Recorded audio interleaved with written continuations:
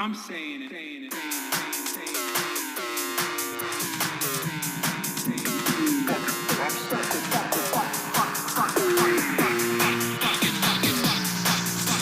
America deserved 9/11.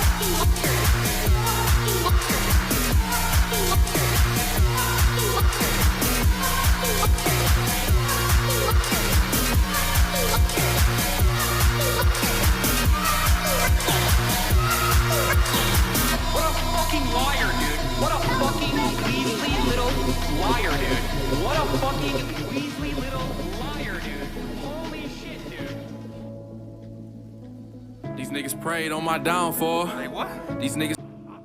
What's going on, everybody? I hope everyone's having a fantastic evening, afternoon, pre-noon, no matter where you are in the world. I'm Hasan Piker, and this is the Astead broadcast coming to you live from sunny Chicago, Illinois. Folks, ladies and gentlemen, boys, girls, and MBs, I'm live. I'm alive. And boy, do I have some stories to tell you. Holy moly.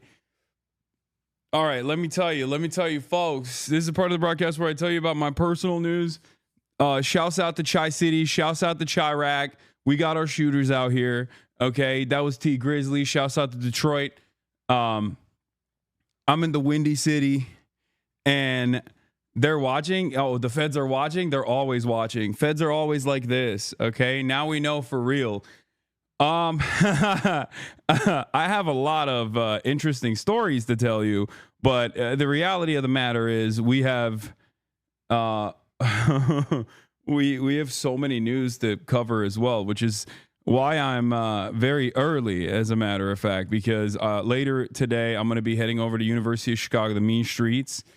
Are you staying on O Block? Yeah, I am. Yeah, I needed to get to O Block to stay mobbed up, to be protected. Okay, no, I'm in fucking downtown. What are you talking about?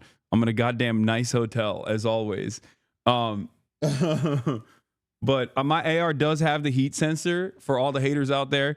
If you're wondering what's going on, you know, my AR does have the heat sensor. So you don't want this chopper to start singing. Okay, you do not want this chopper to start singing. Anyway. Yeah. So, man, where do I begin? God damn. This is the part of the broadcast where I tell you about my personal news about what's going on in the world of Hasanabi Piker in between the time period where I press the stop streaming button and press the start streaming button. Someone said, bro, Melanchon reposted my Aura edit of him. Good. Yeah, his social media team is great. His social media team is excellent. Bro, don't give CBP more ammo. What are you talking about, brother? There's not. I'm going to tell you all about it. The chopper is going to be well fed. Some boys come around trying to do something funny. Exactly. Ladies and gentlemen, it's 9:31 in Los Angeles, but it's actually 11:31 here in Chi City, in Chirac. That's where I'm at. I have a lot to tell you. Yesterday, I did not actually broadcast for some interesting news. Once again, pre-watch Piker struck again. I remember I was joking about like what I foresaw would potentially happen as I entered the United States of America. And that thing that I foresaw happening actually ended up happening. And I'm obviously going to talk about it really quickly. But I guess before I do that, I should probably blast off that I'm live. Hasanabi, thank you for the 50 gifted. For those of you who don't know, I was detained by Customs and Border Patrol. I was tactically ascertained and engaged in a kinetic situation where I was kinetically moved into a detention center inside of the O'Hare Airport, which I will tell you all about in a second. Oh man, didn't pass the ocular pat down. I believe it was before the ocular pat down. It's the flight manifest that they get ahead of time. They knew who I was, and they were ready to receive me. Let's just say, and it wasn't a very warm welcome. So what's happening? What's happening in Chicago? What the fuck was that? You know, this is only my second time coming back here.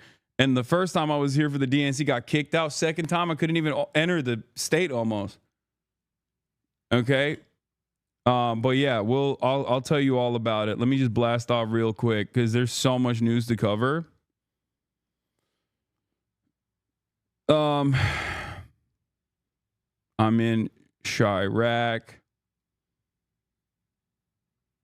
talking about my CBP detention.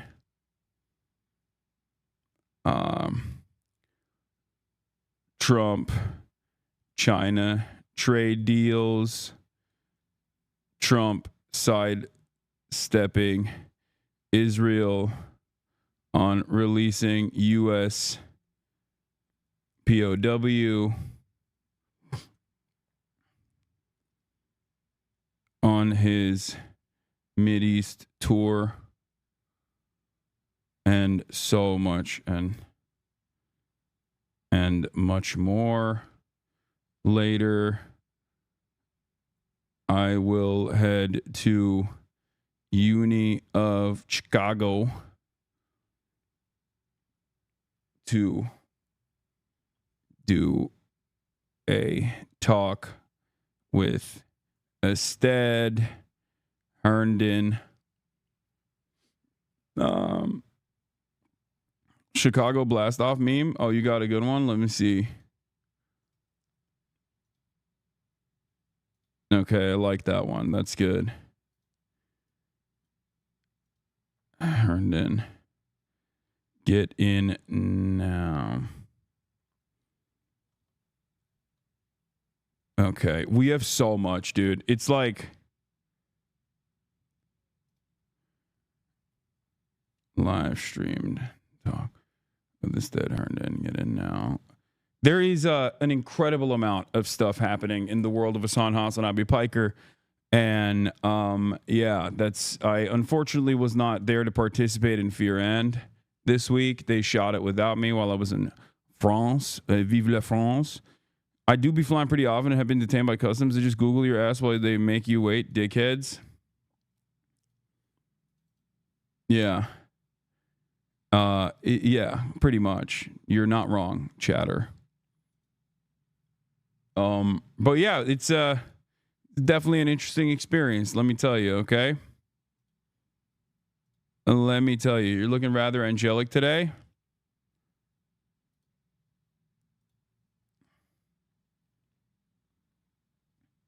What is this guy saying? Hasan, my favorite terrorist supporter. He tried to bring a bomb. Deserved actual terrorist. Deserved actual terrorist. Tried to bring a bomb. Deserved actual terrorist. Chatter, there's nothing funnier than fantasizing that I actually brought a bomb to O'Hare Airport and then they just let me go. Like in your mind, you think it's unfathomable that like someone who is a political commentator would get fucking apprehended for no reason and will like simply be harassed specifically to create a chilling effect on speech. So you think that is ridiculous, and I understand why you would think that's ridiculous. So you have to turn around and fantasize that I brought a bomb to the fucking airport and I'm a terrorist, except, is that Tectone?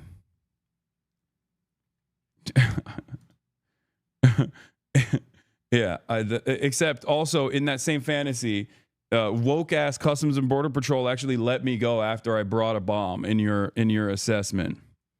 You know, Chicago remembers the good Kanye and cries about the bad Kanye. Yeah.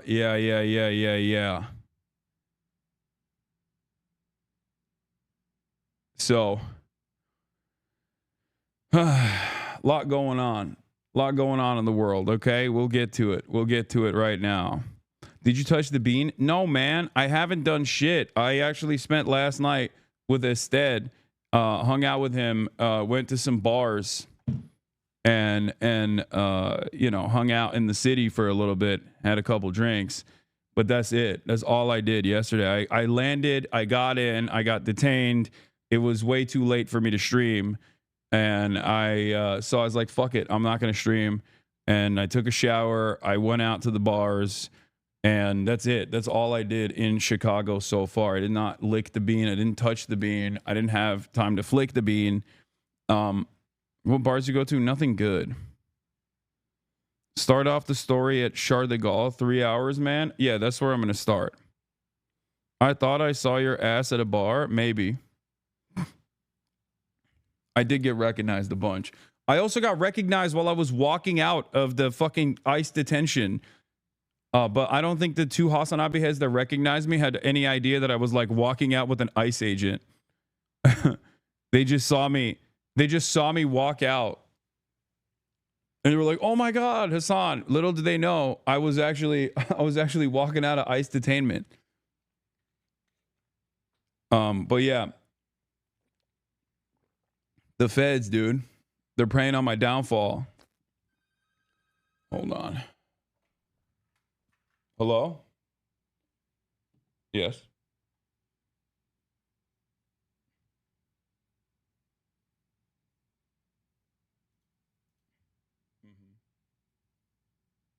No, it's fine. You can cancel that then. Yeah. Yes. Thank you. All right, bye. Yeah, that was the feds. Mushy mushy. No, business deals. No, they just don't have sugar-free Red Bull. Anyway, so all right, where do I begin? Our story begins at Paris's premier international airport, Charles de Gaulle. Okay? Now, normally I'm an experienced traveler, as some of you may know. I'm somewhat of an experienced traveler, and usually as an experienced traveler, I like to get to the Charles de Gaulle airport early because I know, no disrespect to France, I love the country, but Charles de Gaulle airport is one of the worst in Europe. It's a major hub, but unfortunately, due to, I think, like a lack of interest from the managers of any of these companies, where they just refuse to hire additional people. And I feel like in France, you just have to always hire more people because everyone is doing work very slowly. Okay? It's just the pace that you have to adjust to, and therefore you have to hire more people. There's always like work stoppages and stuff like that.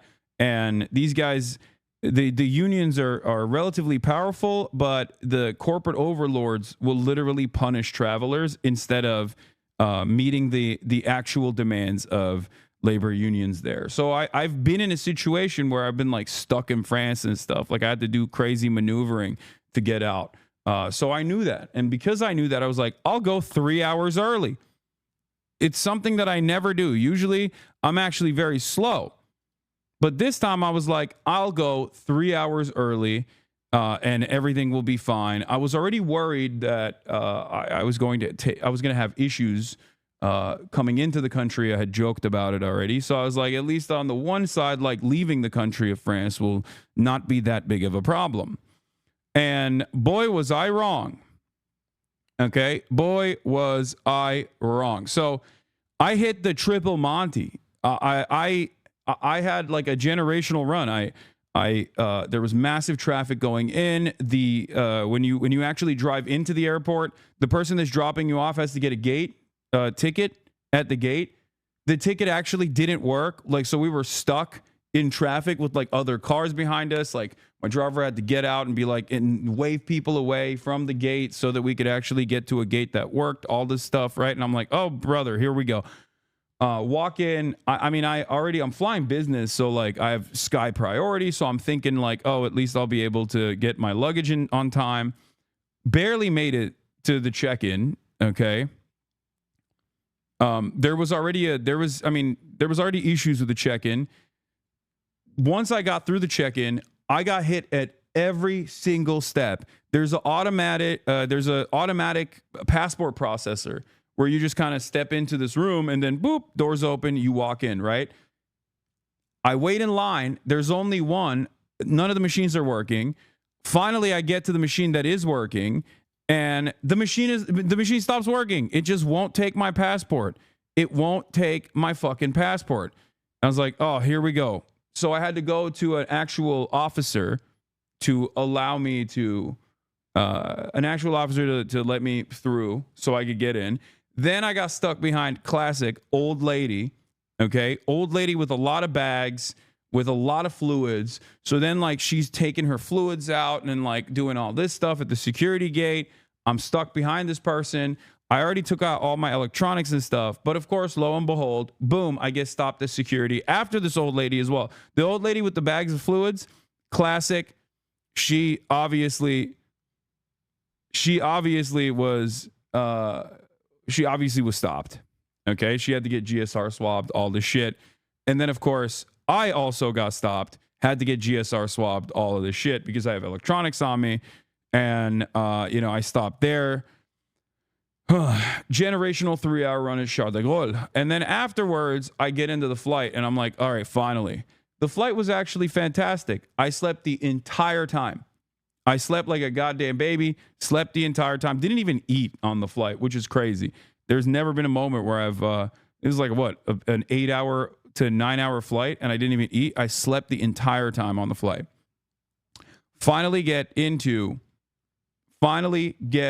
the United States of America. And at which point I'm like, all right, let's do it. I got global entry. This is going to be my first ever global entry entrance.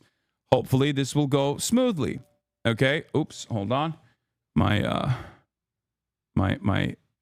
room service is here. My cold brew is here. 1 second. Hold on.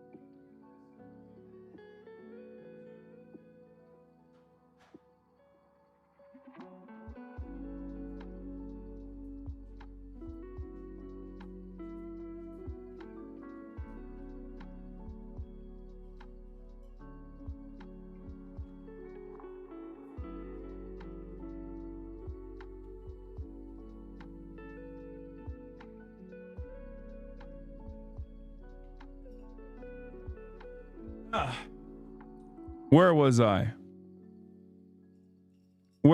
So it's the worst cold brew of my life. Okay. It is what it is. So global entry, first time ever. Okay. First time ever getting into global entry. I got it after my brother yelled at me over and over again. Telling me you gotta get global entry, whatever, right? I get to the global entry line and they're processing everybody expeditiously. You walk up, boom. You walk up, immediately they take your photo of your face and you walk in and there's a customs person there, cop there, just basically waves you. Okay? And they do that over and over again. It gets to me. Take a photo. Boom. Walk in. Instantly. The Customs and Border Patrol agent goes, "Step aside, sir." I was like, here we fucking go. All right. She goes, "Step aside, sir. An agent will come in and take you to another location." I was like, is that proper protocol? It's like, sometimes it happens. And I was like, okay.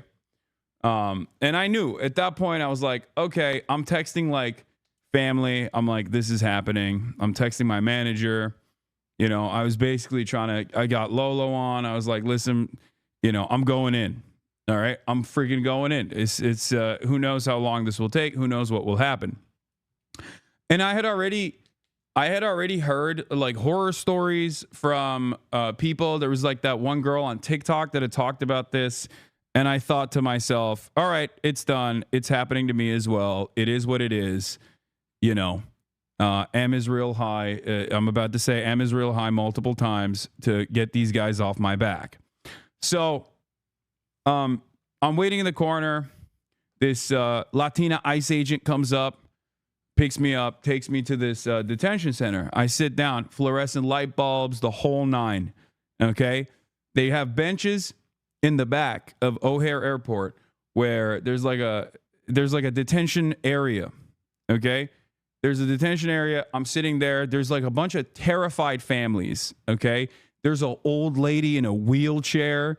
There's like a mom and daughter behind me. There's some like random dude in front of me. And the way it works is there's a back door, right? And they take your passport, they go to the back door. You don't know what the hell's going on in there, but they sometimes come out and they just say someone's name with their passport in their hands and they go, "You're clear to leave." So they basically, when they bring you to the detention area, they, I guess, do some kind of surveillance on your background to figure out if you are, if you're going to get harassed even further or if this level of harassment is fine. Okay. And I asked and I looked around at all the passports that people had to see if there were other American citizens. And lo and behold, at least in the area that I was at, I was the only American citizen. There was another guy that actually had an American passport as well. But like, because I asked the terrified family behind me, I was like, "Hey guys, if you don't mind me asking, like, do you guys have an American passport?" They were like, "No." So it turns out it's just they're terrifying the shit out of mostly non-American citizens. Okay. But apparently they're also interested in trying to terrify American citizens as well. So they're just like coming in and out. They get this lady in a wheelchair out of there, which I thought was so insane. Old lady in a fucking wheelchair is in the ICE detention area, and they come out with their passport and they're like, "Here, you can leave." Okay. So that's one thing, right? Like, I've had secondary searches and stuff done to me before. I've had the I think it's called the quadruple S. Like, they put the SSSS on your boarding pass, and you always get checked randomly when you get hit with that. Like, that's happened to me a lot in the past. I get GSR swabbed all the time. That stuff is normal. I've experienced that quite a bit. Okay. But this time I didn't even have the quadruple S on my boarding pass. So I was like, all right, it's probably fine. So I wait. Finally, this agent comes out, says, "Hasan, Piker." I'm like, "That's me. Coming with me." I'm like, "Oh, brother, here we go." They take me to this back room. Okay. And the back room is not great. Everything... The back room is designed in the most hostile way I've ever been inside of a room. The vibes are really fucked back there.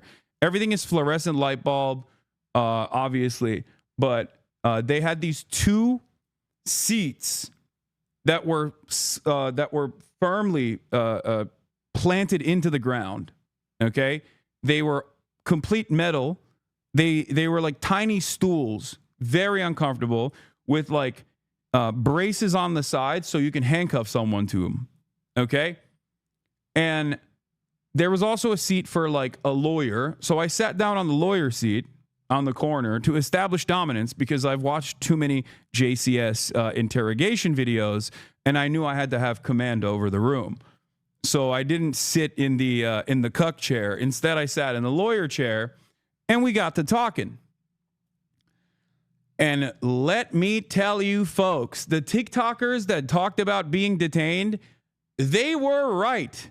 It was an insane fucking situation. So it's very obvious that they knew exactly who the fuck I was. It's very obvious that they knew how to like navigate the conversation.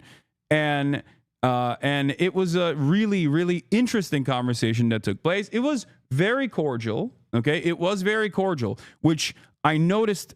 I thought it was strange how cordial it was, because I've had run-ins with like cops in the past. I've had run-ins with feds in the past.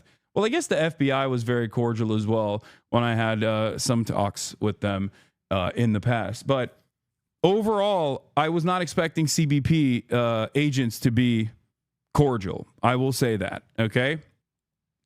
Now, having said that, the entire process is supposed to be intimidating. So it's fucking bullshit. Like, suck my dick, cordial or whatever. Okay. I think they were being cordial because they wanted me to say something that was incriminating and say something that was enough to justify further detention from that point on. And let me tell you, they certainly did do that. So he knew exactly who the fuck I was, but he was basically like broaching the conversation in a way where it was like free flowing, where in the process of discovery, he was adding on additional talking points. He always made it seem as though he was asking certain things that after discovering in the process of that conversation, he would ask additional questions. So, you know, he's like, oh, what are you doing in Chicago? And I was very revealing. I was like, well, I was in France because I want to take my family out for Mother's Day to France, but I had to come back early from France, even though today is technically Mother's Day, because I have a speaking engagement at University of Chicago. And he was like, oh, what kind of speaking engagement? It's like, I don't know, some like journalism school stuff. And he's like, oh, well, since you mentioned that, he kept saying, oh, well, since you mentioned that, what do you do as a job? And I was like, I'm a Twitch streamer. And he's like, well, since you mentioned that you were a Twitch streamer, what kind of things do you stream about? And at first I was like, do I just tell him I play video games? Because I don't think this motherfucker's going to believe me if I say I just play video games to him, right? So I was just like, yeah, I play video games, but I also do current events sometimes, drama, internet. And he's like, oh, do you talk about, since you mentioned that, you talk about the things that you talk about, do you talk about the news? And I was like, yeah, I talk about the news. And he kept saying, okay, so when you talk about the news, do you talk about the war? And I was like, what do you mean by that? He's like, do you talk about Trump? And that was the first time where I was like, what the fuck is this question? Like, I literally straight up told him, I was like, why are you asking me this? Like, I was like, what does this have to do with anything? And it was interesting because the dude asked so many insane questions, none of which is illegal, by the way. I just need you to understand, nothing I have done thus far is illegal, as in nothing I've done online is illegal as of now, if that makes sense. Now, laws may change in the future and they might actually start prosecuting speech, which I do fear is the goal of this administration. But so far, everything I've done is fully protected under the First Amendment. Okay? And none of these questions are actually valid questions to ask. But I was entertaining it because I didn't want to present it as being difficult because I didn't want to extend the detention. And two, I actually wanted to see how far I could take it. Maybe it was fucked up of me to do that. Maybe it was not appropriate for me to do that, to play fast and loose with a person that has complete control over my life in that very moment. But I wanted to see like what they were trying to get away, like what they were trying to take from this conversation. And so, you know, instead of just pleading the fifth, as I'm supposed to do in situations like this, I just kept giving him answers. And there were definitely areas where I was very revealing about my position, knowing full well that they know exactly what they're looking for. I saw no reason to hold back on certain things. So I said, I don't like Trump. I was like, what are you going to do? It's protected by the First Amendment. I don't like Trump. Yes. Right? Like, I was like, I'm not fond of him. I don't like him. He said he was going to end the wars. He hasn't ended the wars. What the fuck is up with that? You know? And the guy actually was very sympathetic. The agent was very sympathetic. And I don't know if it was like a JCS style interrogation technique to come across as sympathetic, to like invoke some kind of positive feelings out of me in an effort to like get me to reveal something maybe that'll trip me up, or because he just genuinely was sympathetic and he had the vibes of someone who was like, I don't know why I'm doing this, right? But he was like, listen, I'm Iraqi, so I know. And let me tell you, I do think that him being Iraqi played a big role in this, because if he wasn't, there was a lot of fucking Redditor ass white boys that are at Customs and Border Patrol at O'Hare Airport. I saw them walk by. There was a dude who looked like he was like 25 max, but he was balding. And I knew immediately, if that motherfucker's my agent, I'm screwed. I'm going to CCOT. This dude is going to literally fucking cook me. So I got a little lucky. All right. I will admit. So basically, I think the reason why they sent the Iraqi CBP agent is because they bracket you into different categories. For me, they wanted to conduct an investigation about my involvement with Hamas and my involvement with the Houthis, and they suspected my involvement with Hezbollah. Straight up. That's literally what this conversation was about. And it's not even a joke. Like, they straight up fucking tried to get something out of me that I think they could use to basically detain me permanently, which is insane, because there is no direct connection or direct involvement. So I'll say this much. So we're talking. I'm telling him like, oh, I'm UChicago. I'm going to be speaking there for the journalism school. I told him like, I don't like Donald Trump. And I was like, so why are you guys doing this? And he's like, oh, it's just like routine. It's a routine process. I was like, it doesn't feel too routine. And basically my big fear from the entire situation was like, if they were to ask for my phone, not that there's anything incriminating in my phone, but I don't want the fucking federal government inside of my phone beyond all of the times where they probably have been engaging in like warrantless surveillance on my phone or whatever the fuck. I don't like, it's not your business. You know what I mean? It's none of your fucking business. So it's a goddamn free country. Like, there's privacy laws for this kind of shit, right? So for those of you who don't know, by the way, they can't actually unlock your phone, but if you have biometrics on your phone, they could technically use that and put the phone to your face and unlock it that way. Hold on, let me fix this. Let me fix the banner. So just so you know, they could technically do that, okay? They could technically do that, but there's a trick. Either you get a burner phone when you're traveling internationally, or if you have your regular phone, you can just do a passcode by either canceling biometrics, or if you forgot to do so, if you forgot to cancel biometrics like your Face ID, what you can do is click it 5 times. If you hold 5 times in a row, it will actually disable Face ID, and it will force you to put your passcode in.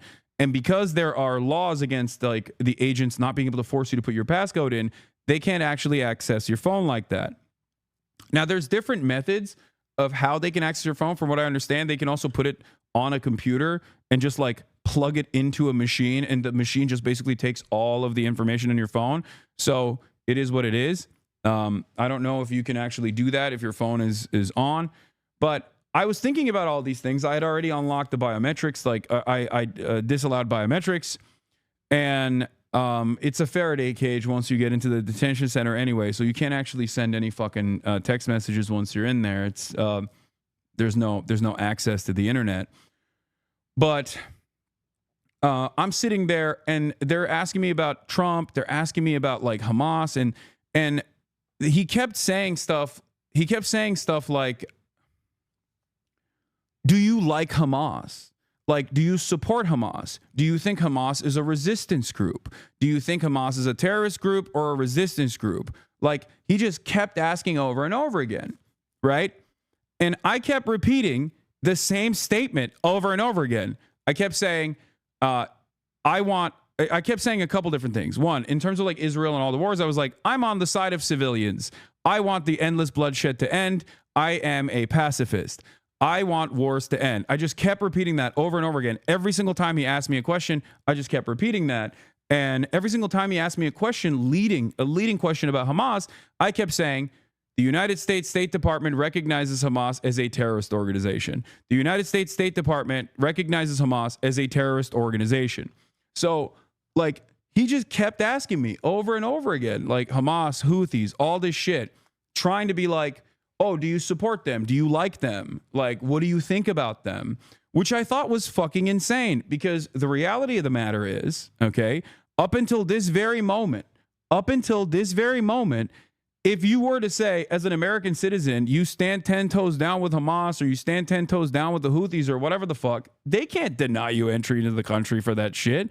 But I don't know what the fuck they're trying to do. So I was like, I'm not going to go beyond it. I'm not going to go beyond just like reiterating over and over again. The American government's position is that Hamas is a terrorist organization. But then he just kept asking me about the Houthis. And at that point, I was like, listen. He's like, well, do you agree with the terrorist designation for the Houthis? And I said, I'm of the Brookings Institute mindset that in 2020, when Donald Trump initially designated the Houthis as a terror organization, that was a major mistake. I talk about these issues from an academic context with humanitarian rights organizations and with academics and with journalists. As a matter of fact, this is perfectly this is, completely protected under First Amendment laws. And therefore, I don't understand what the reason why we're having this conversation is. And I kept saying that over and over again, at which point he just like kind of gave up. But what I thought was really interesting was, and I even followed it up with like, I call balls and strikes. And there are things that Trump has done that I actually agree with. And I'm not shy about saying those things, even though initially he said he was going to end all these wars. He hasn't done so. I think these wars are unnecessary. They're costly. And a lot of civilians die in the process. I don't think it's appropriate. I think it's very inappropriate. And it must end, right? Like that's my position. But I do think that Trump did a good thing where he implemented a ceasefire with the Houthis. So when he does stuff like that, when I agree with him, I tell him what's what. Like I say it. When I agree with Trump in a decision, I'm open about it, right? So I explained that to him, and I just yapped away over and over and over again. And what I found to be particularly interesting was in the first half of the conversation, it was just like basically a fact-finding mission, right? Try to get me to say something that I think would be of interest. In the second part of the conversation, there were some real actionable items that he presented that depending on how I answer those questions, like I'm fucking going to jail. Because the first stuff was just illegal for him to ask me those questions and completely idiotic and ridiculous. And I think they did it because they know who the fuck I am and they wanted to put the fear of God into me, not knowing that I'm a stubborn piece of shit and that's not going to work at all. Right. The second half of the conversation was actually like, because he left, went away for like 35 minutes, came back, and then he asked like actionable items. But one thing that I will take note of that I thought was very interesting was the fact that a lot of the shit that like the Ethan Kleins of the world have like cried about over and over again were unironically brought up in that fucking conversation. And I was shocked. Okay. Not like the bleach sword, obviously, but like the Houthi. Like, did you interview a Houthi? It says here that you interviewed a Houthi. And I was like, or was he actually a Houthi? And I was like, he's not. You can look to all of the reporting that came out afterwards and before I interviewed him that he is not a Houthi, that he is a regular Yemeni citizen. And I said, like, his name is Rashid al-Haddad. He is not even a Shia. And the dude, luckily, again, Iraqi, went, oh, yeah, that's right. That's a Sunni last name. Al-Haddad is a Sunni last name. So he must not have been a Houthi. And the very fact that that was like a point of contention that could have fucking gotten me arrested is insane. And I genuinely, in that moment, was thinking like, these fucking dumbass slop tubers are actually playing with fucking fire. And I even thought about not even mentioning this because I was like, I don't want to give him any sort of like power over the situation. But like the reality of the matter is 100% the Trump administration is inadvertently working with a lot of these fucking dipshits. These dipshits are playing a formative role in getting people in trouble with the law. Okay? That is literally the case. It was shocking that that was the case, but it is the case. And it's actually very frustrating that it is the case, that this administration doesn't care. That's why they work with Beitar. That's why they work with all these other fucking insane groups. The Barry Weisses of the world actually have motion in this goddamn admin. Okay? So, they're cheering this on over at eSub. Yeah, I know. They can suck my dick. Liberals, by the way, cheering on one of the largest progressive voices in the country getting detained by the fucking Trump Gestapo. Like, what a wonderful progressive audience they have over there. Anyway, they're fucking straight up fascist at this point. So my point is, it's crazy that like these were actual questions. Like, they asked me about my Twitch bans, okay? And I talked about blowback. I talked about how, I said America deserved 9/11 and it was misconstrued. I do have sometimes, I use hyperbolic language and it gets taken out of context or whatever. And he agreed with the blowback sentiment in terms of like the 9/11 stuff. You're dumb. Yeah, no, I told him that. I was like, they asked me about my fucking Twitch bans, chat. It's not even a joke. They asked me about fucking Twitch chat. Like Twitch bans, not Twitch chat, but Twitch bans. The other Twitch ban he asked me about was the last one that I got banned, and I explained to him like, this is, man, you really talk way too much. Lawyer will be pretty upset at you, dude. What are you talking about? I know that under normal circumstances, I'm supposed to say, I want a lawyer. I don't want to talk to you. But nothing I'm doing is illegal. And I also wanted to see what would happen. Do you understand?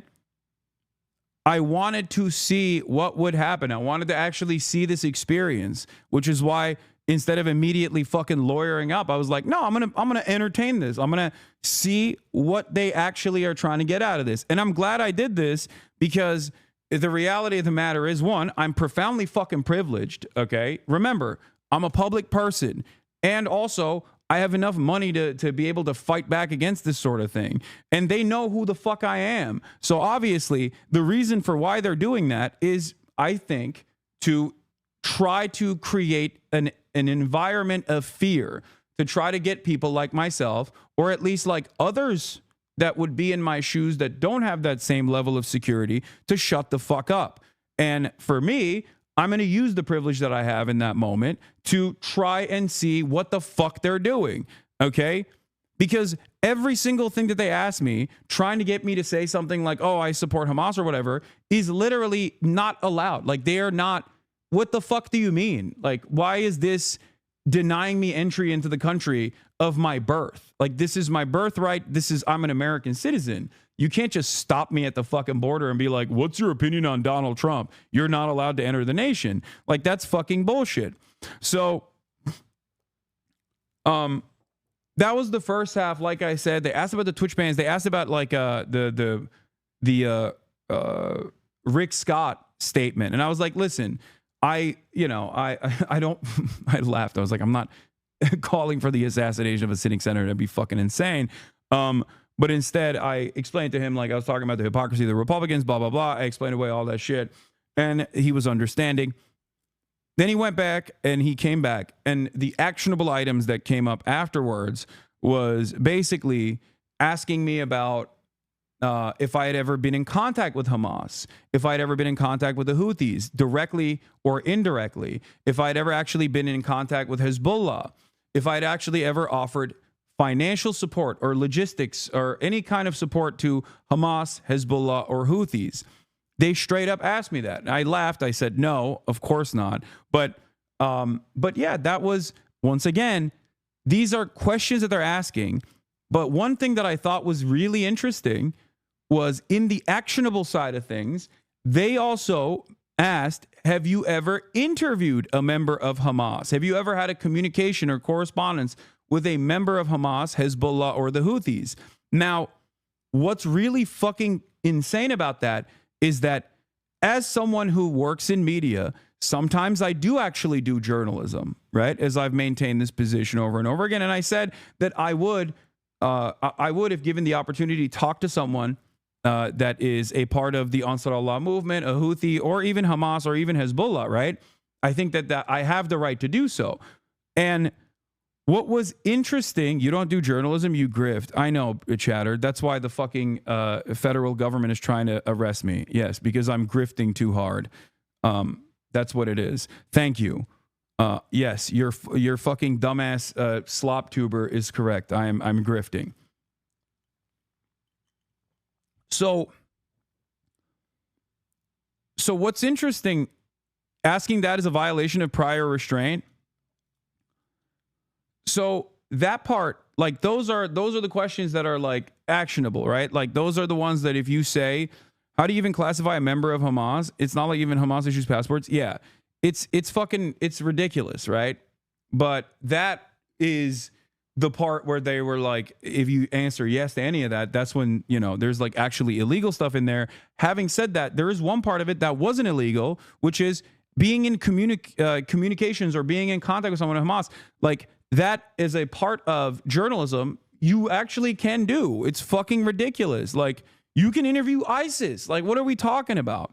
The notion that this would be an issue for the Customs and Border Patrol is fucking ridiculous. Okay. I mean, Donald Trump is in contact with Hamas. He had a fucking envoy directly talk to Hamas a couple months prior. He's in direct contact with the fucking Houthis. Like, what are you talking about?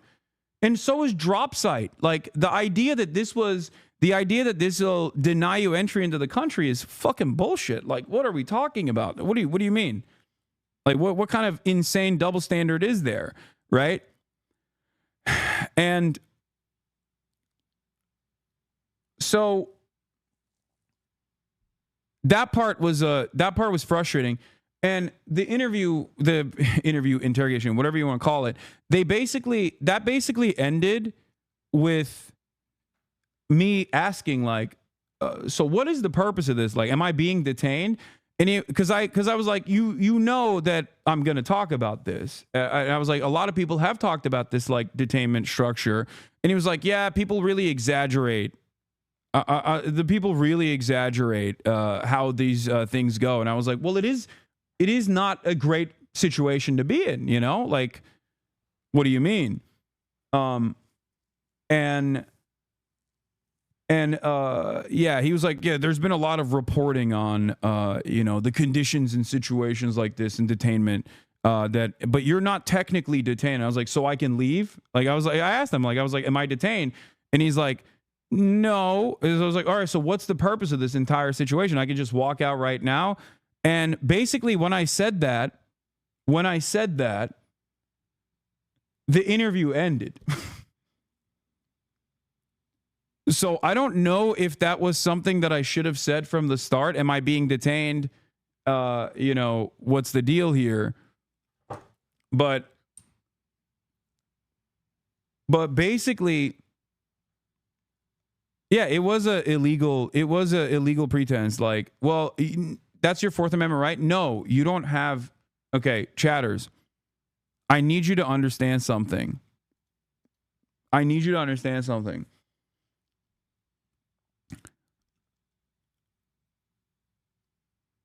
So after I said, am I being detained or whatever, he was like, no, well, he didn't like abruptly end it. He kept asking some questions, but it pretty much ended after that.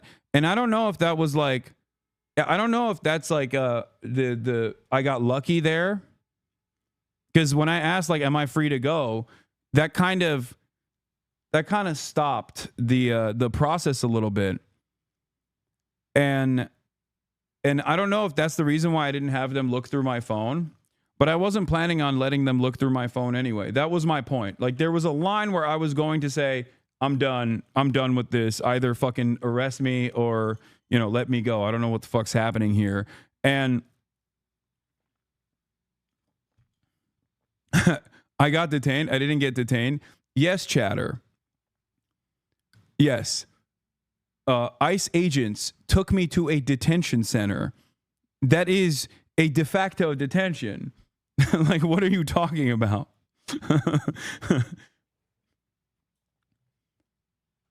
The total runtime of it was like 2 hours, which was definitely faster than I thought it was going to be. I will admit. And I probably should have asked, am I being detained from the start? And I wonder what would have happened. But I basically asked him, like, do you think this is going to happen again? Right? I was like, is this going to happen again? Hold on. I asked, like, you know, am I going to be detained in the future? And he said, maybe. And he gave me this piece of paper, this sheet from Homeland Security. What is DHS trip? Okay. And you can, I guess, submit an inquiry at dhs.gov/trip and ask why I was stopped. You will be prompted to describe your particular concerns and experience, provide contact information to which a response will be directed, and be assigned a case number to help you monitor the progress of your inquiry, which I will do. Okay, I will do this. And he basically said, you know, you can figure out what not to do so that this doesn't happen again. And I suspect the what not to do is just don't be a fucking political commentator that speaks about American foreign policy, which is not something I'm planning on stopping. Now, why did I tell you guys about this experience? Okay. Why did I tell you about this entire experience? Like, because in my mind, I thought maybe I shouldn't reveal this stuff because I think, like, the goal here is to put fear into people's hearts, to have a chilling effect on speech, that, like, the government is unafraid of intimidating you in illegal ways. Okay. The government is now officially willing and able to intimidate you for speech, for your speech. That is a direct violation of the First Amendment. I'm no fucking First Amendment auditor. I'm no big city libertarian. I'm no Mr. Admiral Maritime Law. But the reality of the matter is that as of this administration, they are totally willing and able to actually come after you for your speech. And even with, like, ridiculous shit. Like, they're willing and able to go along with, like, stuff that gets written in the free press, or willing and able to go along with shit that even fucking Redditors bring up. Okay? That's how stupid and silly this situation has gotten. Now, of course, does this stop me from saying whatever the fuck I want to say? Of course not. Don't be ridiculous. But the reason why I wanted to talk about it was to give you more insight into what the government is doing, and to speak out against this sort of stuff, because I do have a position of privilege here, and I want to make sure that, like, if they can do this to me, like, they probably are willing and able to do this to others as well. But you should know your rights, that you should not be fearful, and you should not worry, especially if you're an American citizen, that these guys are going to come after you and, like, arrest you or some shit. Okay? Was your interview recorded? I don't know. But it is pretty wild, I will say. As someone who's been held up in airports many times over, it was actually shocking. It was actually shocking that these guys totally fucking grabbed me, knowing exactly who I am, knowing that I will most likely talk about this, with the hopes that I think that they would at least stoke some fear and threaten people like myself, and then also threaten others as a byproduct of this. I mean, it backfired in my situation, but I hope this doesn't discourage others from speaking out as well. It's fucking bullshit. They don't have the right to do this, okay? They do not have a right to do this. If you don't already know, your ops are doing mass email campaigns to the feds to try and get this exact same thing to happen. Yeah, I know. They can suck my cock for all of my fucking dumbass ops. I think it's really crazy. I think it's really, really crazy that the government is willing and able to work with like genuine schizophrenic stalkers, whether they be Beitar or any other group. It is actually wild that they're willing and able to work with these people. It blows my mind. But, you know, that is where we're at. It also blows my fucking mind that there are people who see this kind of stuff and go, oh, that's wonderful. It's like swatting. But this time, it's a it's a federal swatting that we can do. We can get the federal agents to like jail people that my favorite content creator doesn't like.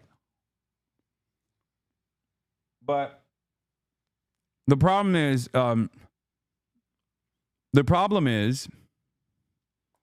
airports are not constitutional free zones. That's a lie that ICE pushes to make you comply with them. That's not entirely correct, Lesbian Bolivar. There is precedent after years and years of there's years and years of precedent in post 9/11 war on terror world where they have actually created a structure where they can get away with violating your Fourth Amendment rights in airports. Like it's in a legal gray area. But yeah, here was Lolo. Rules take DHS flagging and detaining one of U.S.'s largest left-wing voices for their political opinions, while the Trump admin suggests they might suspend habeas corpus, does not portend well for the future. Yeah.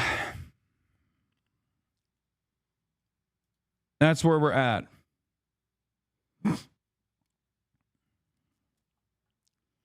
What was the reason for the detainment? You know what the reason for the detainment was. It's because I am flagged in the flight manifest. Even ACLU and most civil rights organizations acknowledge that SCOTUS precedent that effectively erases Fourth Amendment protections in border entry zones such as international airports. They more so suggest either wiping your devices or bringing burner devices. Yeah.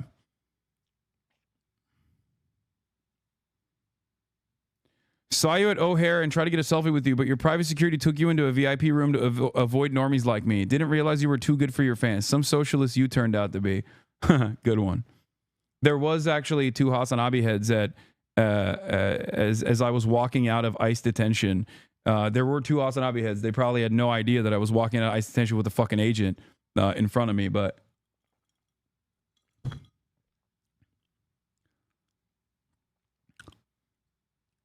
is this going to change the way you travel? No, but it does actually gum up the works a little bit in terms of going to Cuba. I did want to go to Cuba, but now I don't know. And no, I'm not going to fucking go to Kat's campaign office, chat. What are you guys, stupid? I'm sorry. I know she's excited, but you guys don't have to literally fucking be like, hey, can you, instead of covering the news, go to Kat's campaign office? I can't do that today, chat. There is a shit ton of news that I have to get to. And then at fucking 4 p.m., I have to leave to go to the University of Chicago to deliver a speech, okay? There's a lot going on today. I'm sorry.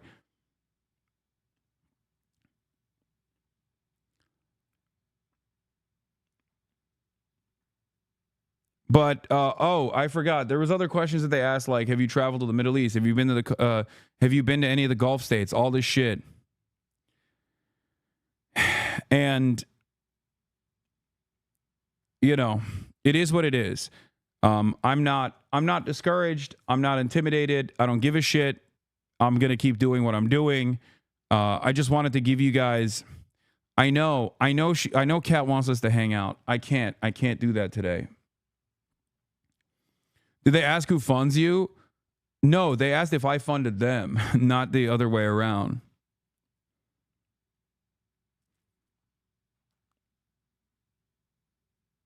So that was my Customs and Border Patrol experience.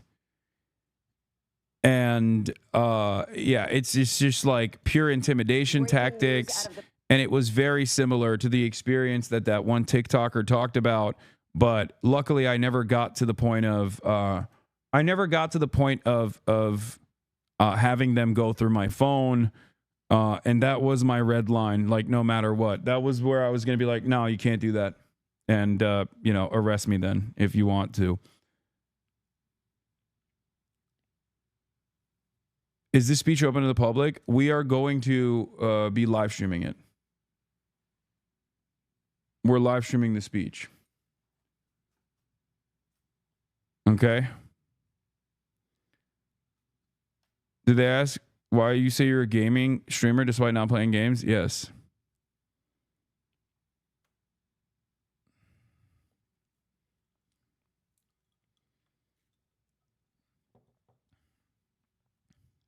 Any plans for a Chicago meetup? No. I'm going to be flying out after my speech. I'm going to University of Chicago. I'm going to University of Chicago to talk to I'm going to University of Chicago to talk with Astead, and we're just going to do like a back and forth. I think there's like questions. They had the most signups ever for any fucking speaking engagement on the campus, and they're very excited. And I'm very excited as well. Where was it? There was, this is the experience that it closely resembled, by the way. ICE detains a woman who runs anti-Trump TikTok. She's a U.S. citizen born and raised. She was detained for hours as agents searched her phone and social media, even demanding financial statements on how much she earns on TikTok. They never asked me for my financial statements either. The woman who goes by Eye of Sav was returning from a European vacation to the Miami International Airport with a valid global re-entry card issued to her as a U.S. citizen, but she also had global entry. Do you charge speaker fees? No. Sometimes, not usually.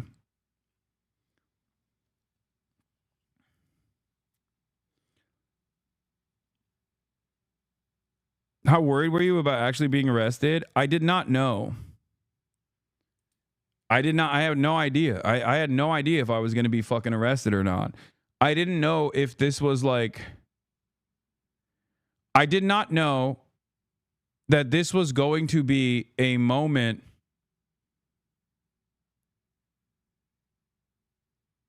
where I get... I didn't know if this was going to be a moment where I was going to be the precedent-setting court case. You know what I mean? Like, that is definitely a worry that I have, for sure. It's something that I think about because eventually, somewhere along the line, somewhere down the line, someone is going to be the precedent-setting court case of whether or not someone gets prosecuted for speech and speech alone. Because the line right now is material support. And that line is being blurred by this current administration with Mahmoud Khalil, with Mohsen Mahdawi, with Rumeysa Öztürk, right? Like, they're... Wait, did I say her name? I keep saying her name wrong. Okay, no, I did say it right. Rumeysa Öztürk is the person. So that some of those people have been released at this point, but Mahmoud Khalil is still very much in detention. And according to Marco Rubio, the argument that they are trying to use is that speech is material support, right? They are actively trying to blur the boundaries between what constitutes material support to try to make it seem as though things that would be protected under First Amendment would be considered material support. Expressing any sort of opinion is considered material support. And that's fucking bullshit.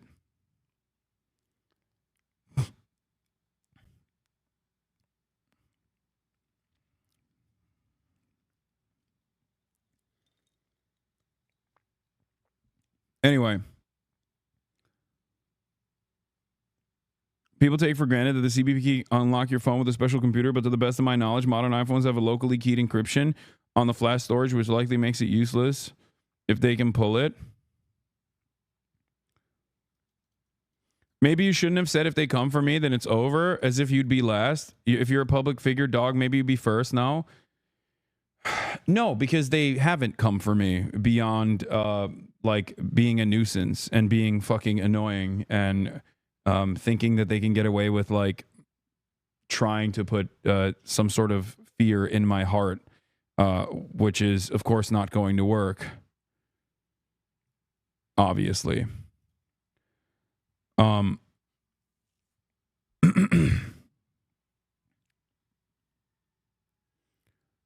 Can you detail what they asked you? I already did, Cliff. Wow, you forgot.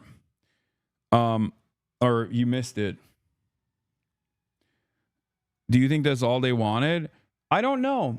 Maybe they're setting up an investigation for the future. Who knows? We'll find out. We shall find out. But as it stands, I think like it's a normal process now. Yeah, Seamus said, been pulled into secondary screening many times at O'Hare. CBP had the most involved in specific questions about Gaza for me by far. Glad to see you got out of there without having to give up your devices. Yeah.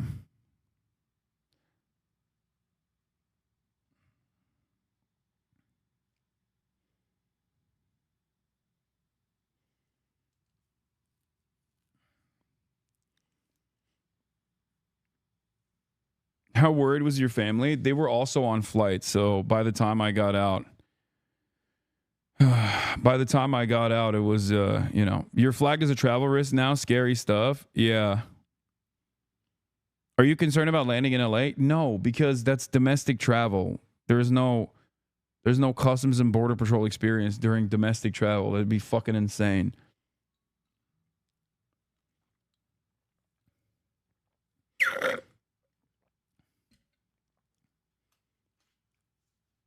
But yeah, I am my worst enemy in that regard. I did want to get this interaction out because I wanted to like figure out what the fuck they were doing. And I'm fortunate that I didn't actually get into any additional trouble. But I could have. You know what I mean? That could have certainly happened. Right? And who knows? I can't imagine how scared the other non-American citizens waiting there were. It's evil. Yeah. I mean, it's so much worse for them because like I am profoundly privileged. As I say all the time, I'm profoundly privileged. I'm rich. I'm an American citizen. I was born here, you know? And I have I'm a public figure on top of that. So all of this stuff plays a role in how protected I am from additional scrutiny.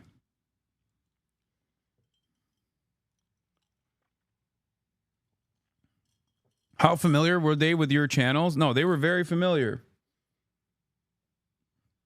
Well, to be fair, you said Americans are disgusting. Yeah, no shit. Doesn't this fucking prove that for you? What do you mean?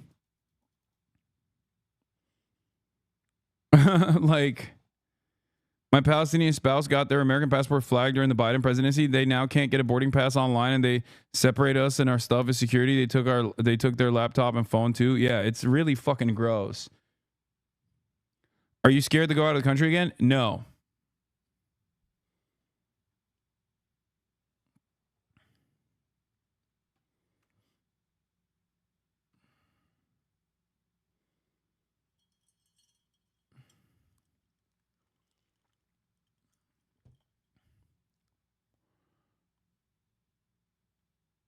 Anyway, also, I'm an American. The fuck do you mean? I can say Americans are disgusting. It's First Amendment protected speech.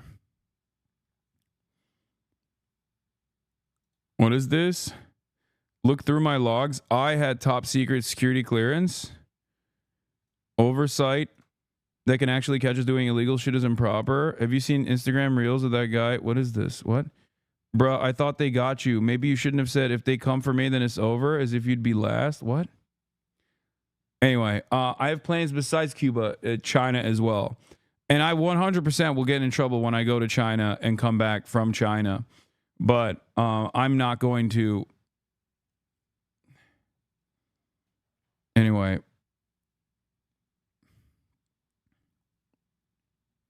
They're trying to tie up and make state-to-state air travel more intense. I know.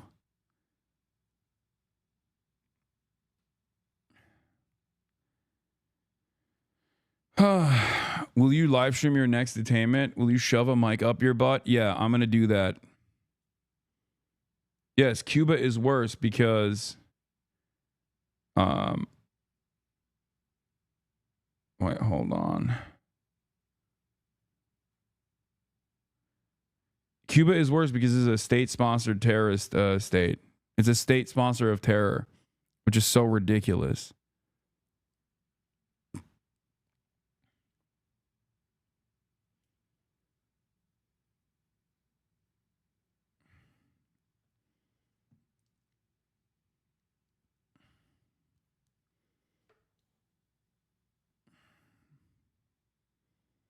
Are you not curious how they have a list of specific questions about you locked in the chamber? Like there's a team responsible for monitoring you? Maybe. I mean, it doesn't matter. Nothing I'm doing is illegal, at least for now, you know? Until I'm the person that they use to set a new precedent, nothing I'm doing is illegal. Do you see what I'm saying? Like it's fucking ridiculous. And for the record, like my analysis over the Houthis or Hezbollah or Hamas, like that's not only not illegal, but it also doesn't even reach the standards of terms of service, which is a significantly higher barrier than free speech. Like being a Nazi is technically protected under the First Amendment, but if you were a fucking Nazi on this platform, they would obviously ban you, and that would be appropriate, right? Everybody stop asking me to check their logs. Nothing you ever say is going to be relevant, okay? Whenever people say, Gango, please check logs, I'm being honest with you, your fucking logs are going to be stupid, okay? I already did that. I already did that with a guy who was like, I have top secret security clearance. Like, check my logs. And then it was dumb as fuck.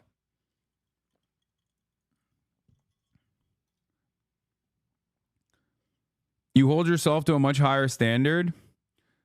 Yeah, it's just... because of Twitch especially, like I'm not doing anything that is illegal to begin with, but I'm not even doing anything that like reaches the territory of edge. No matter how much slop tubers try to fucking make it seem as though like I'm running around fucking waving the Hamas banner every day or whatever the fuck, like, which still would be protected under the First Amendment and would not stop the Gestapo from denying me entry into my own fucking country. But I'm not doing that regardless. Like all the stuff that they did ask me about Rick Scott. Yes. All the stuff that I have talked about on this broadcast are still completely fucking, not only First Amendment protected, but also on top of that, like not even reaching the standard of like truly questionable speech, regardless of what like Mudahar or Asmongold claims it is, right? It doesn't reach that standard. And that's precisely the reason why they have to actively clip shit out of context and desperately try to create drama surrounding this so they can get Twitch to enforce some action on it so they can make it seem as though this is actually truly radical speech that's like really fucked up. Does that make sense? Because like when a platform like Twitch actually does take action against someone like myself, then other institutions will use that. Other institutions will basically use that as a way to say, oh, he did do something bad. He did do something fucked up. Okay?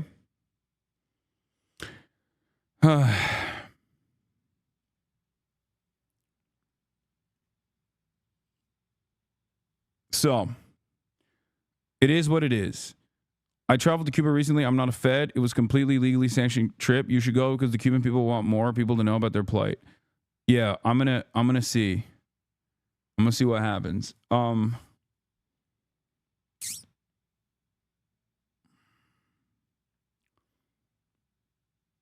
So,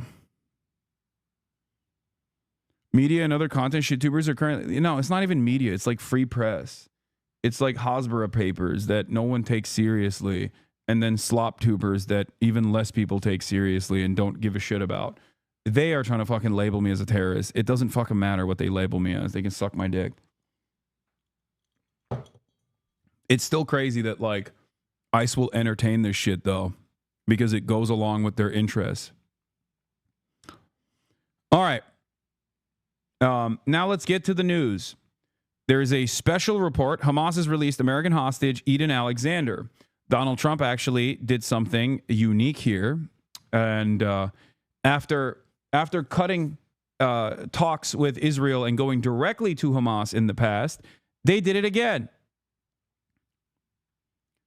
Donald Trump and his team actually said, Israel, you are a major setback in these ceasefire negotiations. So fuck you. We're going directly to Hamas. And they did that, just like they directly went to the Ansar Allah movement to cut a side deal and a ceasefire with the Ansar Allah movement. If you recall, if you are fans of Drop Site News, as I am, and there is a lot of importance in being able to talk to Houthis directly and being able to talk to Hamas directly, being able to talk to Hezbollah and Palestinian Islamic Jihad directly. So shouts out to the Drop Site boys for constantly doing incredible coverage on that front. If you remember their reporting on the matter, the Ansar Allah movement told Drop Site News in an interview that they would stop blowing up American ships and attacking American naval vessels if America stopped bombing Yemen. Okay? This reporting was so important that I think personally, I'm speculating here, it played a role in the American government actually seeing that and going, okay, we can cut a fucking side deal with them, because they literally ended up doing that. And the side deal that they cut in Oman was on the same boundaries that were presented in the Drop Site reporting a month prior, that they would not stop the blockade. They would not stop attacking Israel as long as Israel kept doing its genocide, but they would stop attacking American vessels, American Navy ships in the region if America stopped attacking Yemen, if America stopped bombing Yemen. And they did that. They cut a side deal with the Ansar Allah movement. And then Trump famously came out and said, Houthis are so brave. They're so courageous. They're so strong. I love them. Right? And then after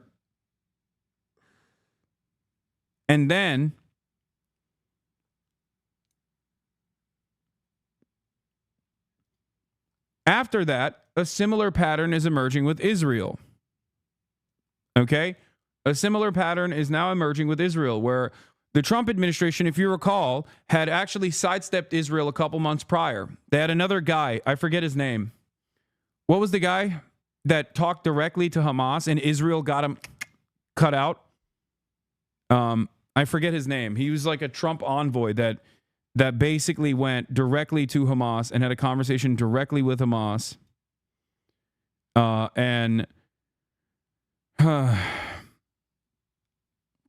No, it wasn't Witkoff, chatters. Come on, it was the different guy. Not Witkoff.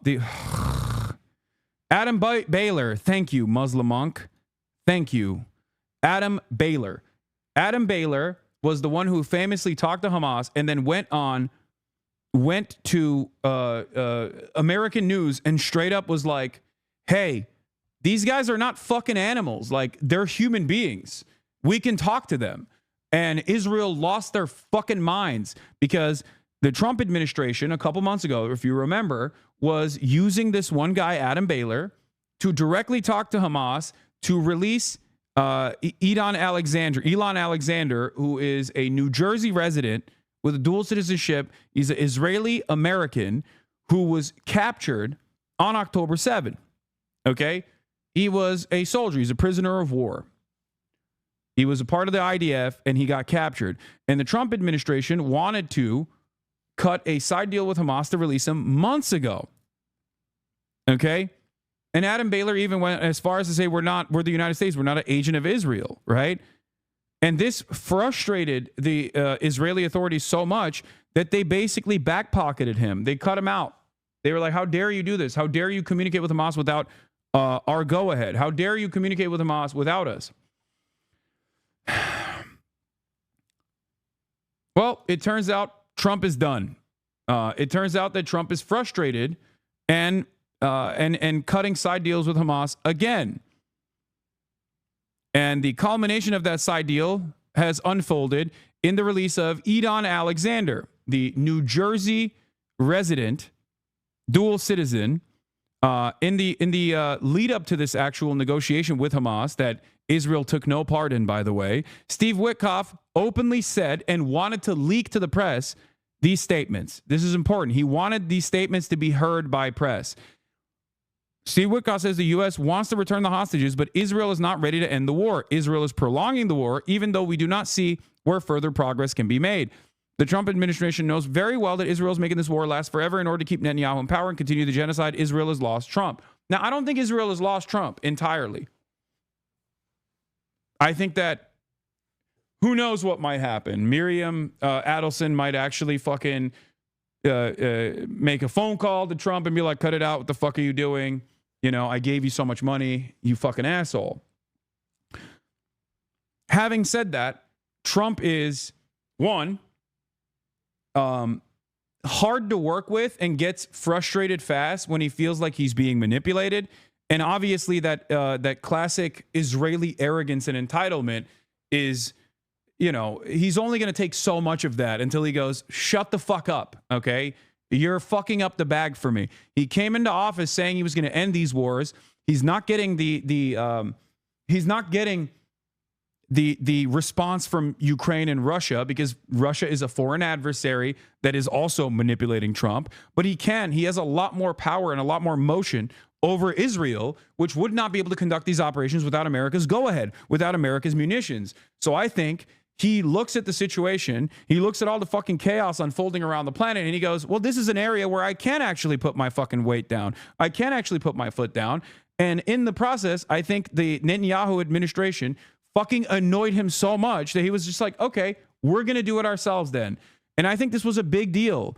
This was a very big deal because it once again showed how much power America has. Because guess what? When America says we're talking to Hamas directly and we're extracting an Israeli American, and there are certain concessions that are going to take place in the process, Israel has to entertain that. Israel can't just go, no, you can't do that. As opposed to when France would try to do some shit like that, Israel could tell them to fuck off. Whereas they can't do that to the United States of America.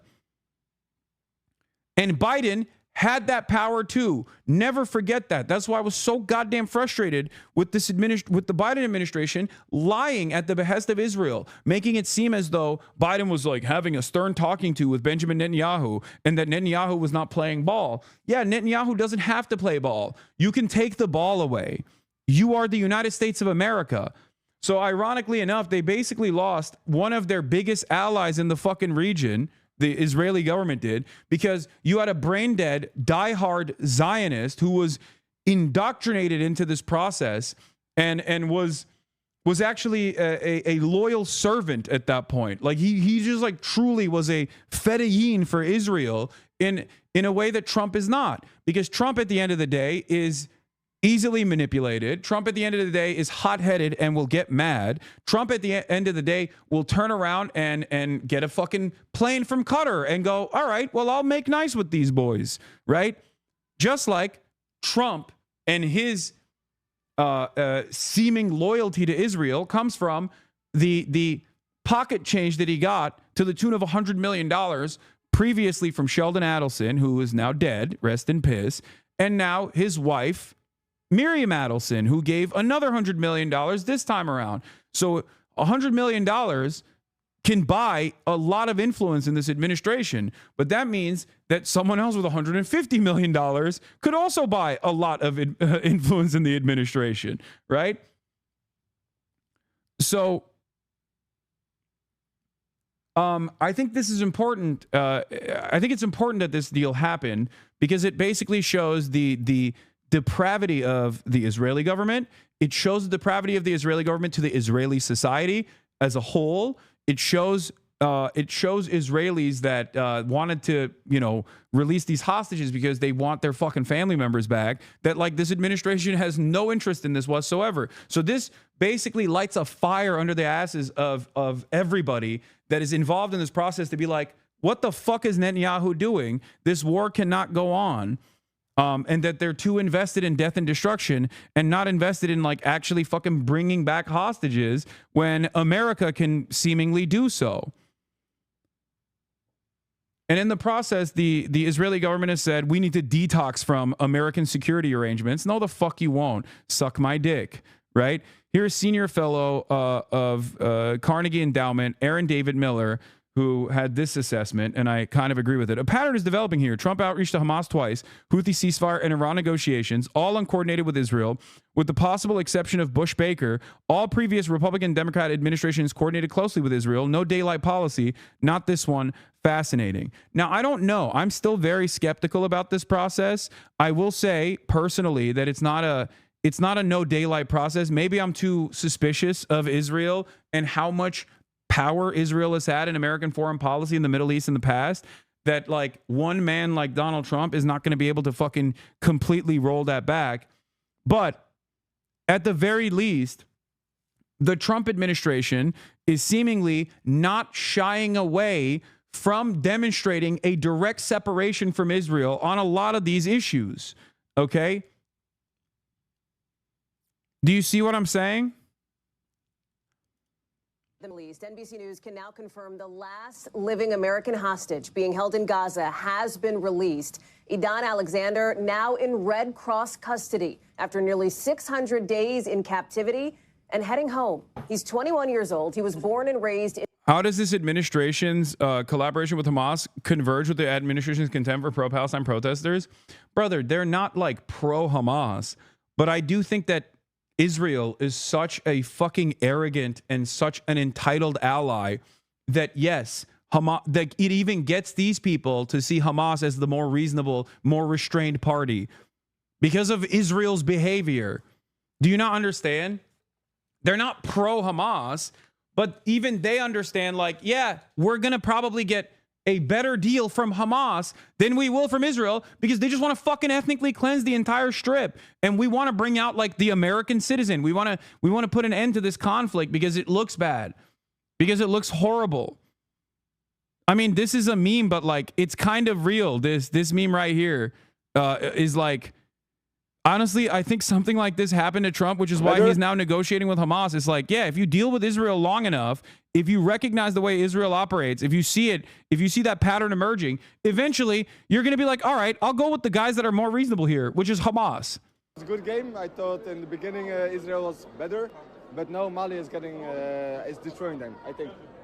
Israel is not bad. Israel is not bad, but I think Mali is going to destroy them today. No, I'm just talking about football. I'm just talking about football.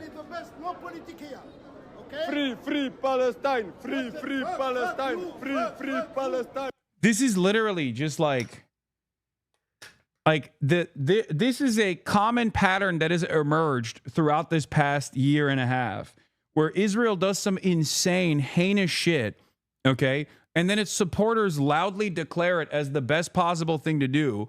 Everybody goes, what the fuck are you saying? This is incredible violence. Like, how are you saying this? Like, I don't think we should be killing children like this. And they go, you're anti-Semitic. Fuck you. You are terrorist. You are terrorist. Police, arrest this man. No politics here.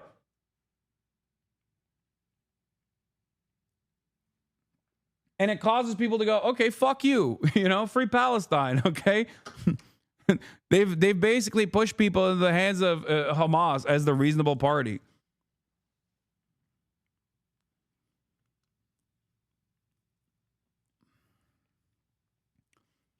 Remember, this is a guy that literally said he wanted to ethnically cleanse the Gaza Strip. Like, that was his idea. Okay? That was his brilliant idea, was like, yeah, let's just fucking cleanse it all. And a couple months later, now he's like, I'm done. You know, glory to the fucking Al-Qassam martyrs. Like, that's what he went from. He fucking went from being like, we should ethnically cleanse the entirety of the Gaza Strip to, inshallah, the martyrs of the Al-Qassam brigades will one day be seen as hailed as heroes over the course of like back and forth conversations with Israel. It's fucking insane. Yeah, he hit the may Allah awaken the people. Oh, Jesus. Yeah, also that, and shouts out to the fucking Qatar, the Qatari envoys in the process. Those boys played a big role in this, okay? Much respect and much love to Qatar with the $400 million jet that they're giving to Donald Trump, which will be gifted once the Trump administration is over to the Trump library, from what I understand, which, of course, is obviously a major fucking greasing operation. Okay. The top blokes over at Qatar straight up were like, dog, fuck it. Last time we didn't play ball with you and we learned our lesson. Do you want a plane? I would love to give you a $400 million plane that you can fucking personally get out of the situation. And that got Trump going like this. Allah awaken the people and help them to see the evil doings of Israel and the United States. Yeah, straight up.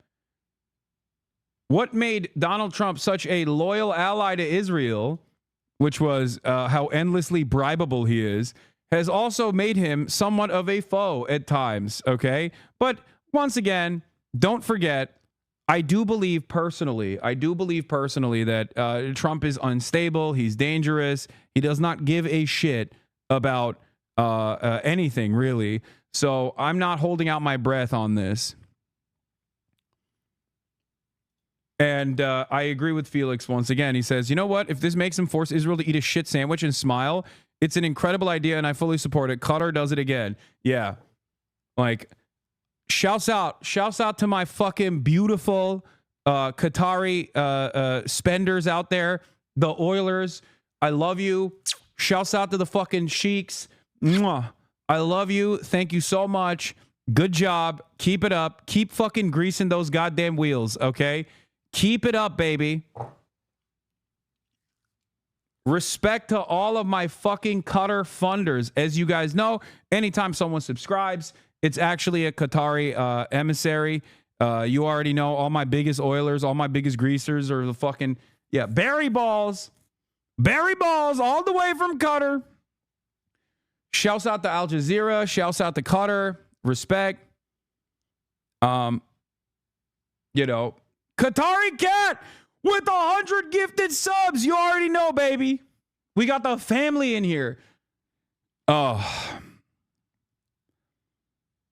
Yeah. Fuck it, dude. What are you going to do? What are you going to do? You know what I mean? This guy is like incredibly easy to fucking manipulate. They're going to bring this up next time you get detained. Yeah, I'm going to be like, yeah, Trump is the great peacemaker,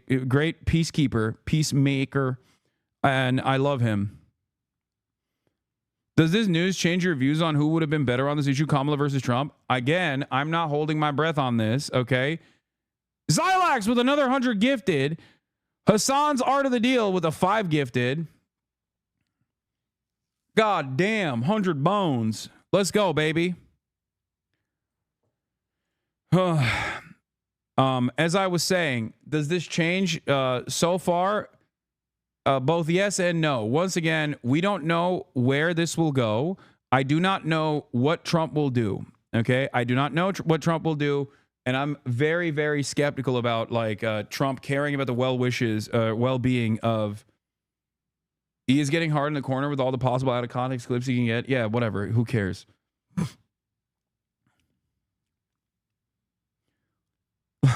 I don't think he understands that if the motherfucking Trump administration arrests me, like, that's not going to magically make people like him. That's going to make people despise him even further. Okay? Like, that's cat's out of the bag on that one, you know? There's no recovery there.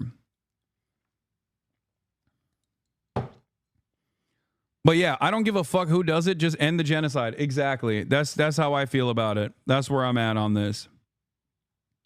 The Hamas statement shows how different Witkoff is being compared to the Israelis. Yeah, we'll talk about that in a second.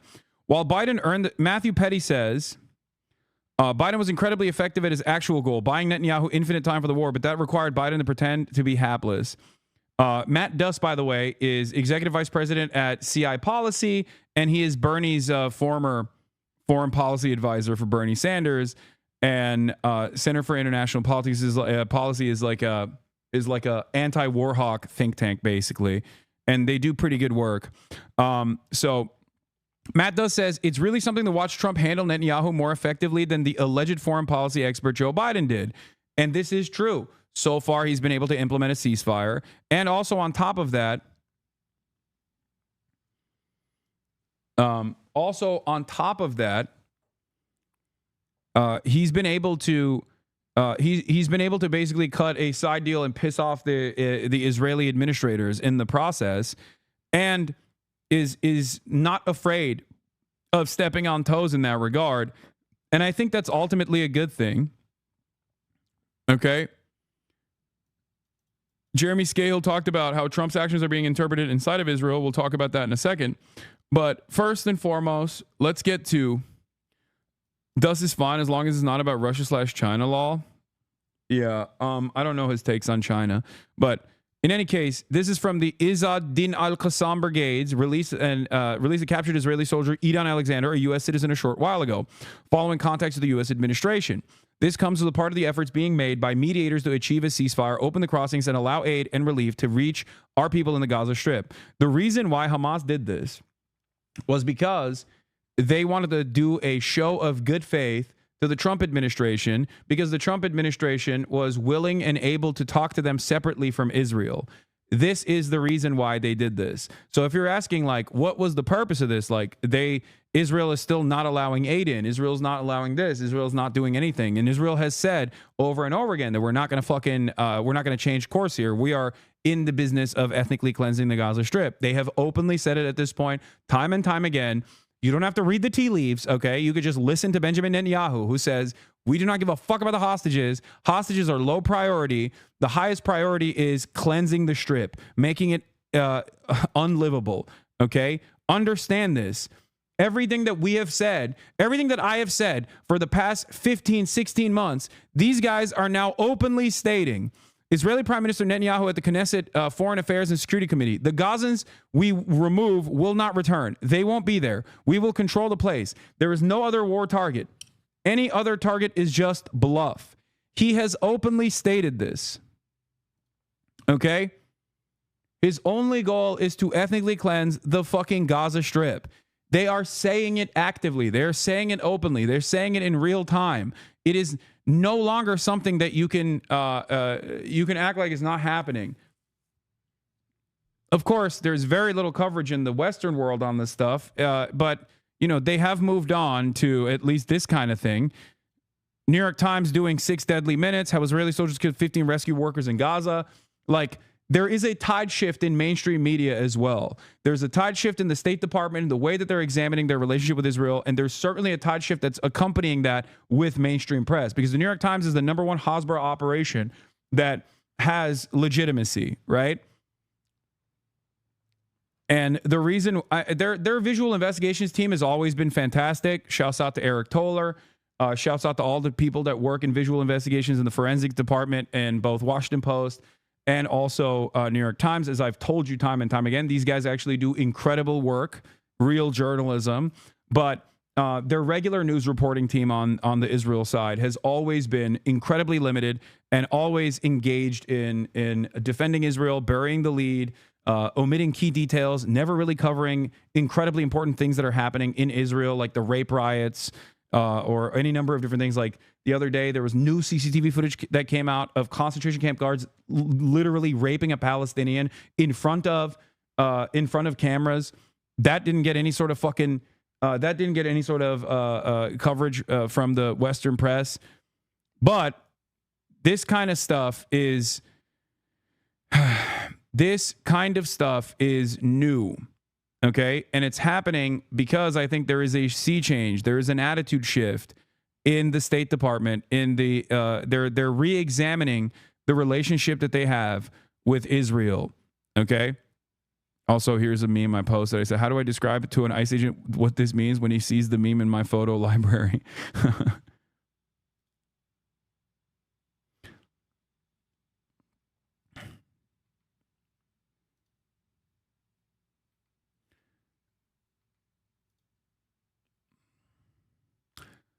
All right, let's get to the news reporting on American hostage Idan Alexander being released.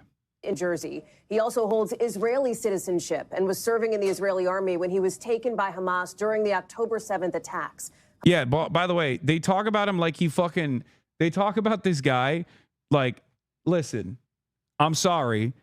They talk about this guy as though he is like a hostage that was just minding his own fucking business. Like, brother, he is a volunteer war criminal. Okay, he is a soldier in the Israeli occupying force. I'm sorry, that's not the same as like taking a hostage from a fucking kibbutz. Okay, he was abducted from a tank. The very fact. Wait, no. This isn't. I don't think the guy. I don't think Edon was abducted from a tank. I think he was. Was this the guy that got abducted from a tank? I thought that there was another guy that they said was abducted from a tank. By the way, kidnapped from a tank is an insane statement. Okay, but no, I thought he was like I thought he was as a gate guard or something.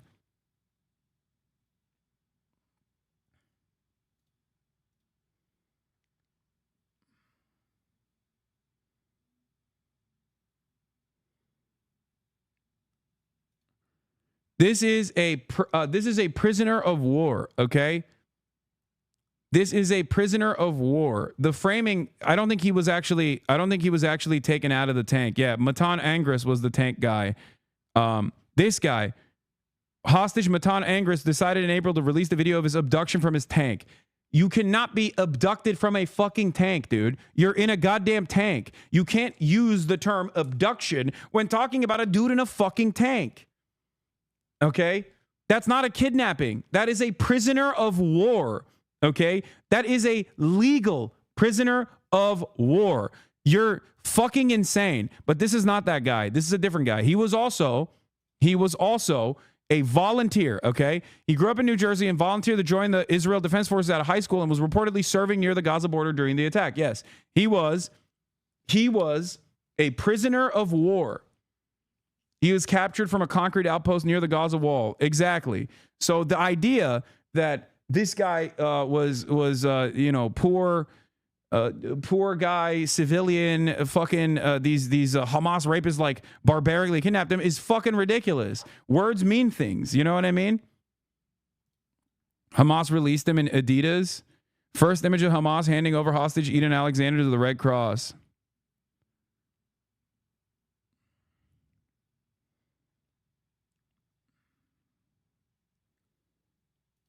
This relates to how language is used to describe hostages versus prisoners. Yeah. Co-host of MSNBC's The Weekend, primetime Catherine Rampel, asked Pulitzer Prize-winning Palestinian author Mossab Abu Toha if he would like to clarify a Facebook post he wrote months ago about the Israeli soldier Emily Damari, who was captured by Palestinian resistance fighters during the October 7 attacks. Damari, recently freed, had expressed outrage at Abu Toha's Pulitzer. In a letter to the Pulitzer board, she wrote, "He posted about me on Facebook and asked, how on earth is this girl being called a hostage?" Abu Toha, a poet and survivor of the Israeli detention, was awarded the Pulitzer Prize for commentary for his dispatches from Gaza in The New Yorker, chronicling life under bombardment and siege. His recognition marked a rare acknowledgement of Palestinian narratives in U.S. media. Yeah, I'm sorry. You are a fucking soldier. You are an illegal enemy combatant participating in an exterminationist government's genocidal policies. When you getting kidnapped is out of the question. You're not kidnapped. You are a prisoner of war in that process. If we can't consider Israeli occupying force soldiers to be enemy combatants, that when they get actually detained, we don't think about them as fucking prisoners of war, what the fuck are we doing? Anyway, also, this guy is awesome. And Martin Scorsese posted with him, which made me really happy. But that's totally separate. Let's take a look. Congratulations, first of all, on your win. I'm very sorry for everything you and your family continue to go through. Your win is not without controversy, obviously, and in particular, some comments you've made in the past about the Israeli hostages have been very controversial, where you have said that most of the hostages... Like, can you... Dude... Imagine having a Holocaust survivor on a media broadcast to be like, hey, you said something really mean about SS troopers. You said, and the mean thing is basically that it is totally valid to fucking apprehend them and to stop them from doing murder, right? Like, can you imagine? What the fuck? After this person wins a Pulitzer for their dispatch as being a survivor of a live stream genocide. It's fucking insane. Held by Hamas are not actually hostages. I believe you specifically singled out Emily Damari. Yes, Amy Cesar is correct. What Europe couldn't forgive Hitler wasn't what he did. It was what he did to the white man is unironically so prescient in this moment to think a about. 28-year-old who was kidnapped from her home and held for 471 days and lost 2 fingers. I'm just wondering, is there anything you want to clarify about those comments? First of all, I did not question her status as a hostage, because she's a hostage, but because what other Palestinians who were kidnapped. I mean, I don't want to name people, but I have people in my family who were kidnapped from checkpoints, from schools, from shelters, and they are named prisoners. So my question was, why should Emily and other hostages be named hostages while my loved ones should be named prisoners? So that was the question. I've never denied anyone suffering. I know that everyone is suffering, Israelis and Palestinians. But why are our sufferings not acknowledged? Why are we called terrorists? Why are we called prisoners of war? While the Israelis who were kidnapped from Israel are named hostage. Does this give them more humanity because they are Israelis, while my loved ones are being named prisoners and they are tortured? I mean, I myself, by the way, I was kept hostage for 53 hours. I was blindfolded and handcuffed and was beaten in my face and asked for the Israeli soldiers to see a doctor, and they denied me any medical treatment. So no one is talking about this. Why? They are not acknowledging my suffering. So I questioned, why are they given this privilege of being called a hostage, while I am called in all the social, in all news platforms, I was detained. I was a prisoner. Why? Am I less human? Misinformation that Trump Allah awakened the people was an edit is misinformation. Yeah, no shit, chatter. Do you think that the Dune song started playing in the fucking auditorium after he said that? No, it's clipped because he's restating what Ilhan Omar had said. But we like to meme around a little bit around these parts. Like, that's crazy that you thought that was like something that he genuinely said. Like, sincerely said. That's hilarious. It's real to me, damn it. Okay? I will not have this questioned. Donald Trump genuinely said that. He said that, and he was actually being real when he said that. Anyone else? So that was the question. It was not the question that she was not kidnapped, that she was not tortured. I did not talk about any of this. Well, you did criticize some Western outlets for humanizing the hostages. Because we are not humanized. Well, I guess my question to you is, wouldn't the better approach to be to humanize everyone, to treat all humans? Do you know what I'm going through every day? I cannot do you know how many members of my family were killed? Oh, I can't deal with this. I can't, like, these people are fucking barbaric in the way that they shamelessly dehumanize people, dehumanize Palestinians to their faces. It's like, wow, why don't you have more grace for people who have participated in a military campaign against you? Like, all lives matter. All lives matter directly to the face of someone who is victim. Anyway, once again, Common Scorsese W. This made me really happy. To celebrate Mosa Bobotoa's new Pulitzer, the stars came out left and right. Himself and his wife, Maram, Judith Thurman, unnamed filmmaker, and me. Many hoots were had. Unnamed filmmaker. Unnamed filmmaker. I mean, that's a joke. Obviously, she's saying that as a joke, but that made me really fucking stoked. That is cool as hell, dude. That is cool as fuck. Seeing Martin Scorsese show support like this, whoo, that is amazing.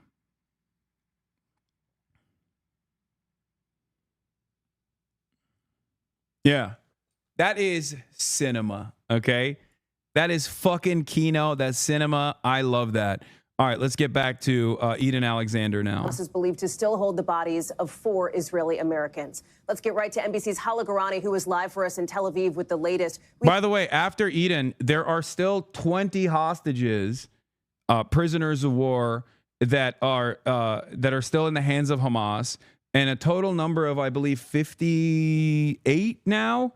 The rest are dead. and Israel is refusing to deal with Hamas, and also has implemented the starvation campaign, as we talked about already. It's more than 2 months now where famine has reached critical levels in the Strip. They're not letting in any fucking aid. And I think the reason why Hamas cut this side deal as a show of good faith to the Americans was because they think that Americans will actually put an end to this ethnic cleansing.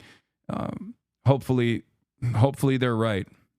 We've seen cheers erupt in New Jersey, Hala, and in Israel, where you are, we expect to see this handover occur any minute.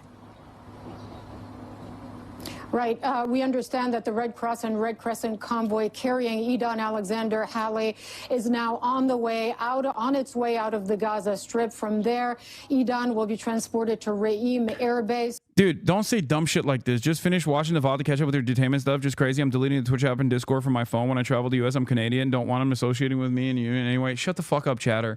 That is literally what the goal is here, okay? They're not going to do shit to you. Suck my dick. Calm the fuck down. Don't even joke about stuff like that. It doesn't work that way, okay? Like, that's insane. It doesn't fucking work that way.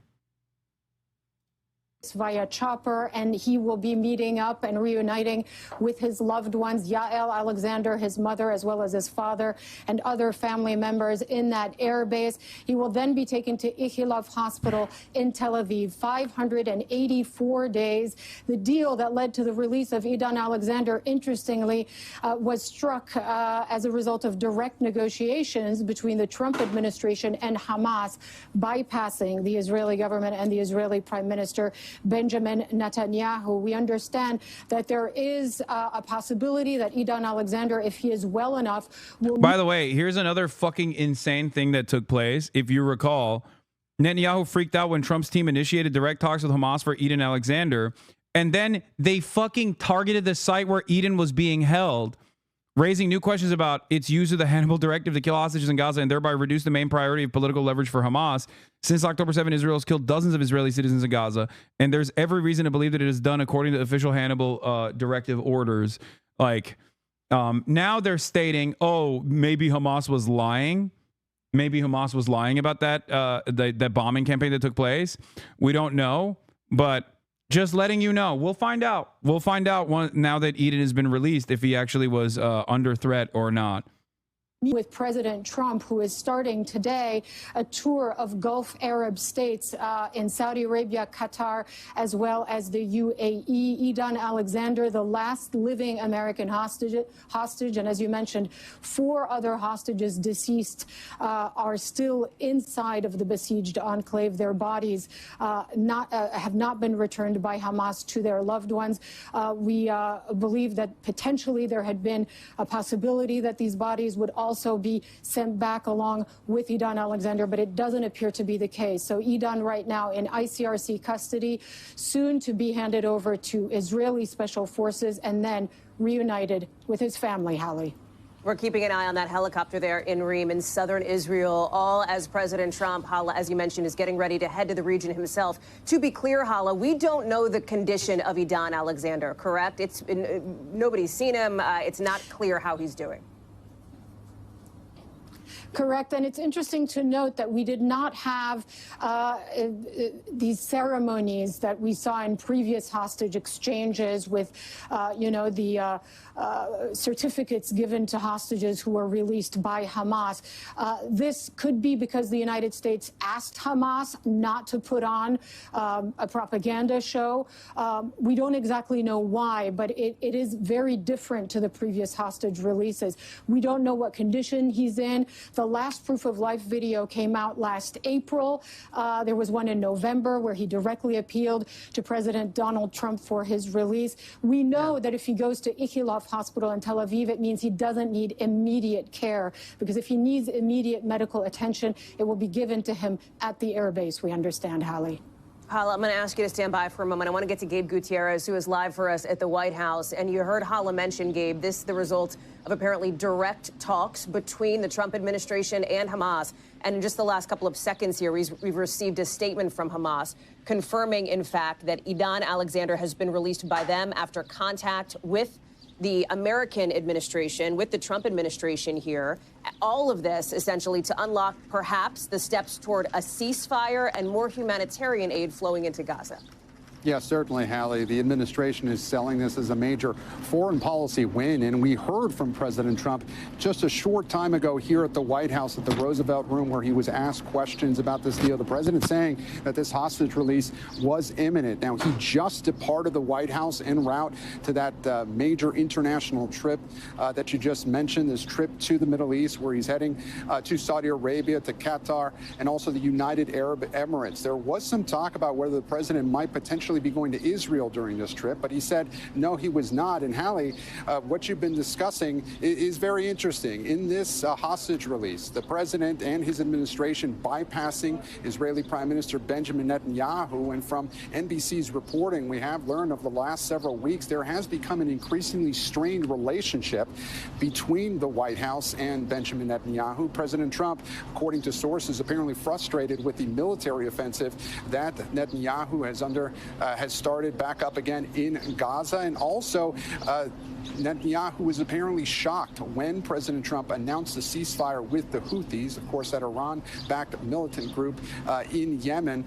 The White House coming to an agreement with the Houthis that they would no longer attack U.S. forces. However, the Houthis did not make that same agreement to Israel, and now Netanyahu has vowed to defend himself. But again, this comes after a big weekend that the White House is trying to sell after several developments, not just in this, but also a ceasefire between India and Pakistan, and also the temporary trade deal that was struck over the weekend with China regarding tariffs, Hallie.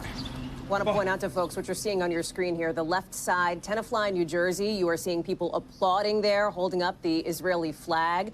We saw cheers erupt when word came through that Idan Alexander, who of course was born and raised in New Jersey, he's from there, was in Red Cross custody. On the right side, that is a live shot looking at that helicopter there in southern Israel.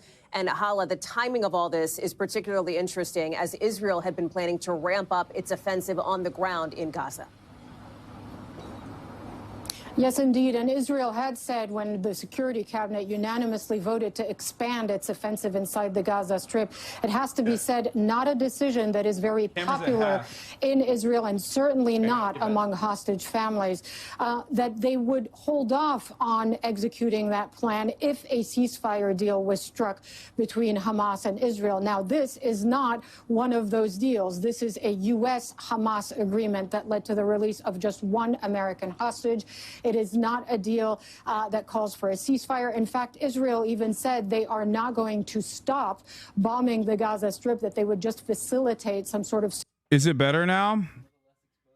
I lowered the exposure myself, but I guess it wasn't enough because the lights keep coming in and out. But I think it's better, yeah. All right. Go for a walk? Okay. Yo, if you can... Well, no, I was going to say, can you give me Zins?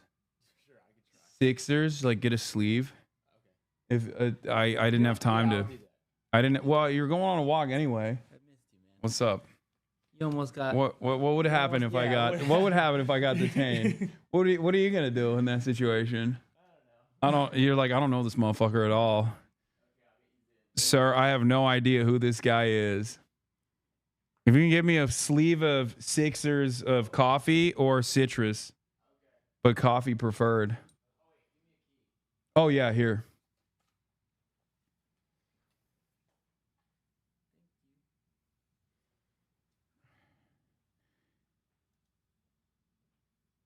Turn the angelic background back on.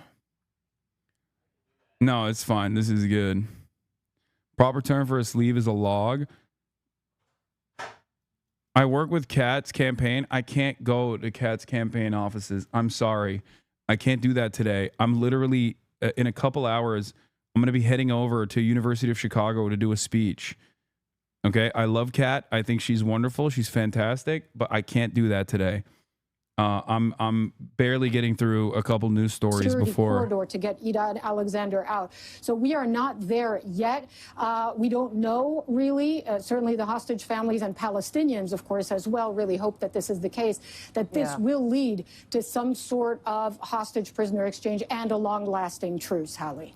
And there had been some pressure on the Israeli government, Hala, for months now with these demonstrations in what's called Hostage Square there in Tel Aviv. I've seen them in my time in Israel. The Israeli Air Force resumes airstrikes on the Gaza Strip. Palestinian media reports after a pause of several hours during the release of hostage soldier Idan Alexander. The IDF limited its activity in Gaza to enable the release of Alexander. That's fucking... Dude.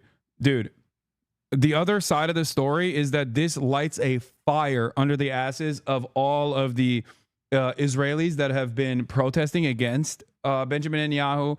The number of protesters that are against the genocide is growing as well, which is crazy. That obviously is super, super marginal. Let's be real. But the standing together style liberal Zionists have even started demonstrating for Palestinians, which is new. It's unique. It's certainly growing.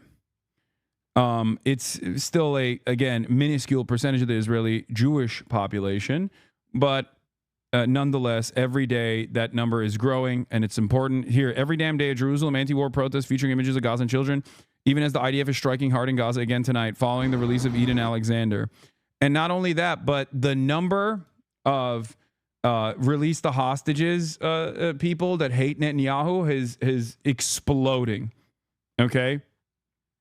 So there is a lot of anger and a lot of resentment as Benjamin Netanyahu actively states his overall goals for the quote unquote war, which is just genocide and permanent occupation of the Gaza Strip. I know you have as well, as people in Israel had wanted the Netanyahu government to do more to try to get these hostages out. Well, it's interesting. I was at... Guy who got released is refusing to meet Netanyahu. Yeah, I wonder why. Because Netanyahu tried to kill him, dude. What do you mean? Like, yeah, I wouldn't want to either. Report, Idan Alexander suffered severe torture in captivity, was kept handcuffed in a cage, is what Times of Israel is saying. Like, and Al Jazeera is stating that he doesn't want to meet Benjamin Netanyahu. Who knows? Maybe he will. Okay? Maybe he will. We'll see. The most annoying type of person, speaking from personal experience, are those who support Netanyahu's war essentially unconditionally every step of the way, but also demand hostages be returned, basically saying the Hamas are the only ones responsible for what's happening, and Israel is both not doing enough, but shouldn't change anything that they're doing. Yeah. Can you show us what U.S. Customs saw on your phone? I didn't give them my phone.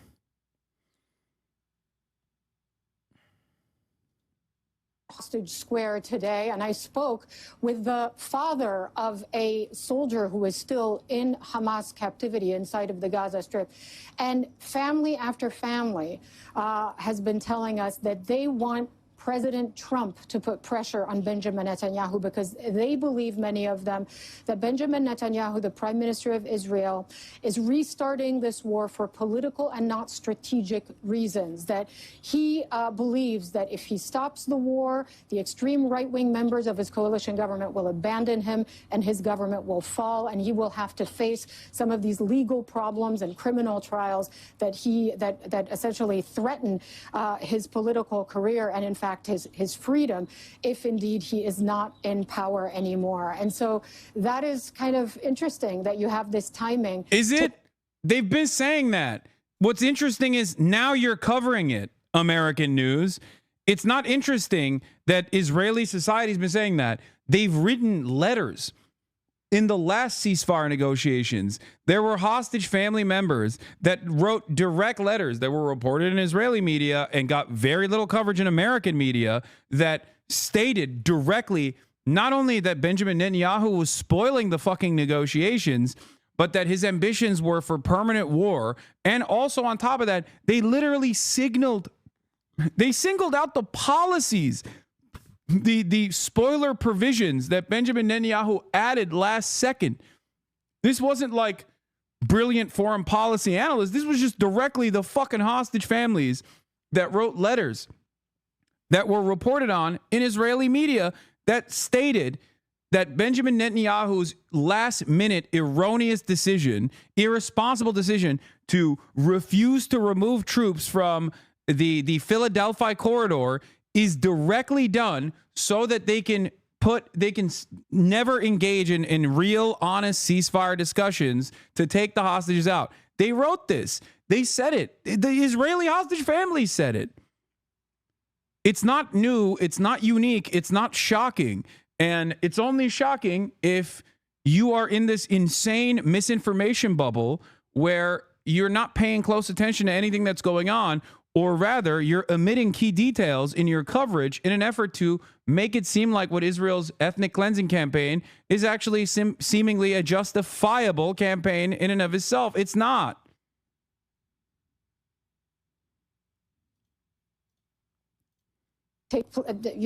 This timing happen when it is, when you have this release of a hostage taking place without the prime minister having been involved in the negotiations and only, we understand, informed of the result of the negotiations after the fact.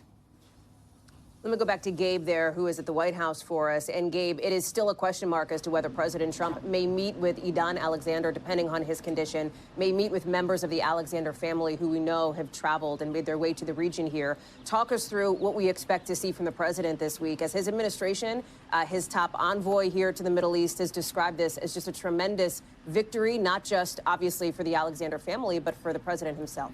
Yeah, certainly. Steve Witkoff, that envoy to the Middle East, been extremely busy over the last several weeks and months, not just with the war in Gaza, but also the war in Ukraine as well. But as you said, Idan Alexander's family potentially could meet President Trump later on this week in Qatar. Unclear if that will happen or not. We understand that that will be up to Alexander's family, as well as the condition of Idan now that he's been released. But this is a major foreign trip, Hallie, for President Trump, the first of his second term. This international trip will include Saudi Arabia, Qatar, and also the United Arab Emirates. And as I was mentioning earlier, trade will be a big part of this trip. Also, we understand from White House officials that the president going there to seek deals with those countries in the Middle East, and we expect that to come up again through over the next couple of days. But there's a lot of controversy as well that we've been hearing over the last day or so. President Trump agreeing to accept a multi-million-dollar, hundreds of million-dollar jumbo jet from the Qatari government to serve potentially as the next Air Force One, and then be given to President Trump's presidential library. So we expect questions about that to come up over the next couple of days. Again, we just heard from President Trump a short time ago here at the White House. The president trying to make the case that he would be a, quote, stupid person to reject that jumbo jet because it was a gift from the Qatari government. Still questions, though, about whether there could be security implications as well from that gift. But back to this trip, Hallie, the White House is... Yo, I love that. I think haters need to... yeah, what's good? I think haters need... Oh, you did? You are... Oh, I love you. Oh, my God. Hell yeah. Damn, that's crazy. Worse timing not to have your MAGA hat? Bro, I know. This is... I need to pack a MAGA hat for security purposes anyway when I'm, like, getting through customs. But...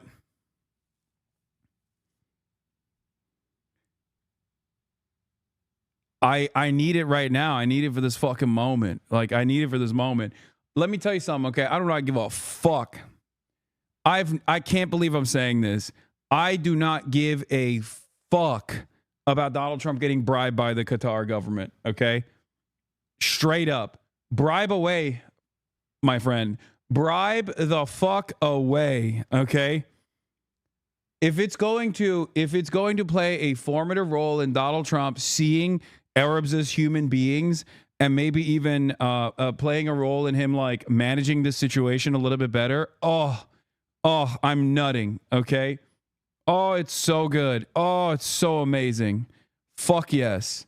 Please, bribe away. I have never been more pro-bribery than at this fucking moment. This bribe was just made public. That's the only difference in this issue. Oh, it's so good. It's so fucking good. How come Israel gets to fucking grease the wheels on a daily fucking basis, but Qatar is not allowed to? Suck my dick, okay?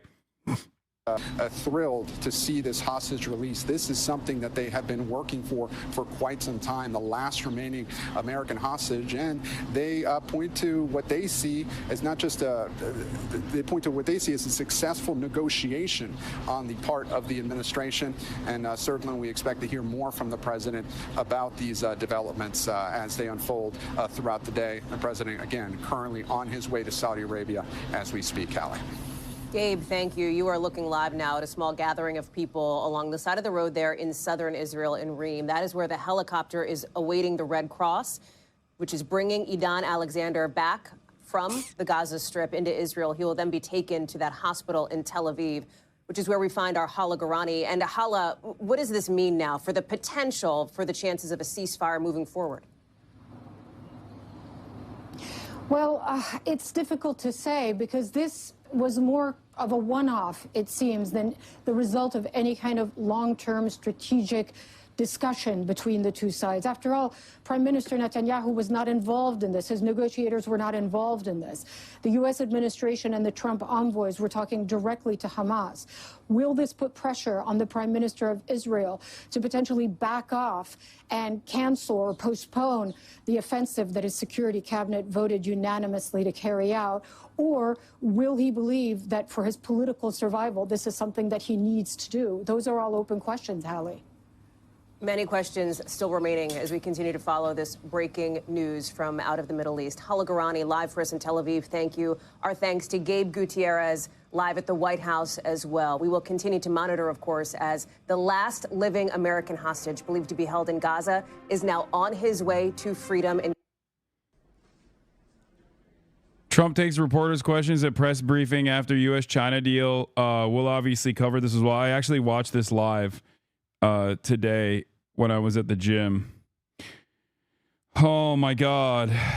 Oh my Lord. Oh my freaking Lord. Oh Lordy. So obviously we got the tariffs. I'm not done with this, the U.S. Israel decoupling a little bit, but one more thing to talk about with Biden, because a lot of people are asking me, hey, what do you think? What do you think about Kamala Harris now? And the reality of the matter is I've said the same thing that I said last time around, which is that, yes, Donald Trump being a brash room reading deal maker and his love for deals that make him look good is unironically playing a role in him taking decisions that the Biden administration never took on purpose. And if the Kamala administration was going to continue along, as she signaled, with the Biden administration's agenda on Israel, on the genocide that Israel was doing, then so far, depending on what Donald Trump does going forward in the next week or so, I can confidently say that it might even be better. It could be significantly worse still, because as I've said over and over again, that Donald Trump is very malleable.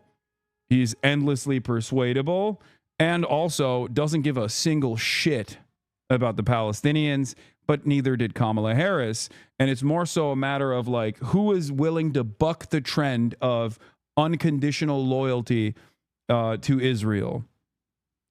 And Donald Trump's personal character flaws might have actually played a formative role in him bucking said trend in a way that I don't think Kamala Harris or any reasonable statesman ever would. Does that make sense? Didn't he get fooled after the ceasefire in January? He let it fall apart. He didn't get fooled necessarily. I said I was very cynical.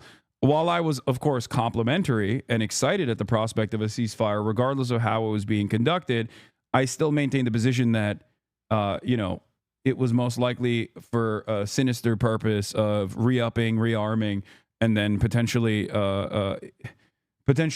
moving into the West Bank in a more significant fashion.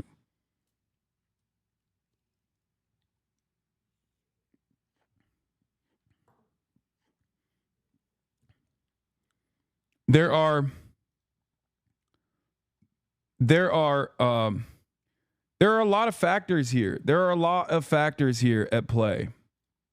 Okay, there are a lot of factors here at play that that I think change the calculation for Donald Trump and cause Donald Trump to, what the fuck? Anyway, cause Donald Trump to do something that I don't think Kamala Harris or Joe Biden ever did. Joe Biden never did this, and Kamala Harris never signaled that she would do anything different than Joe Biden. Moin Rabbani, let's hear what his analysis is, says, it has been a day of dramatic developments in the Middle East, although their significance remains to be determined. Most importantly, we learned that Washington and Hamas are once again negotiating. The available reports suggest that these talks were conducted indirectly via Qatar and Egypt, and according to some reports, Turkey as well. We're at the table, shouts out, rather than consisting of renewed face-to-face meetings. It is a fair assumption that if direct U.S.-Hamas meetings had taken place, these would once again have been leaked by by Israel in an effort to scuttle them anew. At the same time, Israeli Prime Minister Benjamin Netanyahu appears to have finally realized that under Trump and his Secretary of State Steve Witkoff, Israel's leash is considerably shorter than it was under his predecessors Biden, Blinken, and Sullivan. This is 100% correct, by the way. Like, regardless of Donald Trump's statements about like ethnically cleansing the Gaza Strip and all of the fucking ridiculous shit that he has said, you also have to pay attention to what Trump has done. And what Trump has done has been directly undermining Benjamin Netanyahu's confidence, directly undermining Benjamin Netanyahu's interests. Okay?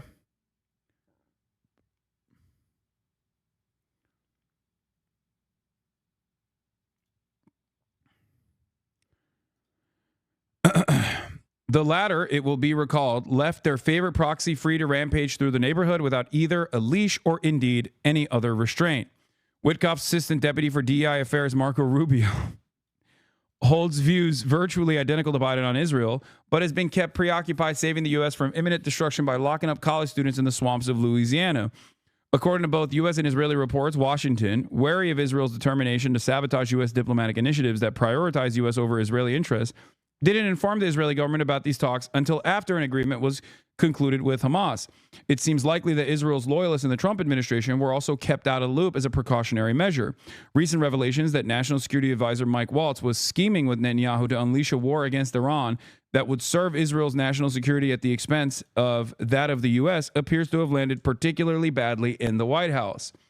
The specifics of the U.S.-Hamas agreement remain somewhat unclear. This is important to note as well, because like, Israel keeps saying, "Oh, we're not giving anything in this. These morons, they like gave away a hostage for no reason. We're not actually going to change anything."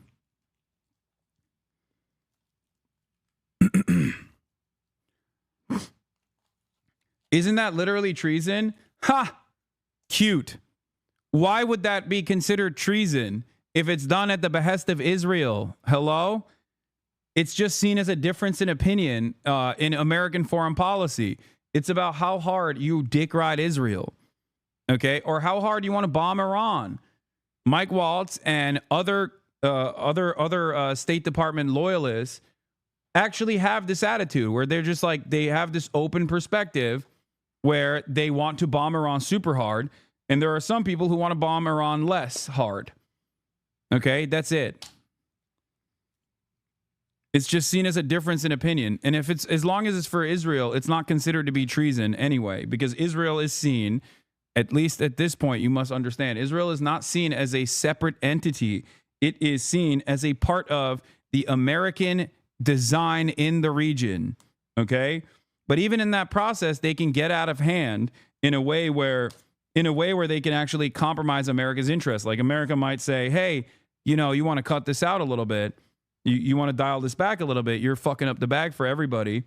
And Israel says, no, I'm going to keep doing it. What can you do? We have a shit ton of influence. And then America can rein Israel back in by doing stuff like this. Okay? By saying, hey, no, we control all the cards here. Know your fucking place.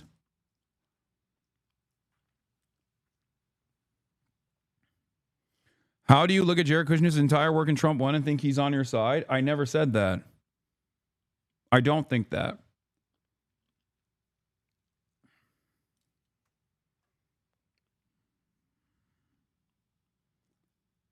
Careful, reaching nuance overload, buddy. You're losing the libs. I know. I think what's really funny about this is that Trump is a malleable figure who has a hair trigger and is like gets annoyed easily, and that actually is under normal circumstances that plays. I mean, that can harm America's foreign policy interests, but in this situation, I think it's like causing them to decouple a little bit from the hand in glove approach that they've had so far with Israel. The specifics of the U.S.-Hamas agreement remain somewhat unclear. The only confirmed details are that Hamas will release Eden Alexander, an Israeli soldier who holds a U.S. dual citizenship, and that the Secretary of State Witkoff is traveling to Israel Monday to finalize the handover. I like that Moen Rabbani jokingly calls the real Secretary of State, Steve Witkoff, which is understandable that he's saying that. And he calls Marco Rubio the Deputy DEI Director.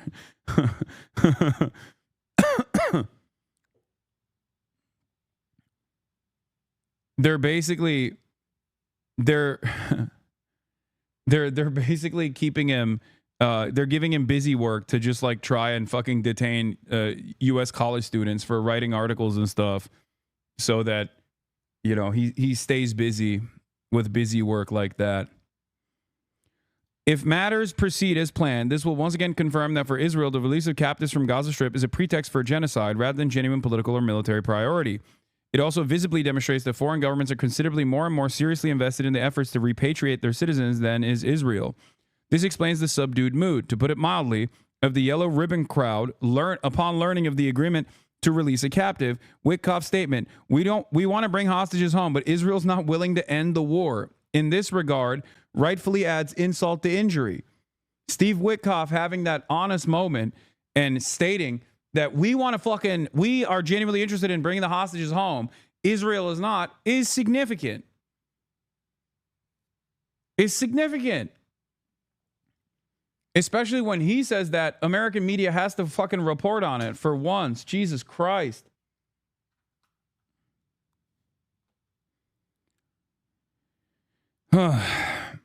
Neither Washington nor Hamas have confirmed any of the agreement's other reported details, apart from a limited suspension of hostility so that Hamas can safely hand over its captive. Hamas's statement that it's releasing Alexander is a goodwill gesture, and statements by Trump, Witkoff, and U.S. hostage envoy Adam Baylor that the release is being conducted in good faith would appear to confirm that, formally at least, the Palestinians are receiving nothing in return. What they're receiving instead is direct talks in Qatar with America. Israel was not even interested in coming to the table until recently. Once this happened, now Israel is sending an envoy to Qatar to restart the agreements, to restart ceasefire talks. Why are they doing this? Because they don't want to let America cut a deal without Israel at the fucking table. They're gross pieces of shit. That's the reason why Eden Alexander was released today. Do you understand? So now, the very same Netanyahu that spent yesterday crying and saying like, oh, we got to really reconsider our security cooperation. We got to sanitize our security agreement with the United States of America, will now turn around and try to take credit for it. Okay? Netanyahu is claiming credit and saying, oh, we played a role in this. Meanwhile, he never actually played a role in this. He literally actively undermined this deal from happening. Don't forget. May 11th source, U.S. didn't brief Israel on efforts to free Eden Alexander until after a deal was reached.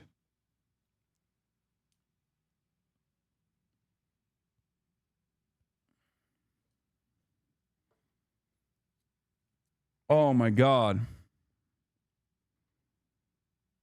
While Hamas's insistence that captives will only be released in the context of an agreement has once again been validated, receiving nothing in return would seem to make this a rather hollow achievement. From its perspective, it is presumably hoping to use this agreement with Washington to increase Israeli domestic political pressure on the Israeli government to reach a new deal, and hoping to generate renewed U.S. pressure on Netanyahu to the same end.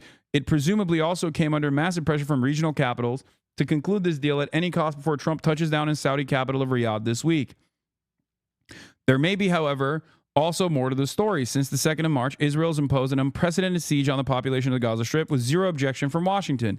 Since the 18th of March, Israel has additionally conducted one of its fiercest military assaults on the territory since October 2023, to which the Trump administration has responded with a mixture of support and silence.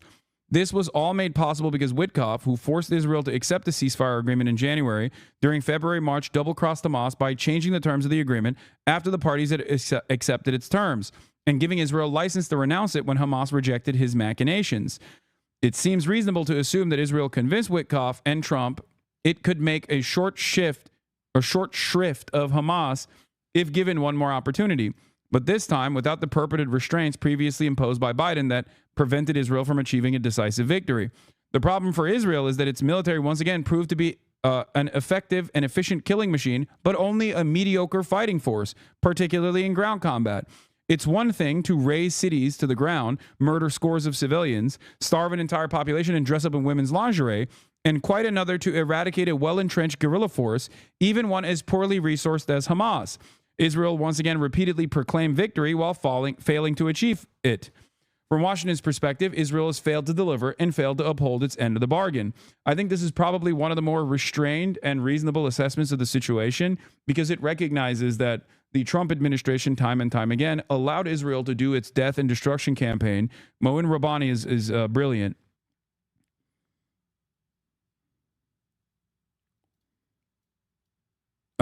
And I think that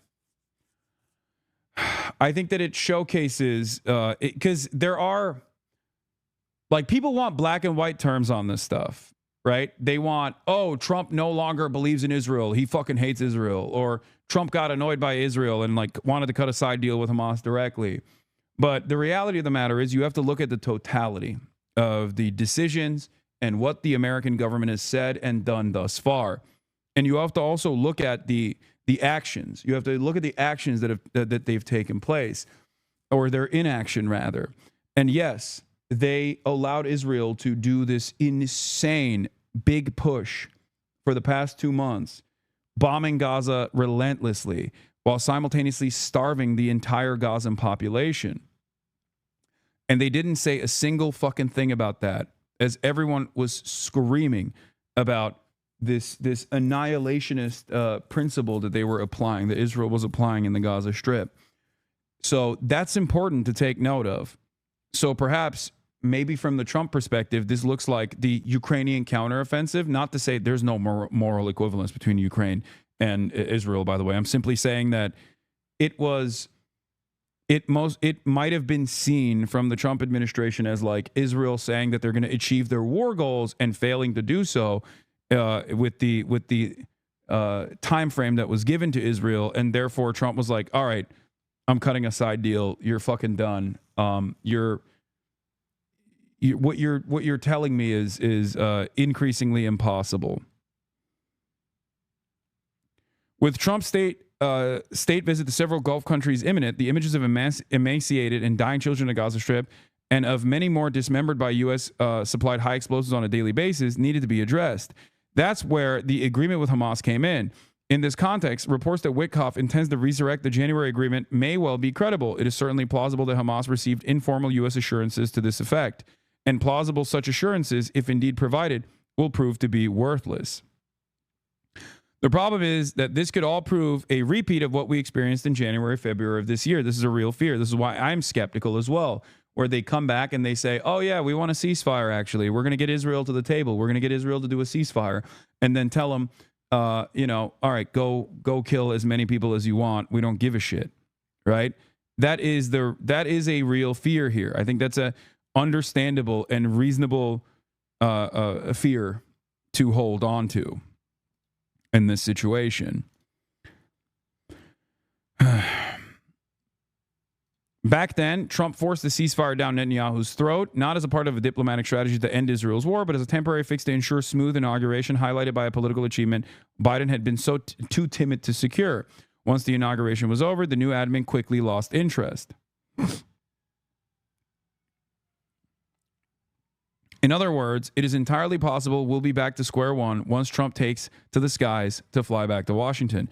Israel has repeatedly announced that it intends to escalate its genocidal campaign, yet further if no agreement is reached by the conclusion of Trump's visit. It will therefore be only a matter of days before we learn whether Trump and Witkoff will permit Israel to make good on its intention to prevent any new agreement so that it can escalate yet further. If Washington calls the Israeli offensive off, it would be a sign it's finally serious about bringing this horrific ordeal to an end. So we have to sit and wait for the conclusion of Trump's Middle Eastern trip to see if Israel will go full-scale bloody murder, final solution, and ramp up its final solution, which has been doing, or whether or not they will dial it back, and then and that will mean that Donald Trump is actually serious. The Trump administration is actually serious about scaling back Israel's atrocities. Trump's tea leaves are particularly difficult to read given the erratic and impulsive nature of the man. But in contrary to January, his relations with Netanyahu have clearly deteriorated, and Arab states are, since Trump's unveiled his harebrained Gaza Riviera proposal, more engaged than at any point since October 2023. Not much more, but enough to place it on Trump's radar. Israel's challenge is that Trump's Arab host can offer Washington a panoply of benefits, while Israel can do little more than to offer to pay for the many billions of freebies it receives from U.S. on an annual.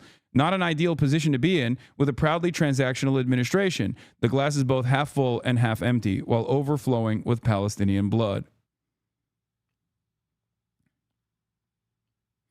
Call me a cynic. I think he's going to get his plane, get his one hostage to try and help his ailing approval ratings, and then he's going to let Israel do whatever he wants and pick at what's left of the bones, i.e. the Riviera of the Middle East. Potentially. There's also the depravity of Gulf states here as well that you need to calculate, that you need to remember. The Gulf states and their leadership do not care about the Palestinians. They care about deal making. The only reason why they ostensibly care about the Palestinians is because the Gulf state populations, the Arabs living in the Gulf states, do care about the Palestinians. So you're actively getting clip-chimped? What? What? On what? And also, who cares? Dude, I'm getting clip-chimped every day, and my clip-chimps are actually unironically putting me at odds with federal agencies at this point. I don't care, okay? Maybe I'll get fucking apprehended and detained. Who cares?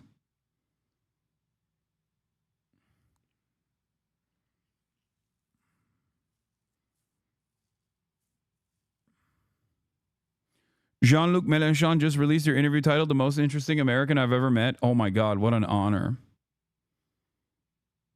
Yeah, breaking news, dude. Breaking news. People are fucking lying and people are trying to actively dilute my perspective by misrepresenting my positions on a complex subject matter that requires nuanced thinking. Oh, well, what will I do? Once again, as always, you need to, here's what you need to do. Okay. When you encounter someone in the wild, when you encounter someone in the fucking wild that is like, that's been deluded by this kind of thing, just tell them to watch the stream or tell them to watch a fucking full YouTube video. They will be able to understand that they've been duped pretty easily, okay? No amount of clip chimping is going to cause people to, like, no amount of clip chimping and bad faith smears is going to cause people to go, oh, if they watch the full video, to go, oh, yeah, okay, this guy I was duped about, I was lied to about this guy.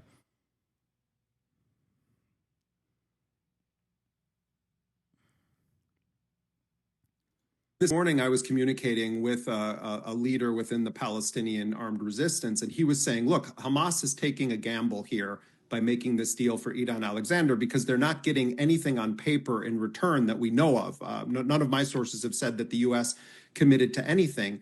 And the calculus here on their part is it relates to what I was saying earlier. They feel that their best shot right now is to try to accentuate the divisions on a tactical level between Netanyahu and Trump in the hopes that Trump then will ultimately force Netanyahu to end the war. That's the gamble that Hamas has taken. Their broader position is we will not release a single Israeli captive unless there is a deal that leads to a permanent ceasefire and the full withdrawal of Israeli forces. I spoke to a senior Hamas official last week about these aid plans that you're talking about, and he said, no one has consulted with us about this. We're not involved with this. And the dime's worth of difference between the Israeli position and Trump's position on how aid should be administered ultimately plays to Israel's agenda. Now, there's also discussion that there may be a summit involving the Palestinian Authority president, Mahmoud Abbas, who's 89 years old, incredibly unpopular, is viewed by Hamas and, in fact, many Palestinians as a collaborator with Israel. It's possible that Trump is going to try to make some deal that circumvents both Israel and Hamas and Islamic Jihad and try to say, well, we're going to make a deal with Mahmoud Abbas. There's a lot of complicated politics behind that. So I would say, Crystal, that what Trump is trying to do with his proposal for having a so-called NGO, which really isn't an NGO, it seems, as you indicated, it's more like a Paul Bremer Coalition Provisional Authority type Iraq 2.0. What Trump is sort of trying to do is get enough aid to say, I'm doing something into the country, but not really linking it to an end to the war. Are we finishing the Context Puke fundraiser? Chatter, do you think I have time to do that today? No, not today. Maybe tomorrow if there is less news, okay? Sometime this week, potentially. Which ultimately is what Netanyahu wants. So, let's see. I mean, and yes, I will have Jeremy Scale on again. I talked to him this morning. Hamas, I think, has shown an ability to really hold out despite the massive human consequences. And I don't see them just folding because Donald Trump wants photo ops in the Middle East. I think we're still in for quite a battle, both diplomatically and potentially militarily on the ground. Now, look, what Netanyahu has responded to all of this in public, all of these reports about Trump and Hamas, Trump and Ansar Allah in Yemen, as I wound up talking about you when I got back in touch with old friend people who literally just repeat points from drama slop tubers, but will walk them back once a reasonable person argues against them. Yes. Also, the greatest antidote to those vicious smears is just showing the full context. Okay. That's it. You remember that. Okay. Hasan in detainment. Okay. Chill. That's not what it looked like. As sort of saying, well, we're going to go in and conquer all of Gaza. We're going to take all of Gaza. We're going to force the Palestinians into the south, and then we're going to have to try to figure out what third countries are going to take them. So he's really telegraphing, I want to continue this genocide.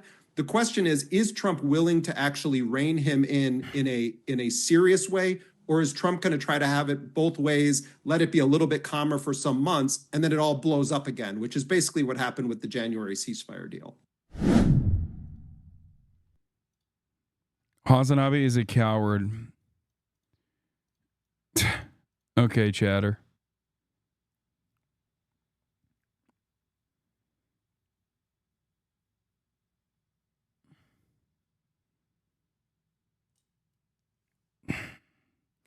I am streaming my speech today, yes. Clip chimping Hassan be like, socialist grifter makes fun of his illiterate father. Me and said I can't read this kid. Okay.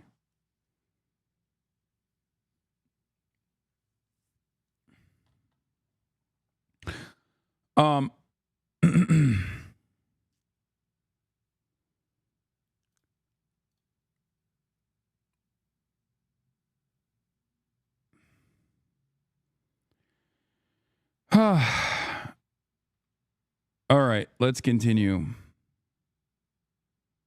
Where was I?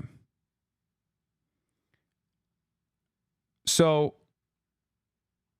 as far as my analysis on like what would be different under the Harris administration, I don't know. I mean, in terms of like a lot of the domestic affairs, yes, the Harris administration would not be as fucking belligerent as the Trump administration is. I don't think the Harris administration would be utilizing ICE in the way that like I don't think I'd be detained. Actually, I don't know. I don't know if I'd be detained under the Harris administration, but then again, I don't know, right? Because if you look at what Dana Nessel was doing, she actually prosecuted American citizens in Michigan, student campus protesters and activists in Michigan, which is a blue state under a blue rulership of a blue fucking governor. Okay. And the reality of the matter is, Harris never actively said that she would take a different role and change trajectory from Biden on this issue. Okay. So even if she were to do so, it is a major mistake that she never revealed that she would, right? It was costly. It cost her the election. Straight up. So, yeah. Well, Biden earned the cynical take. My sense is he wanted a ceasefire after May 2024, far too late to his outdated ideological hidebound view of the politics of the region kept him from imposing necessary pressure on Netanyahu to get it. Like, Matt Duss is being far too nice to the Biden admin here. I don't think he fucking ever was serious about this. Okay? Never forget that the Democrats actively handed the keys to the fucking castle to this, like, incompetent fascist administration because of how much they wanted Israel to keep doing death and destruction. Do you get deported now? No, dude. I'm an American citizen. What the fuck do you mean? Where am I going to get deported to? New Jersey? Yeah, they actively lied to the American population to make it seem like they were working tirelessly around the clock for a fucking ceasefire, when in fact new reporting on the matter from the Israeli side shows that that wasn't the case. Okay?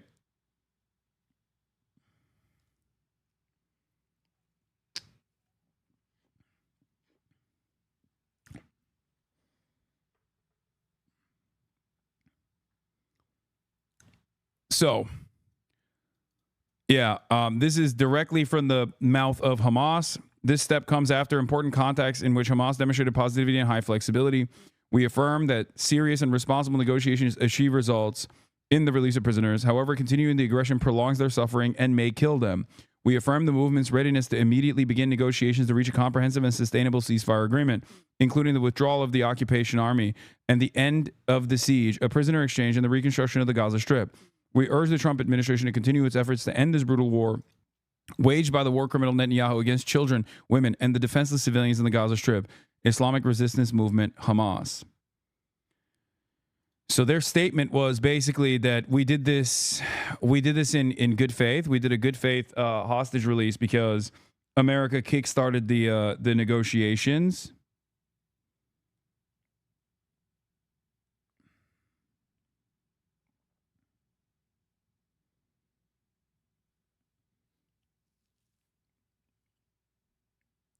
So, you know,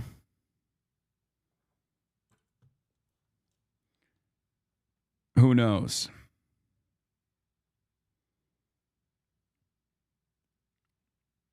But I do like that E.L. Jacoby is pissed. The people who obsess over AIPAC every day are suddenly silent on this.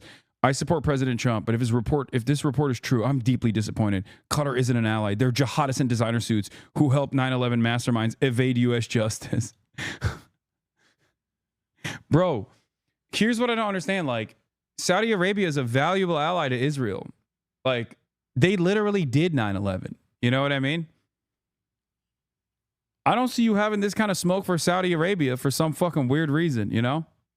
Also, whenever people try to play fast and loose with FARA designations, remind them that the reason why the Israeli foreign contributions do not show up in the same way that foreign lobbying money shows up for Qatar, for example, is because Israel doesn't have that FARA designation. Pro-Israel groups can operate inside of U.S. boundaries without registering as foreign agents. That is the reality, okay? Whereas Saudi Arabia, Qatar, and every other country has to register as foreign agents. Now, some people play fast and loose with that designation. It's common practice in D.C. to not register as a foreign agent while still working at the behest of foreign governments. They do it all the fucking time. And you know, sometimes they even get popped for it. But, you know, please don't pick up the soap in El Salvador. Do you get deported now? If you get deported, you could reenact One Piece in Somalia. Don't give Tyrone the opportunity. Dude, why are my fucking haters such insanely racist people? Please don't pick up the soap in El Salvador. Don't give Tyrone an opportunity. Like, why are you fantasizing about rape? Like, why is that in your mind? Why is that like... You're such a fucking weirdo, dude. God damn. Anyway.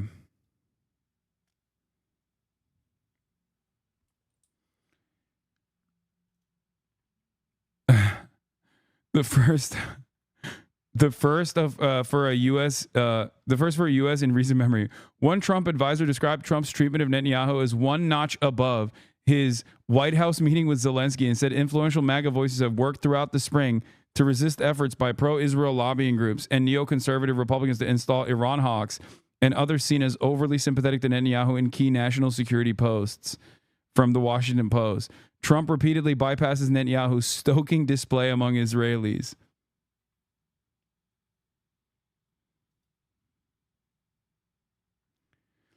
Yeah.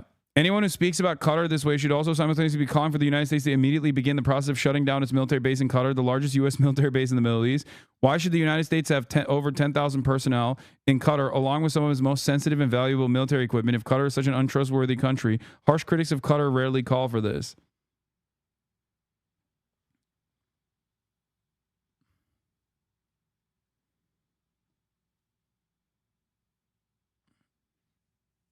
Anyway.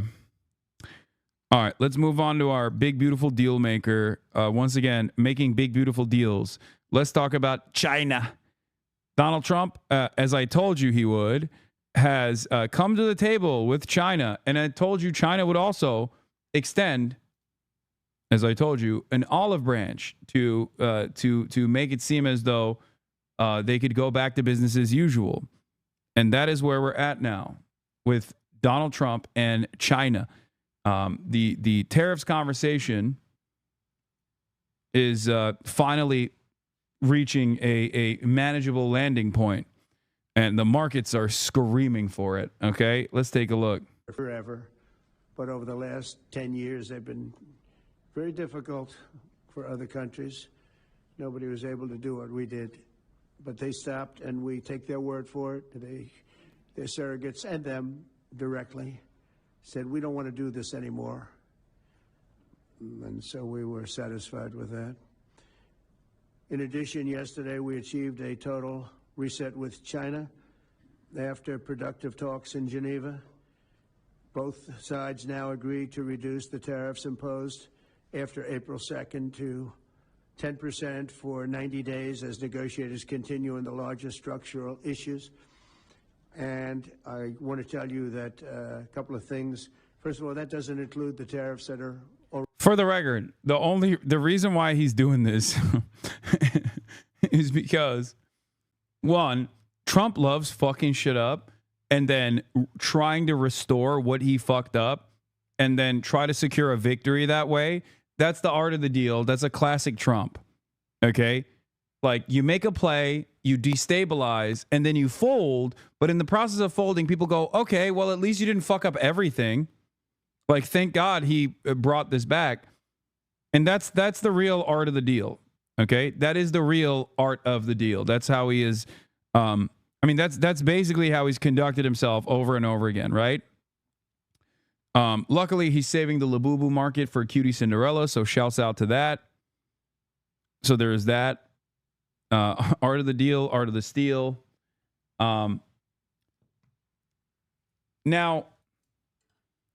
with China, the efforts here are numerous. He wants to decouple our other trading partners from China.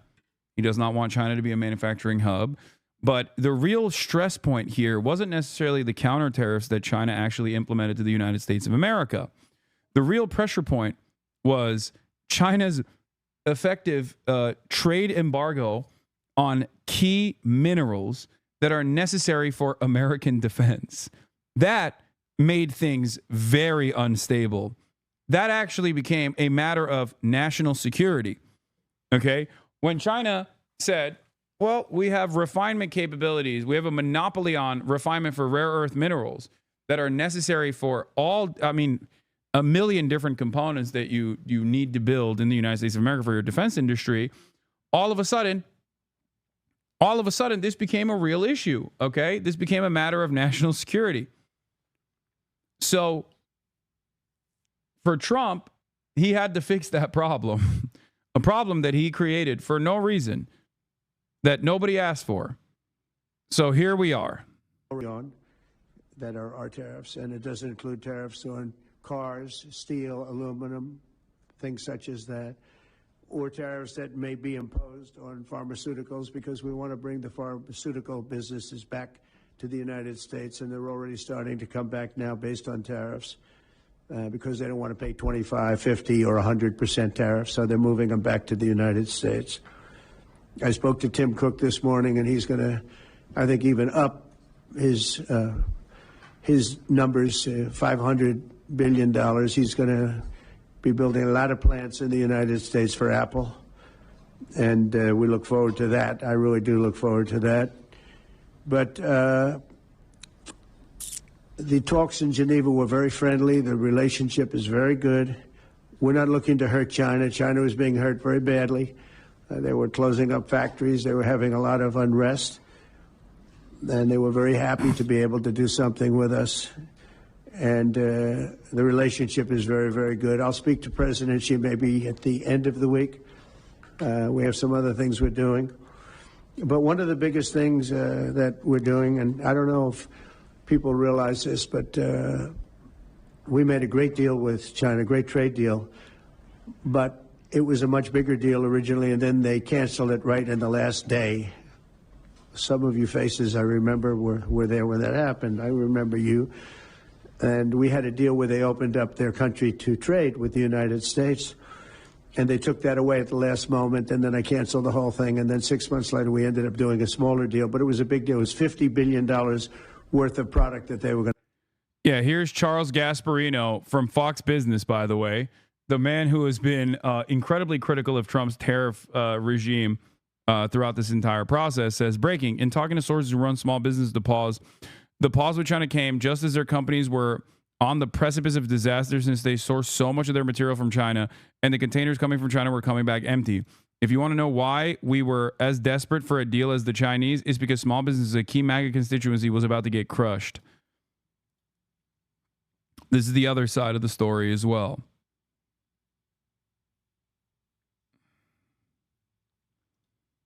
This guy is still talking about Kamala. The entire chat is about hypotheticals, such as massive labor movement when the guy in charge right now hates union labor. Yeah, hypotheticals about what could have made her won. But even hypotheticals are not absolute enough for you, so it isn't good. Look, chatter, take it up with the Kamala campaign, okay? Can you go on LOLCal Live tonight? What the fuck is that? Is that the Keemstar show? Don't you feel embarrassed to come in here and say that you're like an active participant? You're an active consumer of Keemstar's content?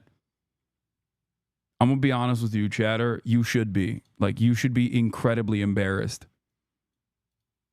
The fuck?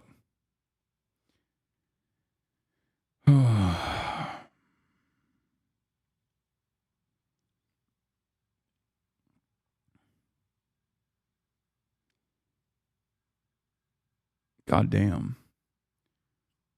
So many fucking losers online. And what's worse is they feel emboldened.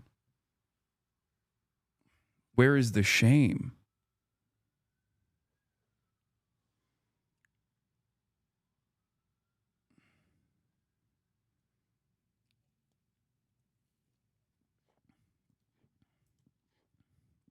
Yeah, this is my favorite. I'm voting for Donald Trump for the economy and to own the libs. Well, there went my shoe business. I don't understand why the tariffs have to eliminate the de minimis exemption. Why does government punish small businesses in the country, knowing full well that Nike and all the big brands will be fine paying the taxes, but Steffi and I get wiped out?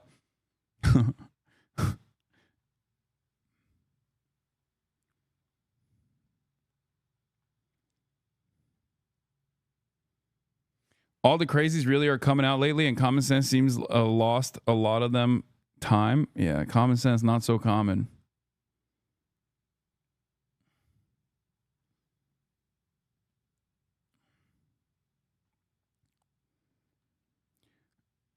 So,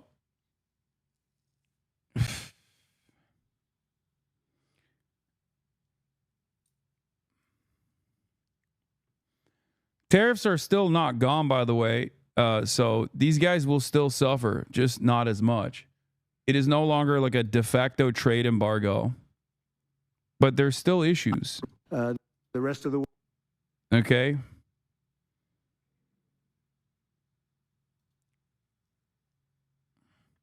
Every major trader and investor I spoke to today said markets are ripping, not because Trump crafted some great art of the deal with China on trade. Rather, we are back to square one with the country and kicking the tariff war can down the road that averts stagflation in the short term and maybe longer if we get a deal in 90 days. Yes, markets love trade capitulation. Yeah, it's the Trump fuck up / subsequent cleanup. This is precisely what's taken place.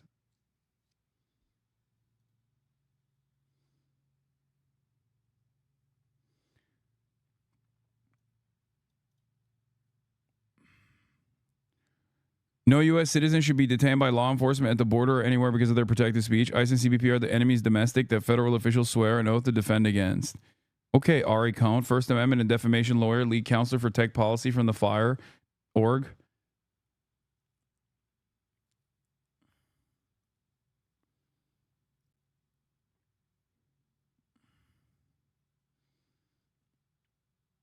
You were in the news in Puerto Rico for what?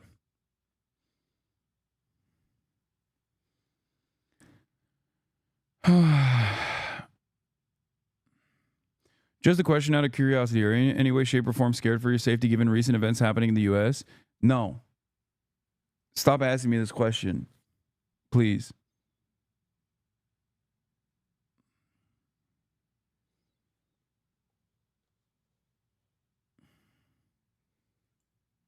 No, I'm not.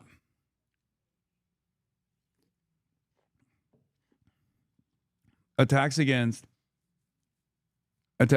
me from the federal government for exercising my First Amendment rights is not going to stop me. Okay? It's not. It's ridiculous. Why the fuck would I capitulate? Fuck them. And you shouldn't either. Do not obey in advance. We still have some norms and a crumb of a crumb of institutional power here. So until the First Amendment protections are completely eroded, I will do everything in my power to keep speaking truth to power. Anyway, let's continue. Purchase from our farmers, etc. And we agreed to that. People thought it was 15 because they were doing 15. We made it 50 because I misunderstood the 15. I said, you got to get 50. Because when I asked, if you remember the story, when I asked, what are we doing with them? My Secretary of Agriculture at the time, Sonny Perdue, said, sir, it's about 15 billion and we're asking for 15. And I thought he said 50. So I said, so they came back with the deal at 15. And I said, no way, I want 50 because you said 50. They said, sir, we didn't say that anyway. Bottom line, I said, go back and ask for 50. And they gave us 50. And they were honoring the deal. And we would call them up a lot for the corn and for the wheat and for everything. They were honoring the deal. And then when Biden got in, they no longer honored the deal. There was nobody to call. I would call on an average of once every 2 weeks to say, come on, you have to speed it up a little bit. And our farmers were doing great. I said to them, buy more land and bigger tractors, if you remember. That's what happened. But the deal was a very good deal. But the best part of the deal was that we opened up China. China agreed to open itself up to American business to go in. And it would have been a great thing, I think, for China. They would be able to see things that they haven't seen. They would be able to buy products that they have never been able to buy. Would have been great for American business. I think it would have brought unity between China, better unity between China and the United States. And the bottom line is that they canceled it the last day. We were all set to sign it, and I went a little bit angry. I got a little angry. I said they canceled the deal. The deal was done. It was all ready to be signed, and people went over. They came back to me, sir. They don't want to sign the opening up China. Well, the biggest thing that we're discussing is the opening up China, and they've agreed to do that. But it's going to take a while to paper it. You know, that's not the easiest thing to paper. But that's the single, I think, to me, some people would disagree. Some people would say we're getting a lot of money with tariffs or whatever. But, you know, especially when you add what we already have. What the fuck are you saying, man? All right, I'm going to skip this. Let's see. So the latest on... Let's get to the actual analysis because I can't listen to him fucking ramble on. All right. So some of the major goals here some of the stated goals here are obviously very different than what the actual goals were. The actual goals were to try to apply pressure to China's other trade partners that we also trade with in an effort to decouple them from China. And he did not reach any success on that, as far as I understand, considering that everyone was like, well, okay, we'll buy your salmonella chicken, but like, we're not going to fucking stop trading with a major manufacturing hub. Okay. As far as capitulating and dialing back the tariffs regime, I mean, he didn't really get anything in return. So this was an incredibly, this was just an incredibly stupid thing that he did. That was an exercise in futility. And as I told you, China would come to the table to after a period of instability that every outlet is going to present as China caving to the brave and mighty American art of the deal guy, Donald Trump, as the New York Times did this morning, predictably. China is now coming back to the table to reassert stability in terms of global trade. On the president's trade war, and news breaking overnight that China and the U.S. have reached a short-term agreement. Our senior political correspondent, Rachel Scott, is tracking the latest on this trade deal. Good morning, Rachel. Michael, good morning to you. And this is a breakthrough in talks between the world's two largest economies, but it's also a dramatic retreat from President Trump's 145% tariffs that he imposed on Chinese imports. After all of the tough talk and hard lines, both sides agreeing to dramatically roll back their tariffs, at least for now. This morning, the Trump administration emerging from a marathon weekend of negotiations, announcing the U.S. has reached a trade deal with China to significantly lower most tariffs for 90 days. We have reached an agreement on a 90-day pause and substantially moved down the tariff levels. The U.S. agreed to roll back its steep 145% tariff on Chinese imports to 30%. There is something really interesting about how the New York Times very quickly wrote a report on how China was on the verge of failure and on the verge of collapse, and that Donald Trump's actions actually caused them to capitulate and come to the table and backtrack on everything. And it's like, I don't know how you can see it as that. Also, you are the motherfucking New York Times. Why are you saying that? Okay, here's Bloomberg Business with a very different and clear-cut approach. And saying Xi Jinping's decision to stand his ground against Donald Trump could hardly have gone any better for the Chinese leader. He did.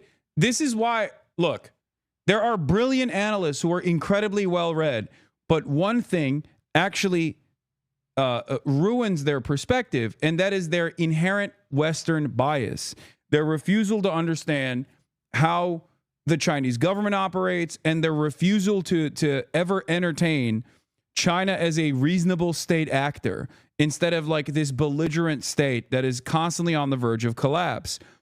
I'm telling you right now, this is the reason why a lot of Western analysts who are incredibly well read routinely fucking fail to call this shit in the way that someone, myself, not as well read, total dumbass, himbo, can actually call ahead of time what is going to take place.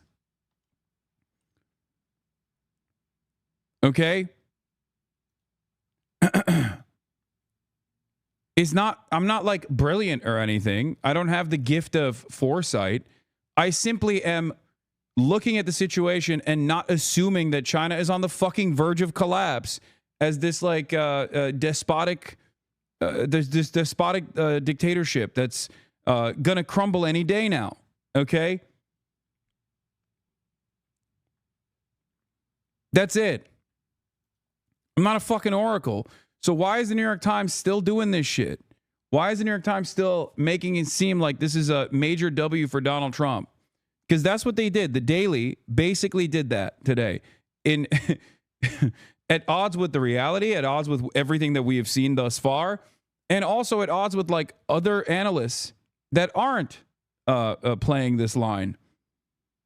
Yeah, this is the article title. This was the New York Times assessment. A vulnerable China comes to the table. So, have you? The negotiations between China and the U.S. have implications for a global economy rocked by President Trump's tariffs.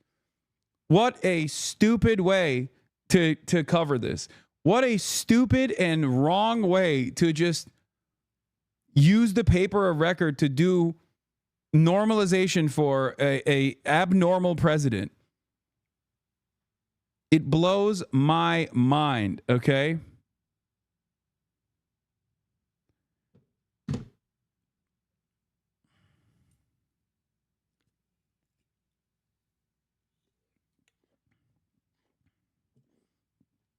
New York Times journals also said Trump receiving a plane isn't corruption. This is not specifically quid pro quo. It is corruption, and I'm here for it, by the way. Who blinked first? How the U.S. and China broke their trade deadlock?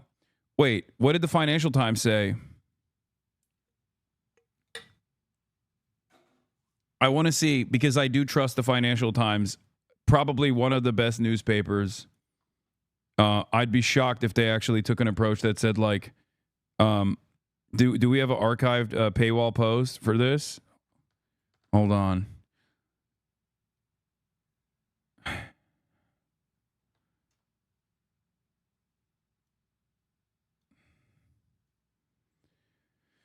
Paywall remover. Let's see. Financial Times is probably the best newspaper. I'll be honest with you. Like, out of all of the major newspapers, they are the one that routinely has done fantastic coverage both on Gaza. What is happening here? Okay. All right. The first meeting to break the U.S.-China trade deadlock was held almost 3 weeks ago in the basement of the IMF headquarters, arranged under cover of secrecy. U.S. Treasury Secretary Scott Bessent, who was attending the IMF spring meetings in Washington, met China's Finance Minister Lao Fuan to discuss the near-complete breakdown in trade between the world's two biggest economies, according to people familiar with the matter. The previously unreported encounter was the first high-level meeting between U.S. and Chinese officials since Donald Trump's inauguration and the launch of his tariff war. The talks culminated this weekend in Geneva with Bessent and He Lifeng, China's vice premier, agreeing a ceasefire that would slash respective tariffs by 115 percentage points for 90 days. Despite both sides warning that they are willing to dig in for the long haul, the truce proved easier and faster to agree than expected. One overriding question has significant implications for the negotiations to come. Did Beijing or Washington flinch first? Trump on Monday claimed victory, saying he had engineered a total reset with China. Bro, you started it.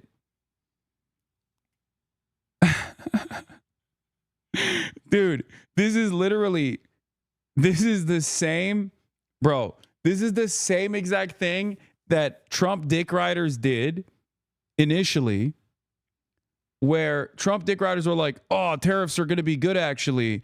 And then when he reversed all the universal tariffs that he had slapped on and like lowered them to 10%, he was like, art of the deal, sir. It's like, okay, why did you want the tariffs initially if you're going to say art of the deal when he dials back? Like, what the fuck? Meanwhile, Hu Zhijing, the former editor of the National Communist Party tabloid, The Global Times, said on social media that the deal was a great victory for China. The U.S. is chickened out, said one popular Chinese social media post of the deal.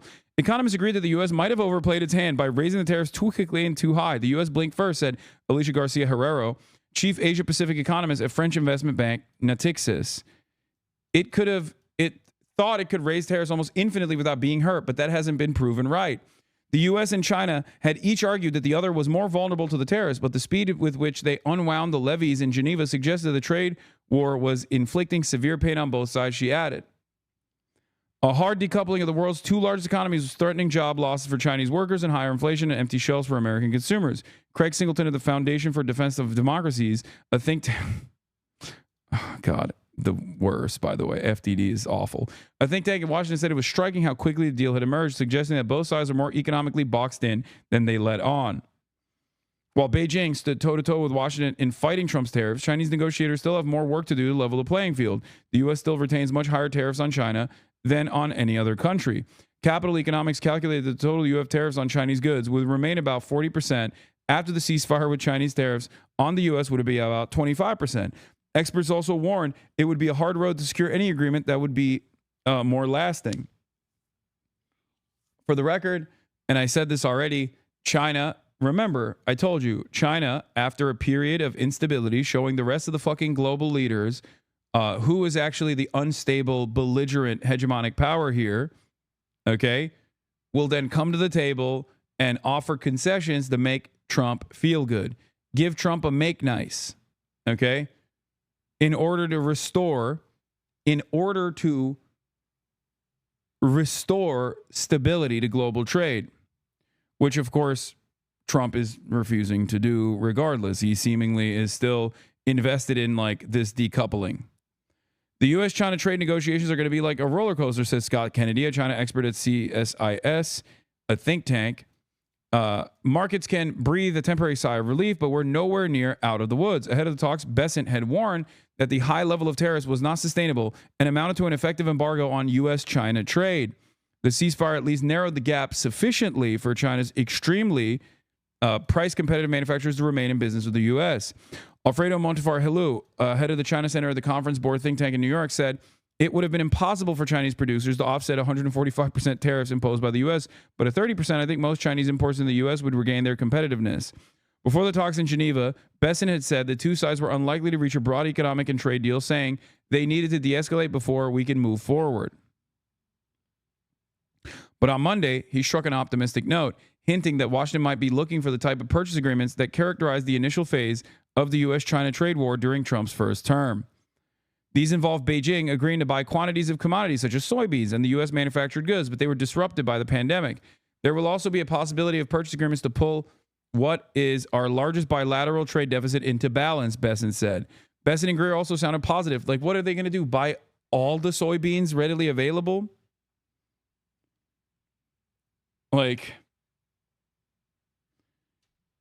oh, yeah. Your pro-China propaganda is sickening. Oh, yeah. Keep getting sick, chatter. Are you saying the Financial Times is doing pro-China propaganda and it's making you sick? Should I lie to you and act like this situation was actually totally manageable and Trump was a brilliant trade deal maker? I don't understand. Like, what do people want me to do? Lie to them? Is that what you think is better to do here? To tell you a lie? To act like Donald Trump breaking global trade because he was bored was actually really good?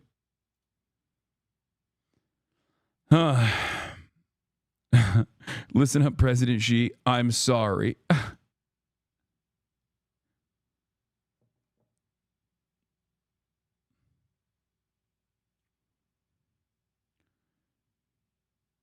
Based. That's the real. Yeah, if you want someone to fucking tell you, serve you a lie about how awesome and brilliant Trump is, Asmongold's down the road, you know?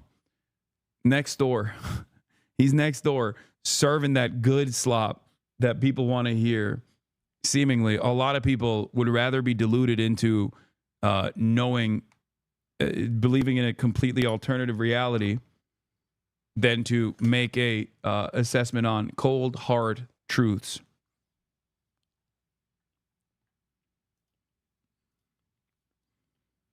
The upside surprise for me this weekend was the level of Chinese engagement on the fentanyl crisis. He said the Chinese delegation included an official who had very robust and highly detailed discussions with someone from the U.S. National Security Team. For Beijing, a fentanyl deal could erase 20 percentage points of remaining tariffs imposed by Trump, placing China roughly on a level playing field with other countries exporting to the U.S. China would still face the fentanyl stuff is the funniest. I know you seeing these, dude. It's my most annoying. Okay, here, take a week off. I'm sorry. One of the things that annoys me the most is like when chatters go, I know you saw my post. I know you saw my post. Respond to me. There's 40,000 people in here, man. Jesus Christ. Asman briefly floated suing me. Wait, what? For what?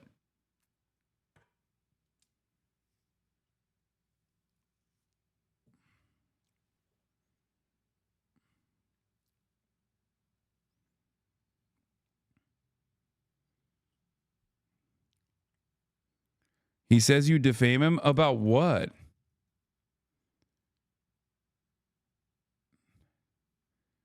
I defame him for what? Saying that he doesn't take a shower? No judge is going to look at that situation and go, yeah, this is actually defamation. Judges are going to look at that and be like, dude, are you fucking serious? Are you fucking serious? Come on, dog. I don't think you take a shower either. What do you mean? Are you going to sue me next? I'm the judge here. Yeah, judge is going to take one look at that and be like, yeah, based.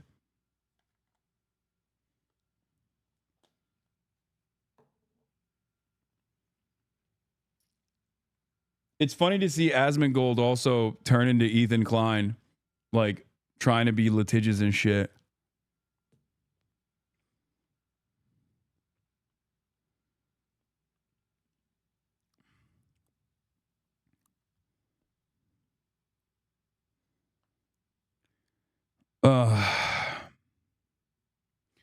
Has your detention made you more empathetic towards the imprisoned? What are you talking about, dude? My conditions were not the same as someone who's in prison. Also, I'm already maximum empathetic to people who are in prison, so.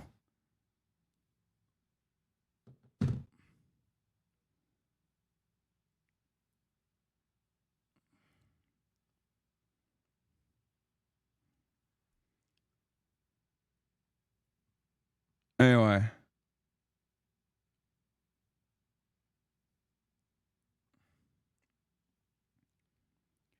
Where was I? Let's continue. Even with this the fentanyl stuff. The fentanyl stuff is extra funny. The fentanyl stuff is extra funny because like virtually everyone knows the fentanyl stuff is just bullshit. Like it's not bullshit that fentanyl is coming into the United States of America, but it is like a bullshit reason to try and start a trade war. You know what I mean? So everyone is basically trying to be like, listen, big dog.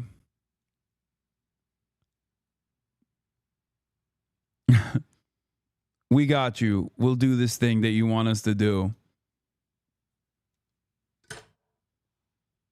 We'll really deal with the fence stuff. Even with this respite, economists caution that the bilateral relationship will remain troubled with Trump's unpredictable policymaking expected to drive China to continue to diversify its exports market and try to stimulate more domestic demand. Chinese exporters were also probably use the 90-day window for negotiation to front-load more exports in the U.S., which could lead to another surge in China's trade surplus with the country. A durable resolution remains challenging, given the complex bilateral relationship, said Robin Xing, economist at Morgan Stanley, in a note.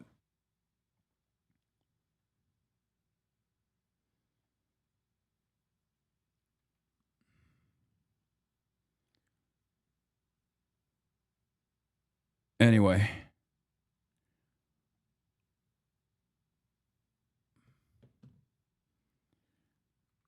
Yeah, China is Trump is doing expert level tactics. Congratulations, sir. Thank you so much for scaling back the onslaught of global trade for no discernible reason. China agreeing to lower its tax on American goods from 125% to 10%. For weeks, the president has been defiant about keeping his tariffs in place, even as markets tumbled and retailers warned their shelves could go empty. I know what the hell I'm doing. I know what I'm doing, and you know what I'm doing too. China took a hard line too, insisting no matter how long the trade war lasts, will never yield. But just as both sides touched down in Geneva, Switzerland for those high-stakes talks, the president with a change in tone, suggesting he would be willing to drop his tariffs even lower to 80%. The deal the U.S. reached is much lower than that. We concluded that we have shared interest. The consensus from both delegations this weekend is neither side wants a decoupling. On Wall Street, stock futures surging as the U.S. and China return back to the negotiating table in hopes of reaching a long-term deal. So investors are rejoicing this morning, but the full economic impact of this on and off again trade war still remains very unclear at this point. That question will be answered likely in 90 days as these two sides continue their negotiations, Michael. Yeah, still a lot of that is still unclear, Rachel. But Rachel, the president posting on social media that he will sign an executive order aimed at lowering prescription drug costs. Yes, Michael, the president says he'll be signing that executive order in just a few hours before he heads off on this foreign trip. It is aimed at lowering the price of prescription drugs. The goal here to force pharmaceutical companies to charge the U.S. This was, first of all, it's so funny for Donald Trump to try to do this through tariffs, which is, of course, inflationary. But also, dog, the reason why pharmaceutical drug costs are so expensive in America is because we don't have mass purchasing. And up until recently, it was already illegal. Like, it was illegal for even the VA, which is one of the only nationalized healthcare structures that exist. It was illegal for the VA until Obama to even fucking lower pharmaceutical price at the point of purchase through mass purchases. We are the only country on the fucking planet that does not engage in this process, by the way, in the developed world and even in the underdeveloped world. So if you want to actually lower pharmaceutical costs, which I'm on board with, oh my God, 100%, you have to force the pharmaceutical companies to lower the costs at the point of purchase. You have to literally tell them, like, you can't do this. You cannot increase prices.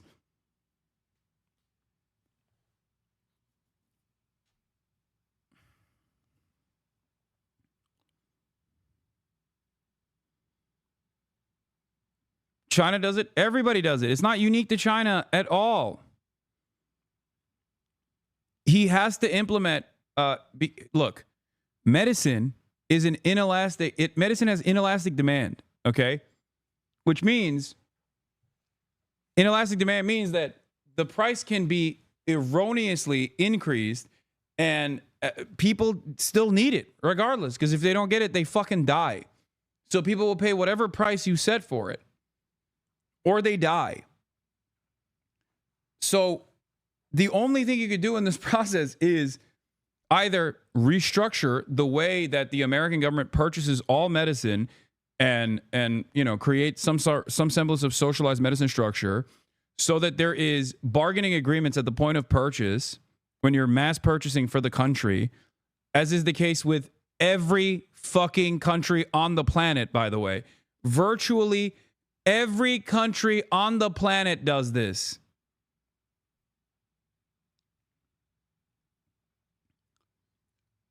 Like, this is not a crazy socialistic, idealistic, fucking utopian communist argument, okay? Every country does this, except for the United States of America. Or if you can't do that because you don't want to do socialized medicine, you have to implement price controls.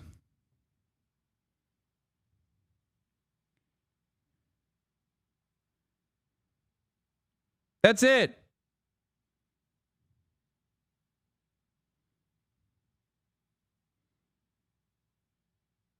Hold on.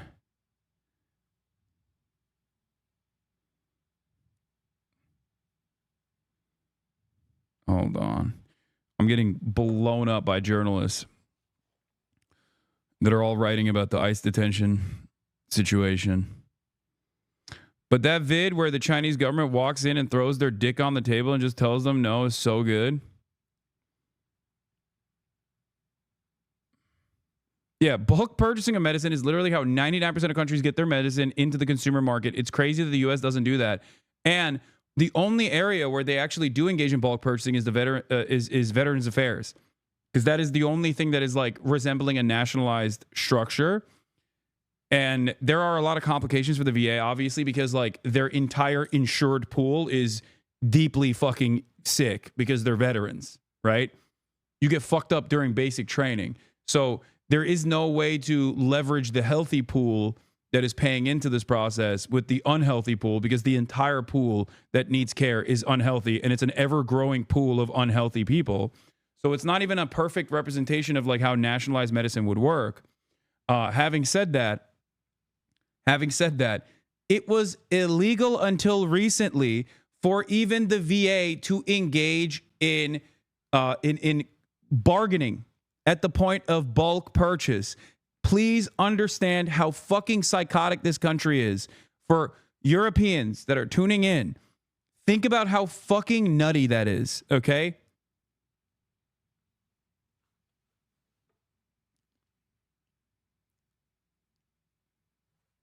It is so crazy. Whereas every other country on the planet literally engages in bulk purchase at the point of any pharmaceutical entering the market. This is the reason why American drugs are 10x the cost of drugs elsewhere. The lowest price that they charge other companies. Now, if implemented, this would likely have the largest impact on drugs covered by Medicare and that are administered in a doctor's office. But the White House not releasing any other details this morning, and implementing this could be very complicated, Michael. All right, Rachel Scott, thank you so much. We start with a Fox News alert. The United States and China have reached an agreement. Anyway, one of the funniest Trump still got it moments was when he was talking about price caps potentially. And, you know, I hate to fucking give it to the guy whose admin, falsely detained me at the goddamn airport. But, you know, I call balls and strikes, as I said in my detention interrogation, whatever you want to call it. He still got it. Okay. He still got that fastball, baby. Look, this is a fantastic example of a man who still got it. This 56-second moment. Let's take a look. I mean, I'll tell you a story. A friend of mine who's a businessman, very, very, very top guy. Most of you would have heard of him. A highly neurotic, brilliant businessman, seriously overweight. Highly neurotic, seriously overweight. He takes the fat shot. He takes the fat shot. And he called me up and he said, President, he calls me, he used to call me Donald, now he calls me President, so that's nice respect. But he's a rough guy, smart guy, very successful, very rich. I wouldn't even know how we would know this, but because he's got comments. Said, President, could I ask you a question? What? I'm in London. And I just paid for this damn fat drug I take. I said, it's not working. He said, it's not working. I just paid $88. And in New York, I pay $1,300. What the hell is going on? Dude, fucking amazing. No notes. 10-10.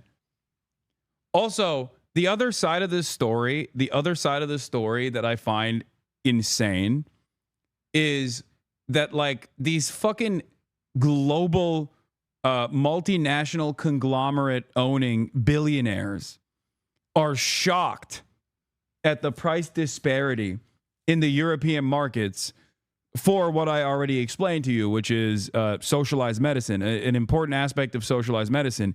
It's like, really? That's what it took for you to comprehend that like shit is incredibly fucked up in America? Like how? Like, are you that stupid? This is the type of story that reminds me that some of these guys are not like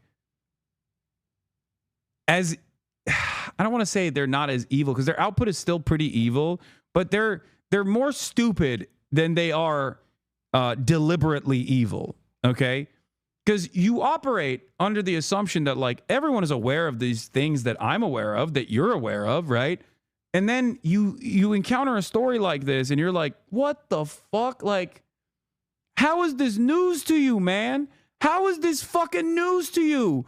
God damn, how'd you become a fucking billionaire? How is this possible? Like, what a perfect demonstration that meritocracy is just a lie, okay? It's just an abject fucking lie that you can have a guy who is a multi-billionaire, a titan of commerce and industry, be this oblivious to just basic amenities offered by social democracies. Like, that's insane.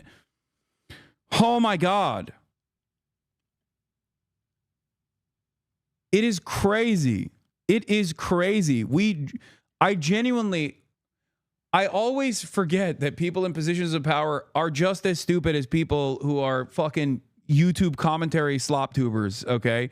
Like I sometimes fail for the position of authority fallacy because deep down inside, I also, I guess, have some kind of commitment to institutions and their infallibility. So I assume that these guys are sharks and they're smart, and actually they're presenting themselves as like oblivious. But in fact, they are completely aware of the unjustifiable structures that they have played a role in cementing. And then you hear a story like this and you're like, oh no, they're just dumb. Like, they're actually fucking dumb. They're actually fucking oblivious. And it blows my goddamn mind.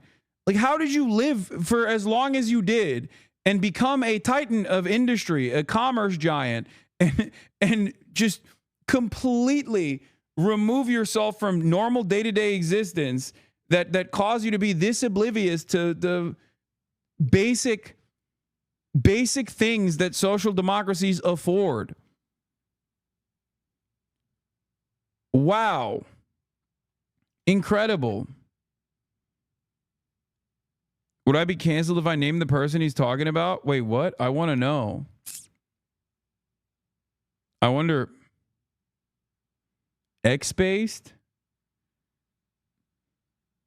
I mean, why would they know? Elon for sure? I doubt that it's Elon.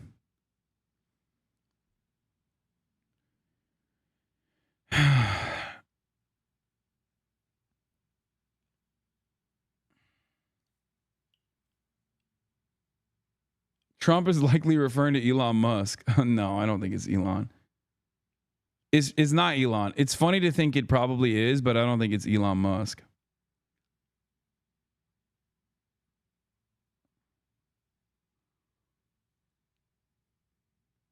There are a lot of people that are on Ozempic in the admin, so it could be any number of people. It could be any number of like Trump adjacent billionaires too. There's a fuck ton of people that are taking Ozempic now. What do you think like happened to Mike Pompeo? You know what I mean? Or even like a Bill Barr. Like they all have lost hundreds of pounds. Collectively, they've lost like 1,000 fucking pounds. How do you think that happened over the course of 1 year? Fat shot. Do you take Ozempic? No, but I fucking probably should after this goddamn trip to France. Holy shit, I ate so many baguettes. Oui. It's actually pretty nutty how much weight I've gained. I don't even know. You've been ousted? What is this? Rumors are true. We have replaced Hassan Piker effectively immediately. This was not an easy decision to make, but ultimately, yeah, that's true. I'm no longer a part of the podcast. Fear and. I'm no longer a part of the Fear and podcast.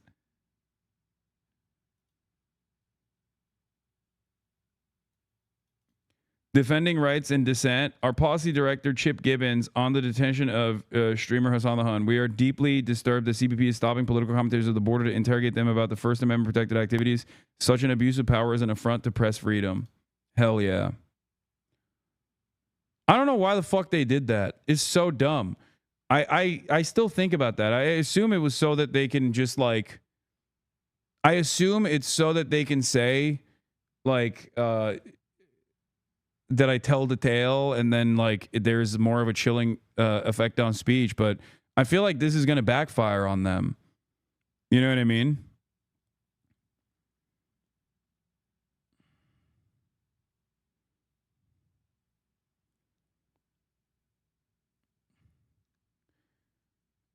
Like, why the fuck would I get intimidated by this? You know what I mean? I'm one of the worst people to do this to. Especially because I'm a high profile person. Like, people are going to fucking write about this. Do you weight gain quickly? Yes.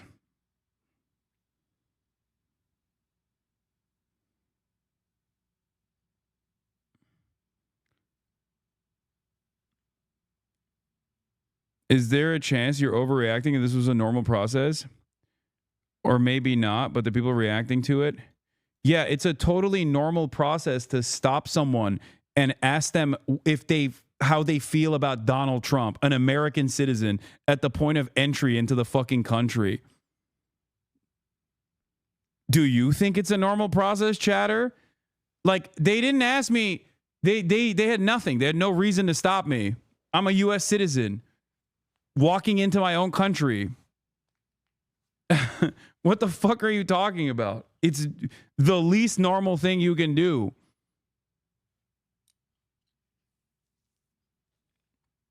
It wasn't normal when they were doing it to like random Afghan nationals with American citizenship, but it's certainly not normal to do it to an American citizen. You know what I mean?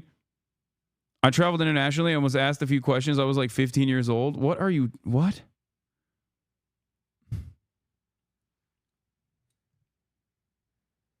Bro, the questions that they asked me were not normal questions. They were all directly related to protected First Amendment activities, okay? As a political commentator. It wasn't a random stop either. Asking me about fucking Twitch bans and shit.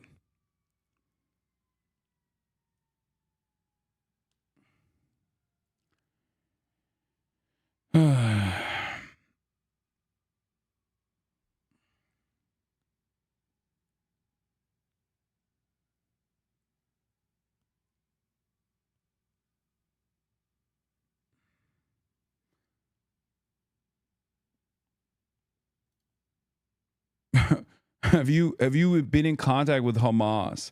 Do you think that Hamas's resistance is honorable? Do you think Hamas's resistance is good? You know what I mean? You think these are fucking normal questions to ask a random person that they randomly stopped? Do you think that's what happened? Like, that's crazy.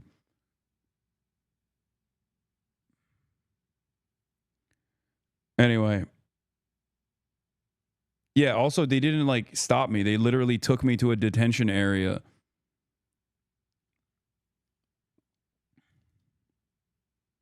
To slash tariffs on each other's goods, complete with a 90-day pause for future negotiations. Lucas Thomason is live in Saudi Arabia ahead of President Trump's visit there with the details. Good morning, Lucas. What can you tell us?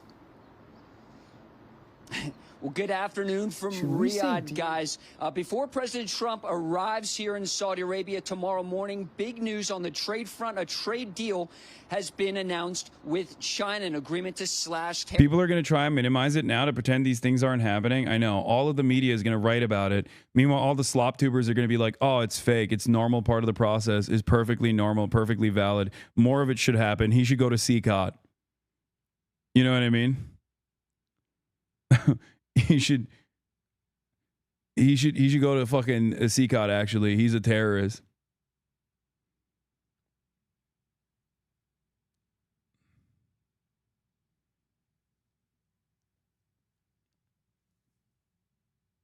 Did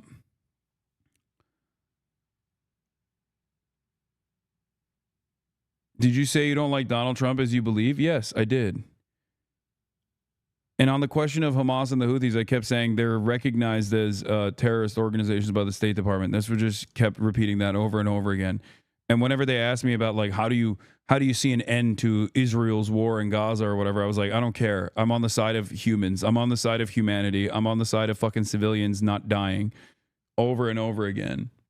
I have global entry, by the way, which means that like the DHS is aware of me to begin with. Like I got stopped at global entry, not even like regular entry into the country, global entry.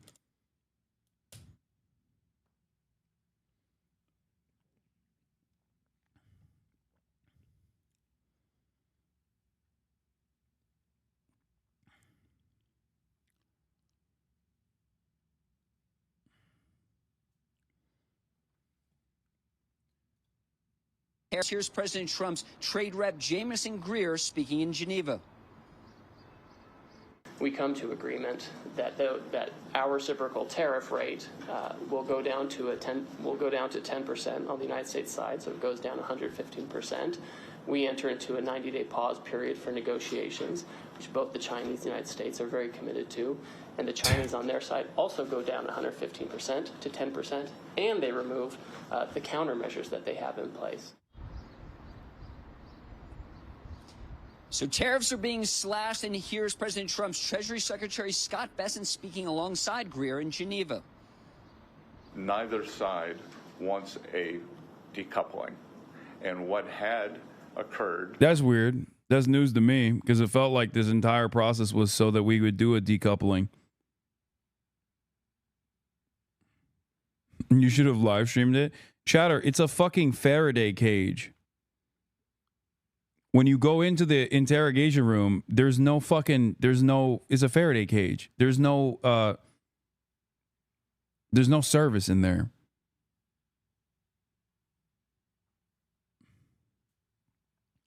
Yeah. I like that these guys are like, there's no decoupling. We didn't mean that when we said it over and over again. And when we made those demands to our trade partners, that was just a joke. We were just memeing about that.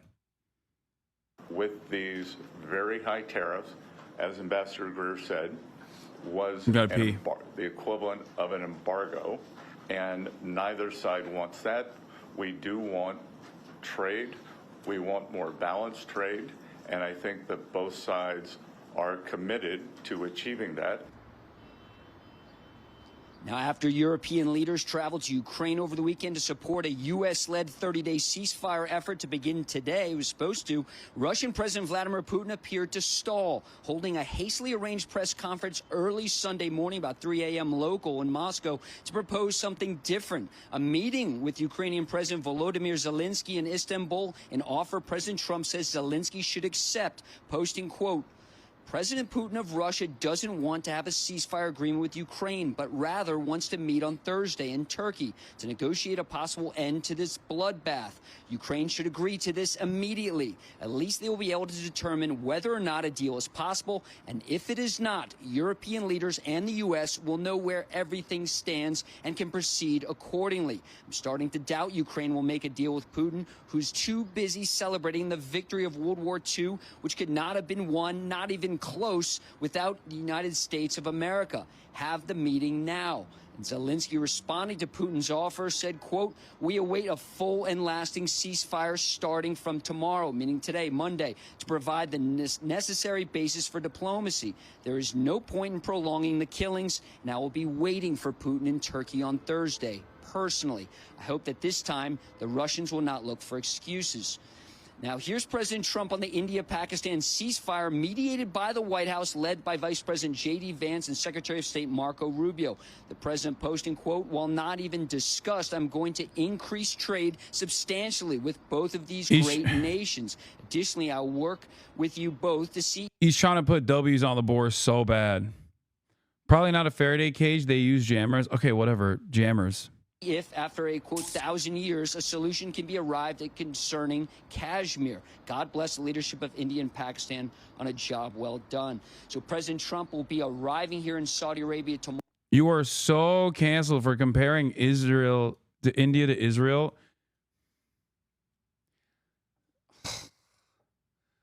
Suck my dick, dude.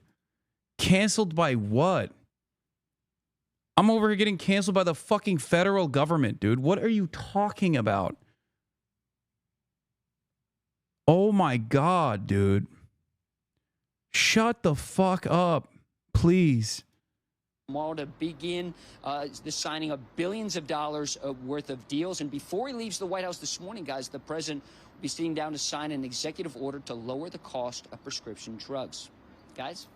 Lucas, it's almost impossible to think that we're looking at 5 major stories at one time. Right from the region the president's about to go to, right? There's no question, Brian. Very busy day yesterday when these were all announced. And also something to look at on this trip is Syria. You know, the Trump administration wants to keep Iran out of Syria, doesn't want it to be a forward operating base like it was for 50 years under the Assad regime. That's one more thing. So maybe we're up to 6 now, Brian. But President Trump's going to arrive for tomorrow. They're expecting billions of dollars worth of deals to be announced, including artificial intelligence and, of course, arms sales as well. Yeah, I'd rather not be a Russian hub either. That would certainly help. Appreciate it, Lucas. It's incredible what President Trump has done over the weekend. He brokered that India-Pakistani ceasefire. He got Zelensky and Putin to go to the table. Putin said, I want to... Why didn't you stand on your principles more firmly when questioned at the border instead of opting to dodge the questions? I missed the beginning of the stream. Can you explain detail your detention? Do you stand on your principles and just say the cause of Hamas are honorable? Did you say you don't like Donald Trump as you believe? Why didn't you stand on your principles more firmly instead of trying to dodge the question? This actually reminds me of Russia now. You can no longer say what you believe in. Even if it's a great cause, you will be imprisoned. Why didn't you stand on your principles? I love Redditors so much, dude. Yeah, I should have debated him further, which I did. Unironically, I did. Is this your interrogator?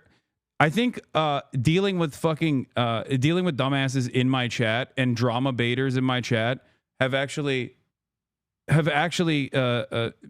trained me for this very moment.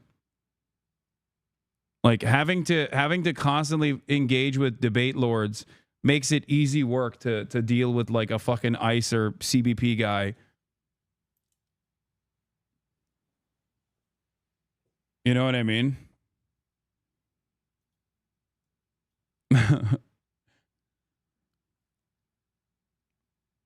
They're having a rough time because they wanted to punch the air and celebrate that you got held, but realized, no, wait, that's fucking terrible optics, so they're coping so hard. Yeah. Yeah, if I was Ethan Klein, I would be like, Ethan is the reason why I got fucking stopped by Customs and Border Patrol. Like, I'd make a YouTube video complaining about how Ethan Klein directly called Customs and Border Patrol on me. No evidence whatsoever necessary. You know, my way or the highway. If you don't actually agree with me, then you love that I got detained.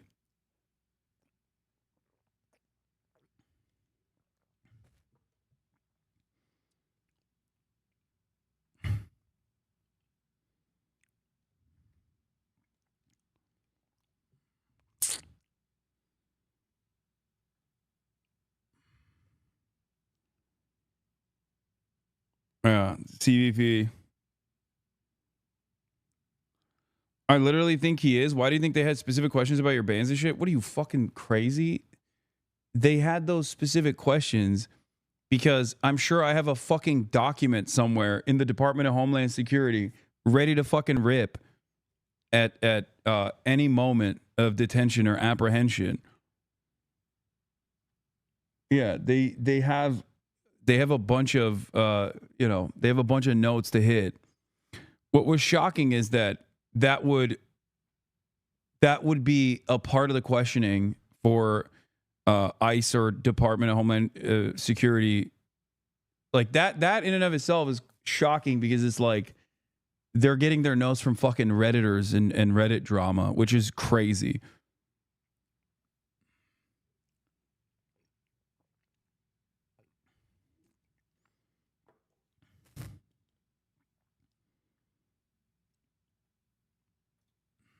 going to meet with you, Zelensky, on Thursday, and President Trump encouraged Zelensky to do that on Truth Social, and then they both agreed. And then also the U.S. and China trade deal. Lucas didn't mention that the 20% duties on Chinese imports relating to fentanyl will remain in place, meaning the total tariff on China stands at 30%. And then, of course, you got the last living American hostage as well. That has finally been negotiated, that he's going to be released. So, I mean, he's firing on all cylinders. Maybe we finally get the market. Yeah, same way they used Twitter to bomb that quarry in Yemen. Exactly.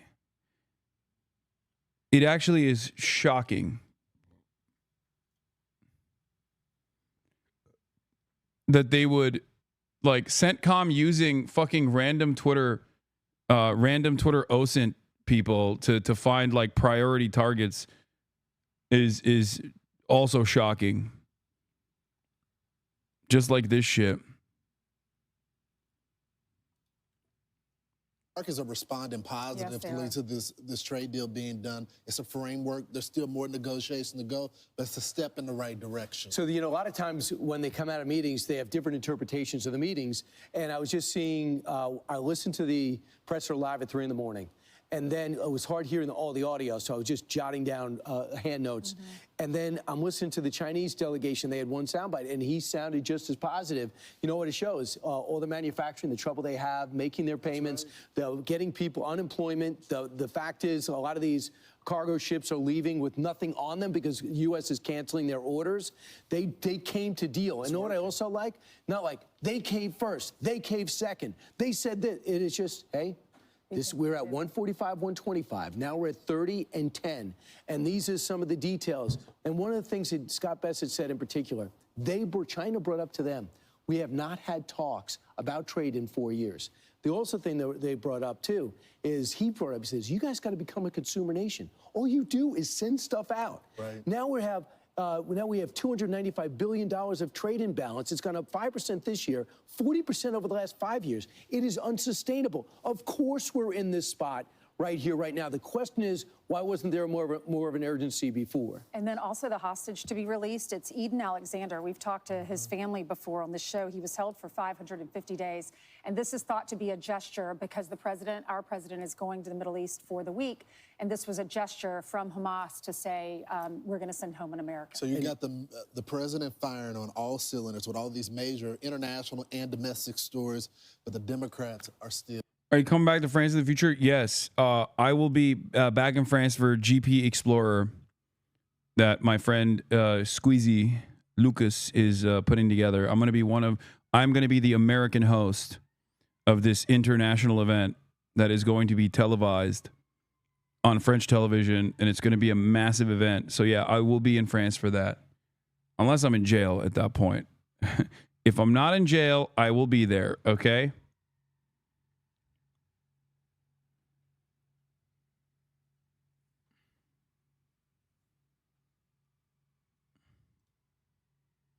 Disarray. Right. Yes, I will be hosting it alongside Pokimane.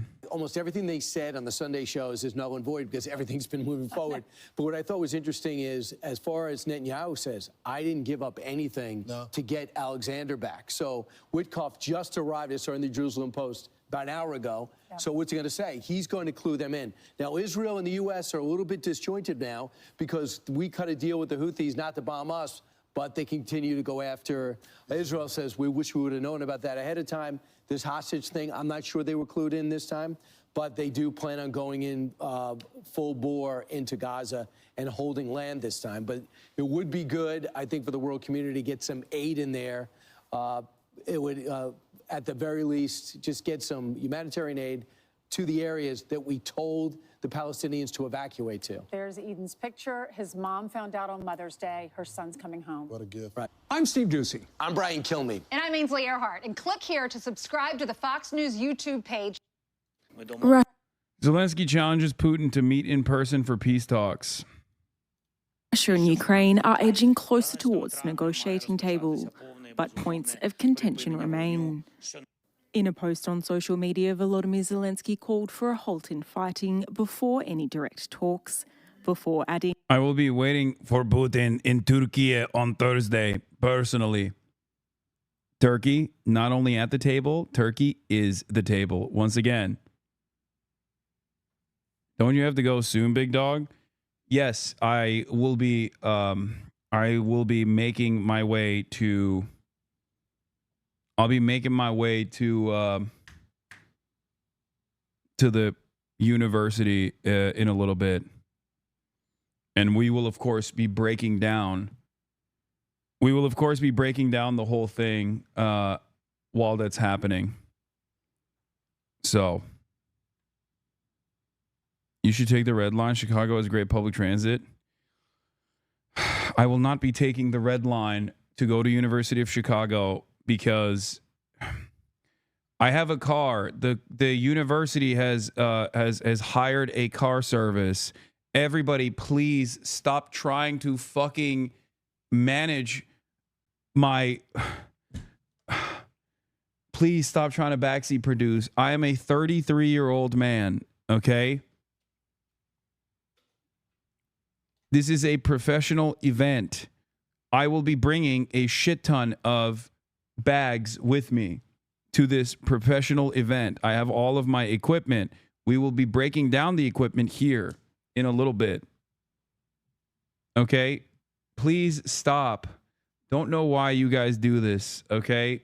I don't understand it. You can't help yourselves. That he would be waiting for Putin in Turkey on Thursday, personally. Afterwards, he doubled down on his message during his nightly address. Tomorrow, we expect a ceasefire. This proposal is on the table, a full and unconditional ceasefire, long enough to provide the necessary basis for diplomacy, which can bring peace much closer. Yes, I know the Chicago Jewish Coalition will be there to protest. I know. They've said that they will be doing a counter demonstration or something. I know. I am familiar. As far as I understand, there was no. That's an external group, by the way, and not even a part of the school. And also, there's an external group. It's not even a part of the school. And from what I understand, there wasn't any like internal dissent from school groups.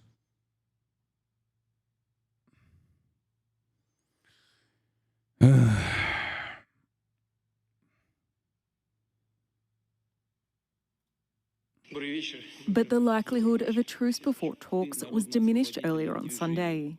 In a press conference, Russian President Vladimir Putin effectively rejected a European ultimatum for a ceasefire, before suggesting Kyiv and Moscow representatives meet in Turkey. US President Donald Trump then weighed in, urging Zelensky to accept. Ukraine should agree to this immediately. At least they will be able to determine whether or not a deal is possible. And if it is not, European leaders and the US will know where everything stands and can proceed accordingly. The unconditional 30-day ceasefire was put forward in Kyiv on Saturday by Polish, British, French and German leaders and received backing from the United States and the European Union. They told Moscow to accept or receive a fresh wave of sanctions. The group reportedly spoke again on Sunday night before French President Emmanuel Macron released a statement insisting on the necessity of a ceasefire to allow a Russian-Ukrainian meeting to take place at the highest level. I mean, I'll tell you a story. A friend of mine who's a businessman, very, very, very top guy. Most of you would have heard of him. Highly neurotic, brilliant business. We already covered this part, which was incredible. Some prescription drug and pharmaceutical prices will be reduced almost immediately by 50 to 80 Fat to shot. 90%. Great big fat man told him Ozempic is not working. Oh, Zhijing, ex-editor of CCP Tabloid Global Times. This is a significant victory for China in preserving the principles of equality and mutual respect. So far, no other country has reached such equal negotiation terms with the U.S. An equal agreement between China and the U.S. is a victory not only for China, but also for international trade rules and the rightful order. The China-U.S. agreement is a model and will undoubtedly inspire other countries to defend their rights. Old Hu refers to himself, gives a big thumbs up to China's negotiation team. I'm proud of the unity and resolve shown by the Chinese government and people over the past month. It is a true embodiment of, I am not going to read that. I don't know how to read that. Where collective will forms an unbreakable fortress. I take pride in the courage and resilience this nation has displayed in the face of coercion. Treat Larites screaming. Oh, this is breaking. Trump officially maintains 120% cheap goods tax on China, hitting Shein and Temu per Axios. Yeah.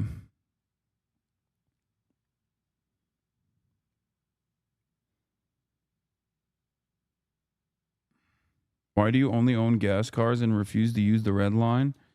Because I fucking love destroying the planet. I don't own gas cars. I have an EV. Labubu's are good. All the TikTok girlies are screaming. Yeah, no more Temu, no more Shein, but Labubu's will not get hit with a tariff, I don't think.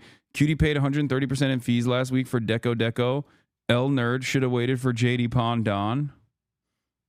Oh, speaking of Chinese EVs, I got into my first BYD Seal.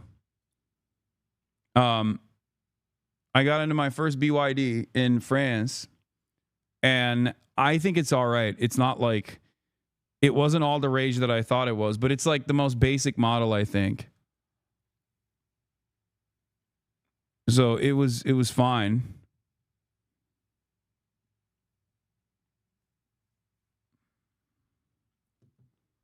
But it was like, you know, it's affordable. That's the point. Yeah, the Seal is like the cheap one, I think. Retract that statement. I mean, it was all right. It was like cool, but it wasn't like, it didn't actually blow me away, you know? Hasan, can you please talk about the Houthis at UChicago today? Maybe.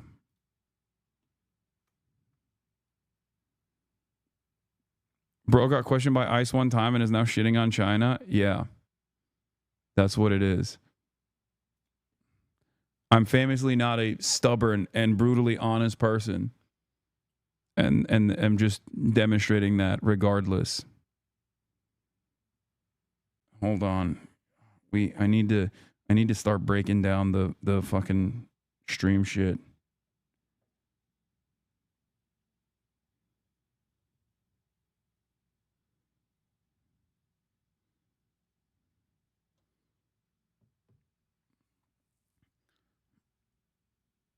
Was everything computer? Everything was computer. Will either abide by this principle voluntarily or will use the power of the federal government to ensure that we are paying the same price as other countries. To accelerate these price restrictions and reductions, my administration will also cut out the middlemen. We're going to totally cut out the famous middlemen. Nobody knows who they are, middlemen. I've been hearing the term for 25 years, middlemen. I don't know who they are, but they're rich. That I can tell you. We're going to cut out the middlemen. And someone said, what the hell is wrong with his nose? I don't know. His face looks extra fucked up. And I don't know what that's about. I noticed that too, though. It's weird.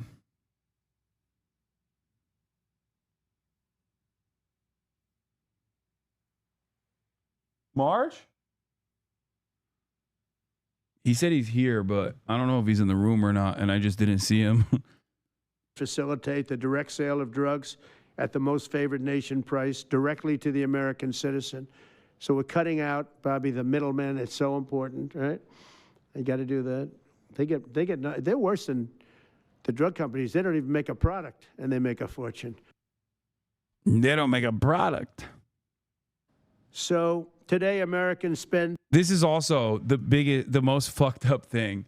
Trump being a fake friend to the EU, as always, saying that the European Union is in many ways nastier than China is crazy work. Okay, he is cooking the EU with these trade agreements, and then also shitting on them aggressively. What's good? Where's the bag? Oh, word. All right.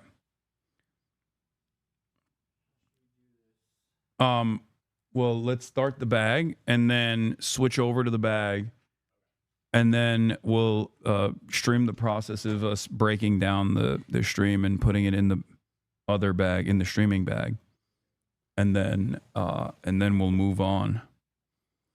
Because the car is supposed to be here at 4, which is so early. Yeah, it's like overkill. I'm gonna tell David to come later. Like tell the car to like leave at 4:30 or something. I think that should be better, right? Because what the fuck are we going to do on college campus? I don't want to be on the campus.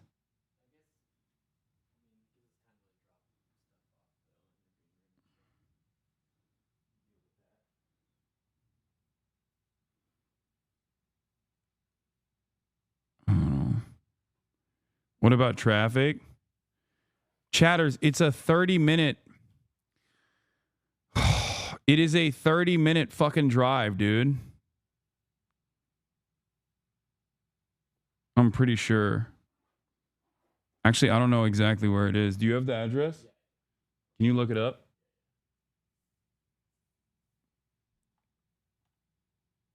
You mean you don't want to interview college kids?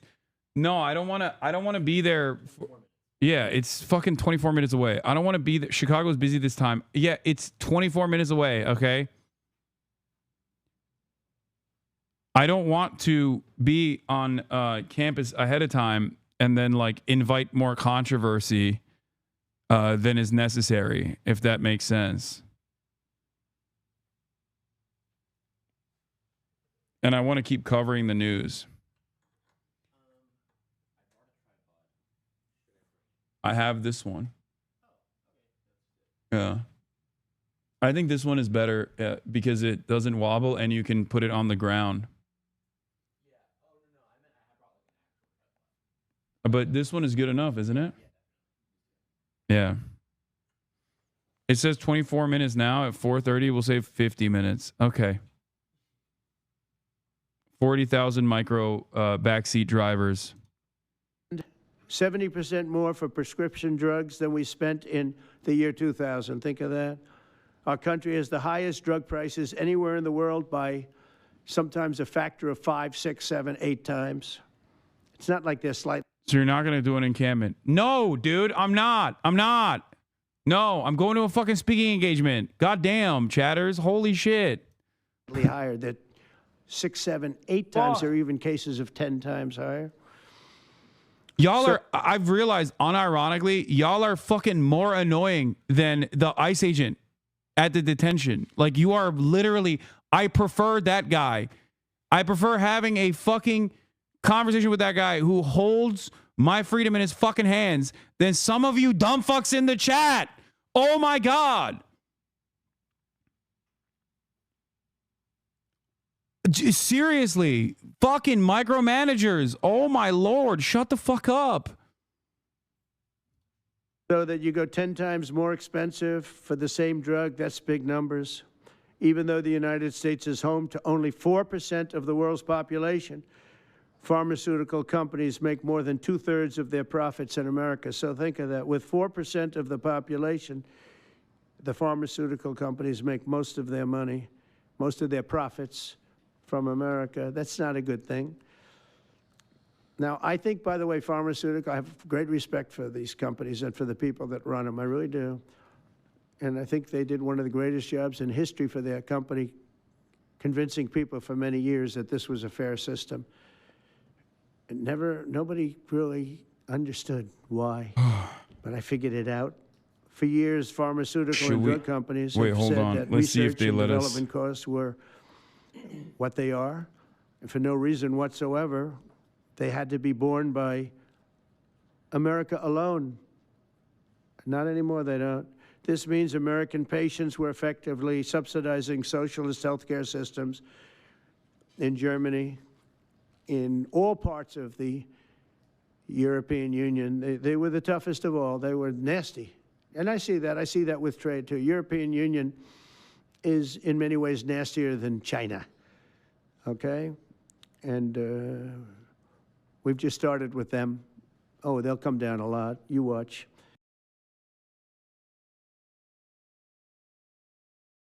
Mr. President, what is price controls?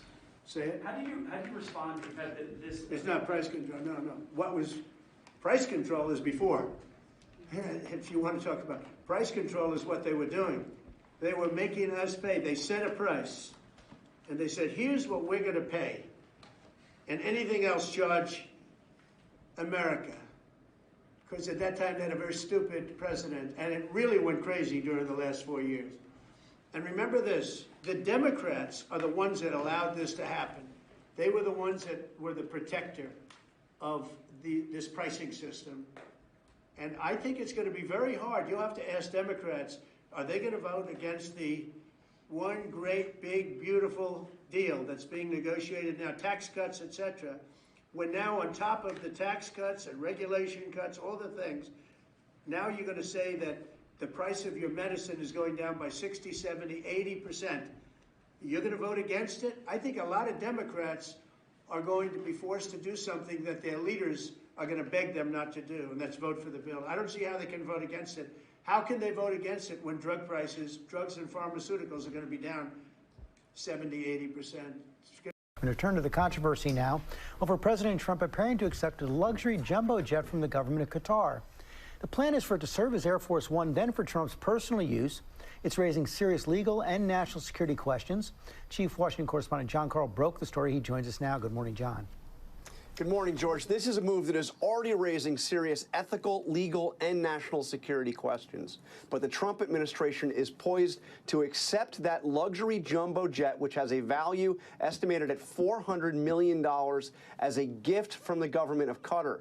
Sources familiar with the proposal say that the aircraft would be used by President Trump as a new Air Force One and then transferred to the Trump Presidential Library Foundation shortly before he leaves office. It would likely be the most valuable gift ever given to the U.S. government from a foreign power. Multiple sources familiar with the proposal say this is the airplane, a 13-year-old Boeing 747-8, known as a Flying Palace. It was toured by Trump himself back in February. The aircraft is larger and significantly more luxurious than the current Air Force One, an older version of the 747 that has been in operation since 1990.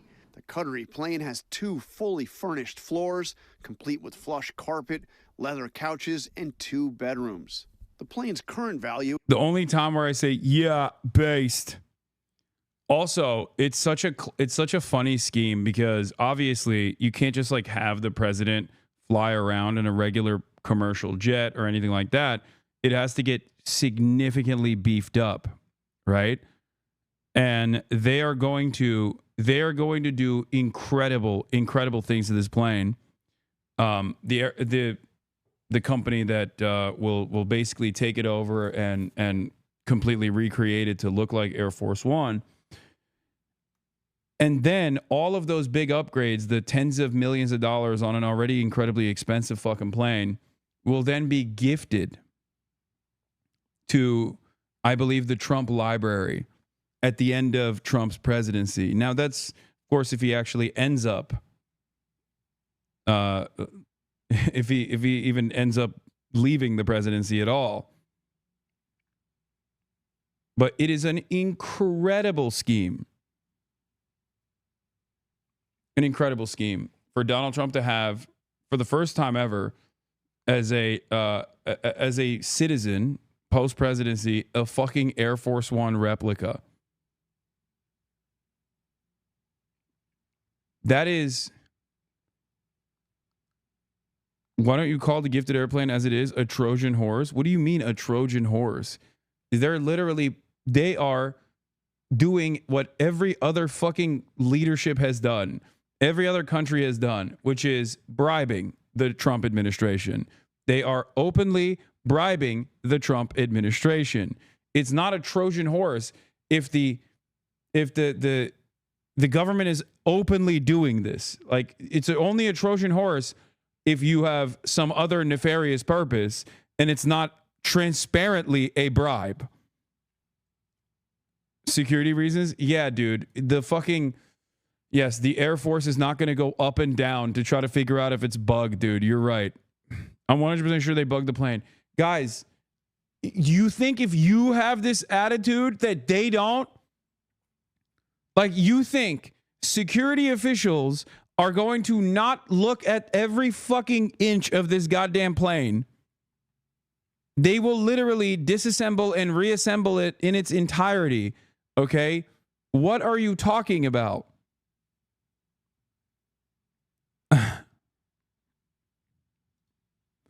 Also, I don't give a shit if it's bugged into oblivion. Like, what do you mean? Wow, for once, it's not Israel that's like directly bugging our administration. It's now another country. Okay, great. Who cares?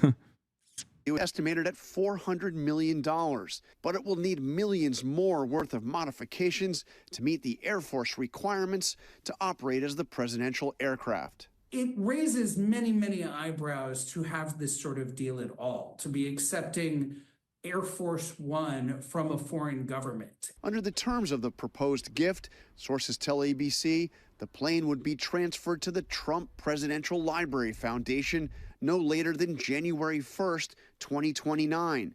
That's shortly before Trump leaves office. The Constitution prohibits anyone holding... Why didn't you talk about the price caps? I want to know your perspective on it. I did earlier before Trump revealed it. It's good. I love price caps. It's great. Fantastic. More of it, please. ...federal office from accepting a personal gift from a foreign head of state. But sources say Attorney General Pam Bondi has concluded that this gift is, quote, legally permissible because the plane is not being given to an individual, but rather to the U.S. Air Force and then to Donald Trump's foundation. Yeah. No, it's totally different. He will have it gifted to his foundation after he's done being president. Yeah, Bloomberg already wrote about it. I saw political pundit Hasan Piker questioned by U.S. Customs at airport. Yeah, the articles are rolling in for all the article heads.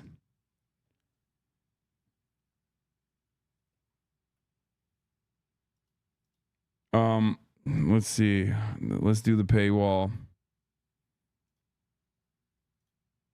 Let's do paywall remover.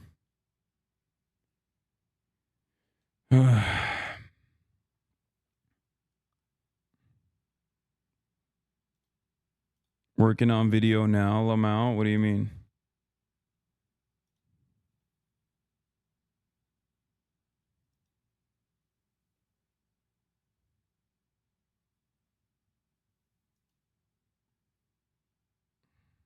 Here you go. I was able to breach the paywall. Political pundit Hasan Piker questioned by U.S. Customs at airport. Hasan Piker, an online political commentator, was stopped and questioned by U.S. Customs and Border Protection agents after returning from the country from France. He said on his Twitch live stream Monday.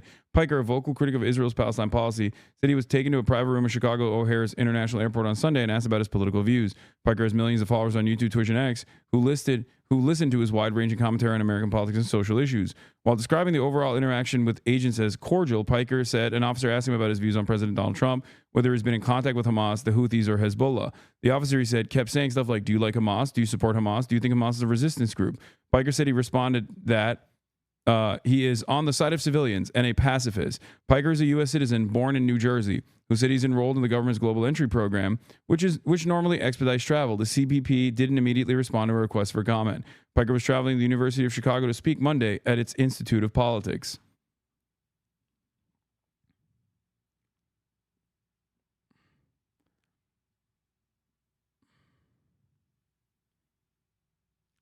Yep.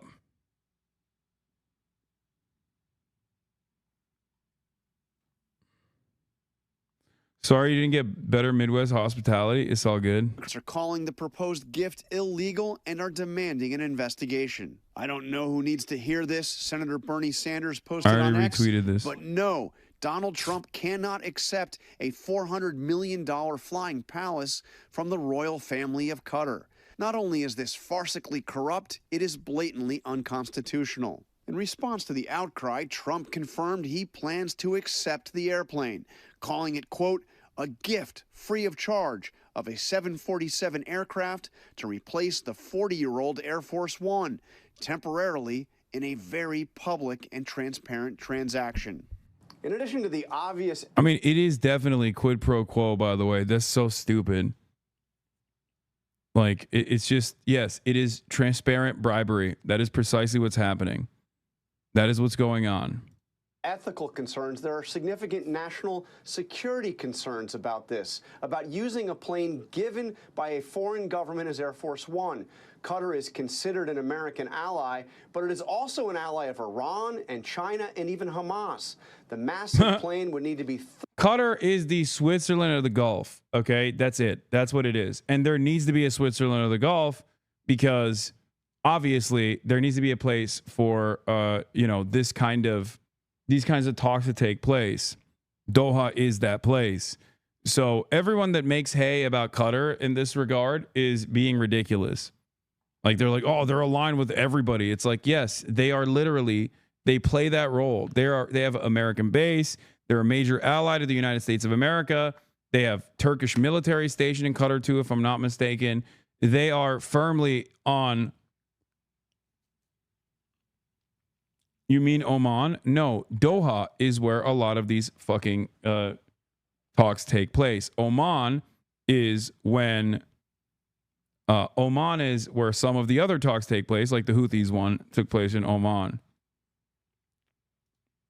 Thoroughly vetted for listening devices and tracking devices that can be incredibly small and hidden just about anywhere on that massive aircraft. George? So, John, among all the questions you raise, above everything else, this is not going to be free of charge. It's going to cost millions, if not tens of millions.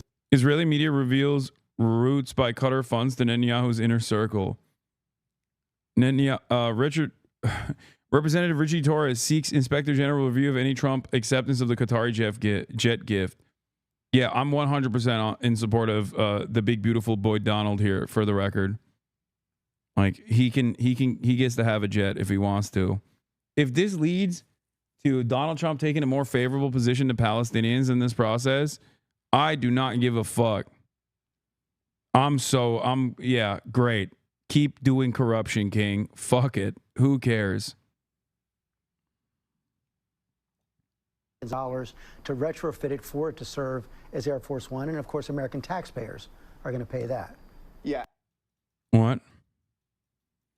Why don't you talk about Puerto Rico? I know there are people suffering all over the world. You speak about Americans and the effects Trump's policies will have, but we will be affected much more. Why the silence? You can't talk about us as a voting bloc, or when Trump talks about us.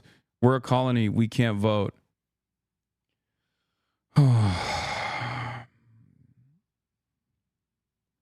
I'm going to stop reading all the fucking dumb chatters, dude. Like, I'm done. I don't know why I do this to myself. It's like, brother, what do you want me to do? There are a million different things happening every fucking day. Okay. I have to choose. I have to pick and choose. I'm sorry that I'm not talking about Puerto Rico every day. Holy fuck.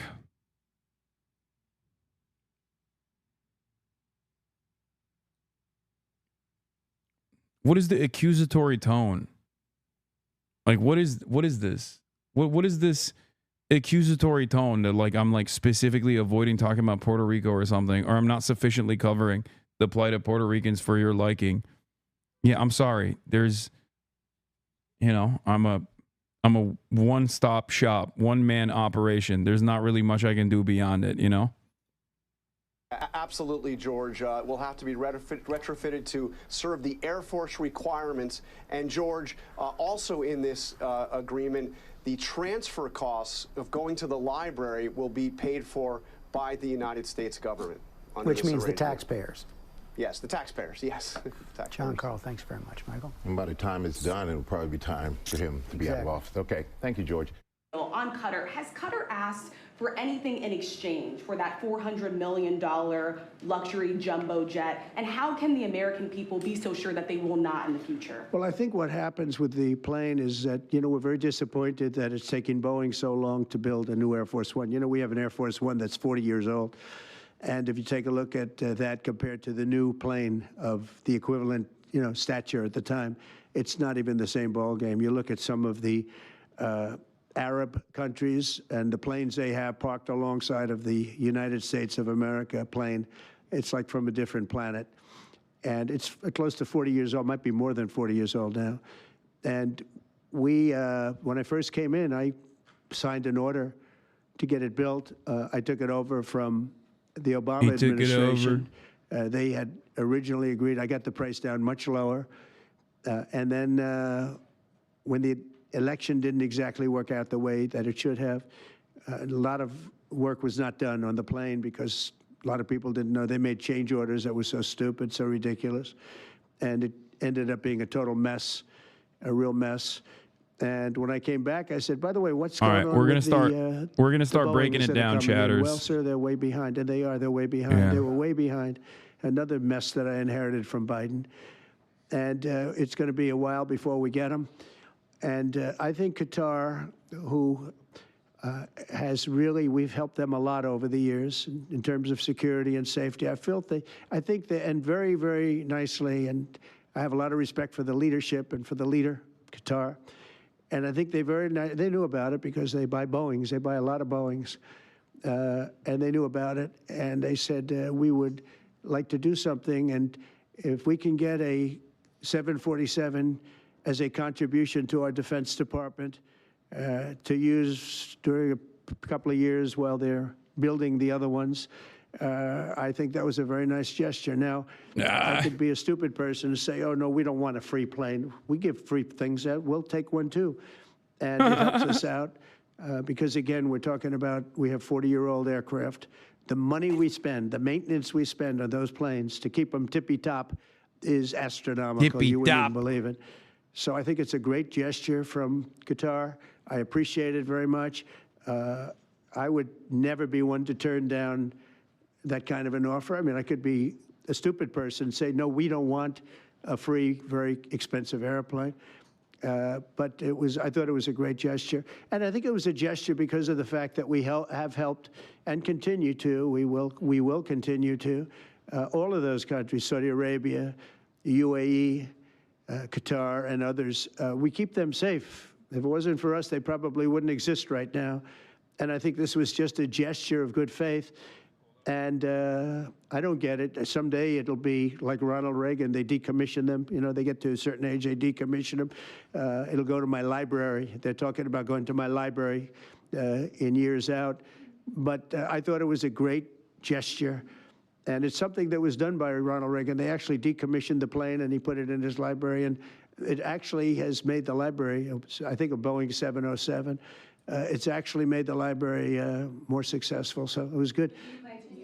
Do you plan to use the plane after you leave office? No, I don't. No, it would go directly to the library after I leave office. I wouldn't be using it. No. Cap. Mr. President, what do you say to people who view that luxury jet as a personal gift to you? Why not leave it behind? You're ABC fake news, right? Why not? It's only ABC. Well, a few of you would. Let me tell you, you should be embarrassed asking that question. They're giving us a free jet. I could say, no, no, no, don't give us, I want to pay you $1 billion or 400 million or whatever it is. Or I could say, thank you very much. You know, there was an old golfer named Sam Snead. Did you ever hear of him? He won 82 tournaments. He was a great golfer. And he had a motto: when they give you a putt, you say, thank you very much. You pick up your ball and you walk to the next hole. A lot of people are stupid. They say, no, no, I insist on putting it. And then they putt it and they miss it. And their partner gets angry at them. You know what? Remember that, Sam Snead. When they give you a putt, you pick it up and you walk to the next hole and you say, thank you very much. Another Palestinian student activist was detained and threatened with deportation. What a legend, dude. What a fucking legend. He's so crazy with it. Take the putt and say thank you. He's not wrong. Dems are pro losers, and this is why he wins. I mean, it is a very direct quid pro quo situation. Okay, he is currying favor, like he's giving favor to Qatar. Like that is what he's doing. There's no doubt in my mind. I just don't give a shit. Like that's it. Why you miss Firan? Because I was in France. Also, Donald Trump is to meet Islamist leader of Syria amid report a Trump tower could be built in Damascus as a part of a desperately needed investment. That's it. There you go. There you go. There you have it. More of that sweet deal making, baby. You want Donald Trump to take you off the terror watch list? You just got to build a fucking Trump tower. All it takes is one Trump tower, baby. Simple.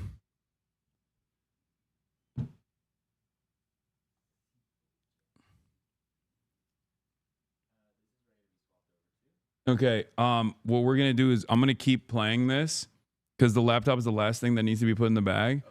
So just, you know, give me the camera, I guess. And I'll keep talking while we break shit down.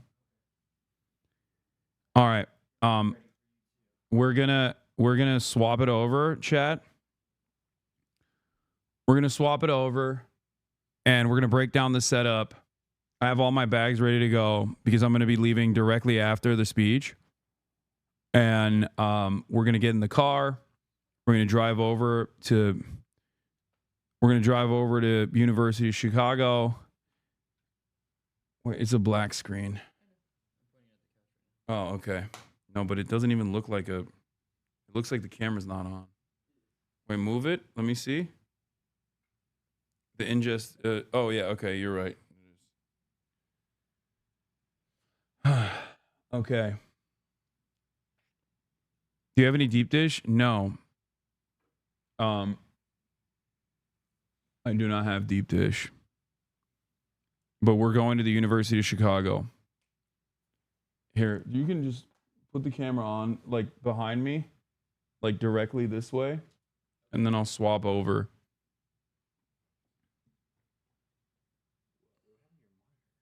Oh, it broke. I don't know. Yeah, here, I'm swapping.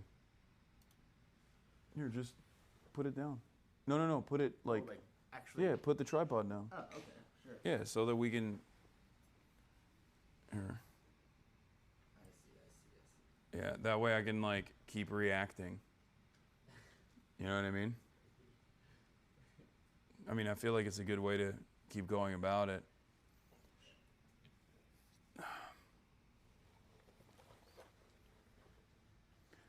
All right. Stop streaming.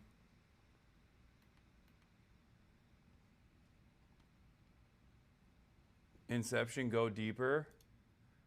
Yeah, chatters, look at how my screen is busted. Do you see that? I don't know what happened.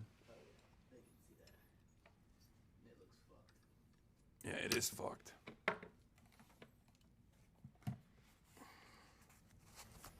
Let's pull this out. All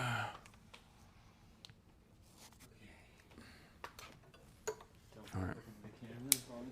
What? Don't accidentally back to the camera phone to it? Nope.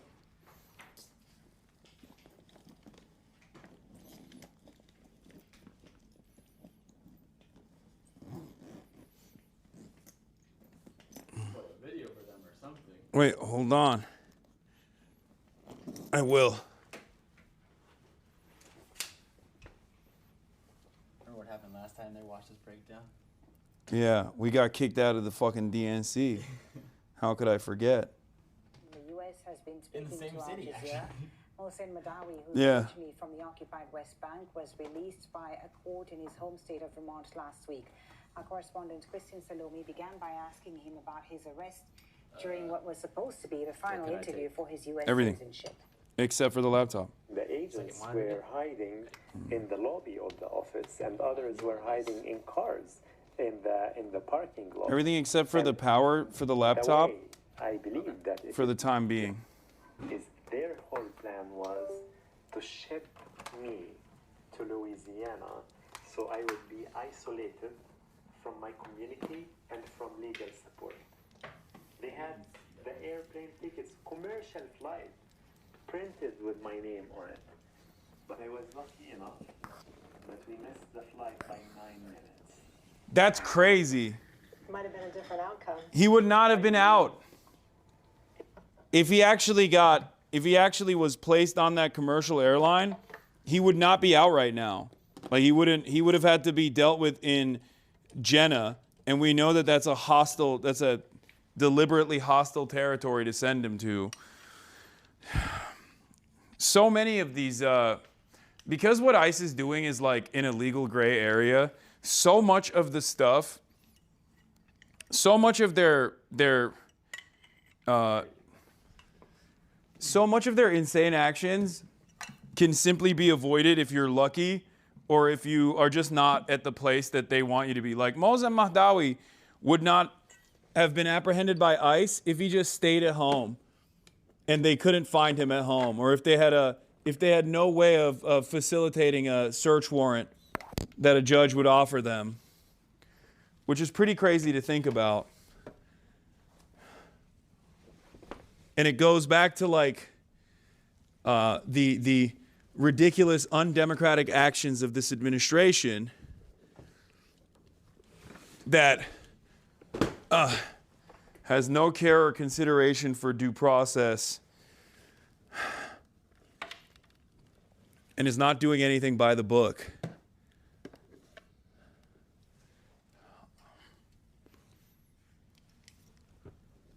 Ay, ay, ay.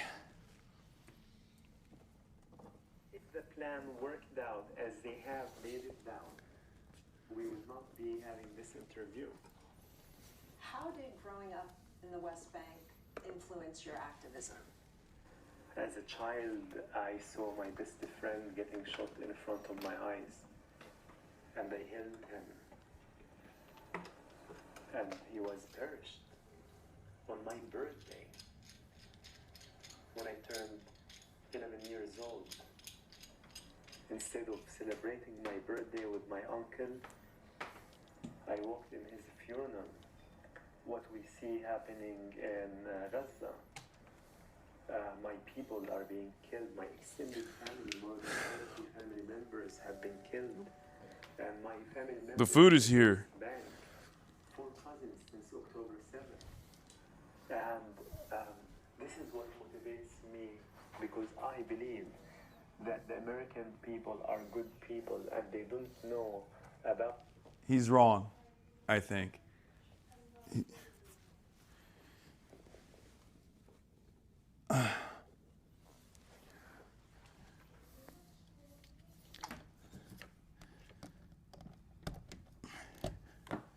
I don't know if he's entirely correct on that.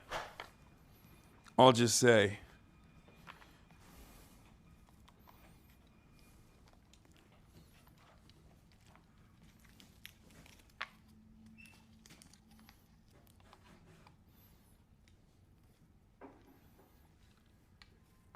I'm gonna try and eat this as fast as possible. I think so too. Okay.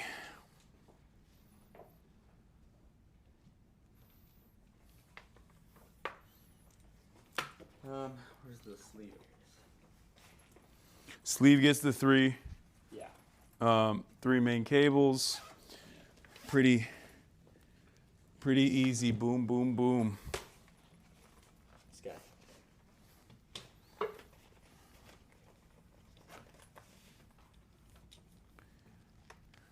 Can't believe he broke. I don't know how. Yeah. Like, maybe it got crushed against the cable. Yeah, probably. Hold on, let me. Do you support violent resistance to occupation? Let's look at international law. International law classifies the West Bank as an occupied territory. Occupied people have the right to resist. It's not my way to choose violent resistance. I choose non-violent resistance myself. But I can't hold anybody to the same standards that I have. To President Trump and his cabinet, I am not afraid of you. You were very defiant when you were released from detention. You said to President Trump, "You're not afraid," but aren't you a little afraid? Or what keeps you going? What keeps you strong? Most of my strength comes from seeing the resilience of the Palestinian people who have been living under systematic discrimination and injustice Set the for camera over here? 76 Yeah. years, and they never lost. Over there. Oh, I was not What? afraid when I was detained. I was being put into an SUV, and when I saw a person with a camera.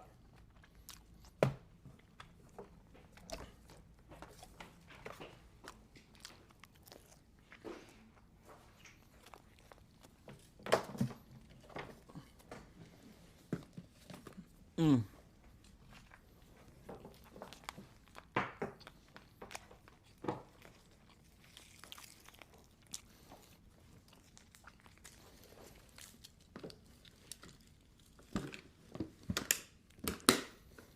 All right. Easiest. Socialist, by the way, yeah. Fucked up. Here's your phone. Thank you.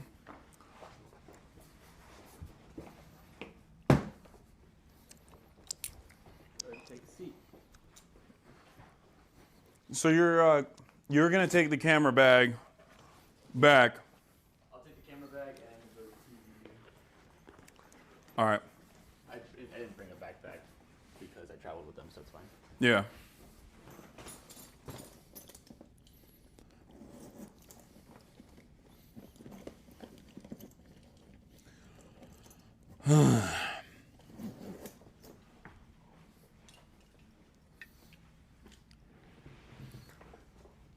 All right, chat. I'm gonna guzzle this as quickly as I can. You said 4:10? Yeah. 3 minutes, go. I have 3 minutes to eat this. Oh, there's can you grab the protein shakes in the fridge? There's 2. I got one for you as well. And the top shelf. No, inside of the fridge, but in the top shelf is like stuck above the Pepsis. You want chocolate or strawberry? Which one do you want? The strawberry one. Then give me the chocolate one.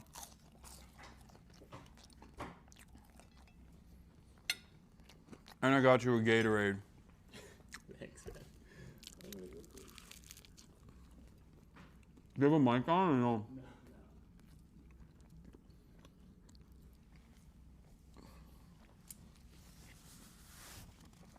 It's a shame that I'm in the most Michelin-starred city on the planet, highest Michelin-star restaurant density, and yet I am unable to consume all of the delicacies because I don't have time.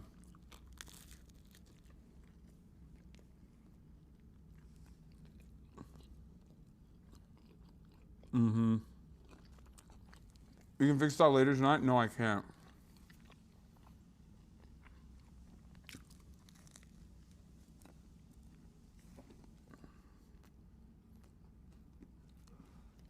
Just take a break from streaming. Dude.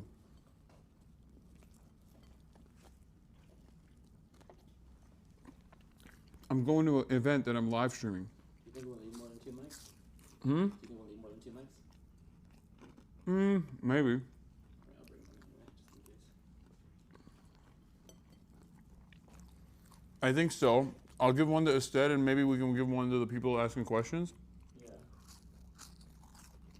Or like put it on the mic stand or something. Yeah.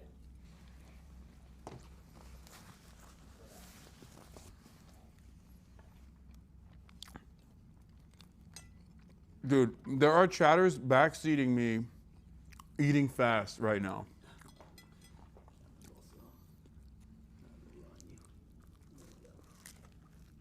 Saying you're gonna like choke or what? Yeah.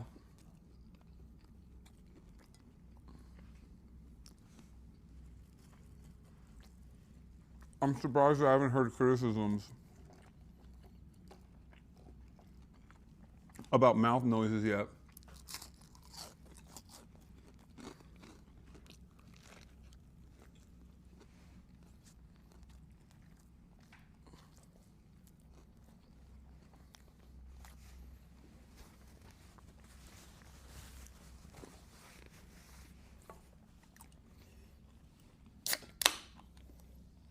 Oh, you were popping off with misophonia?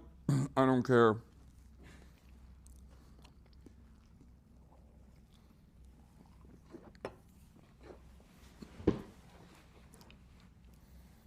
I can't wait until Pepsi is on the fucking BDS list too, so people can chirp at me for drinking a Pepsi after it's placed on a BDS list. From people who do not even follow the BDS list.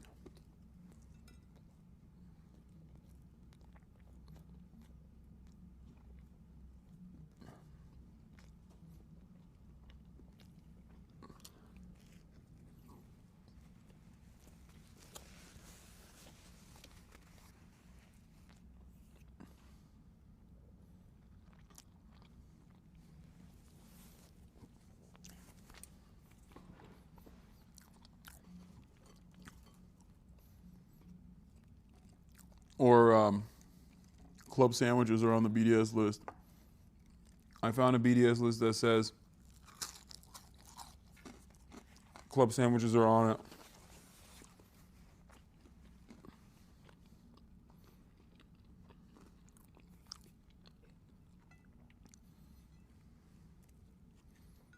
You know?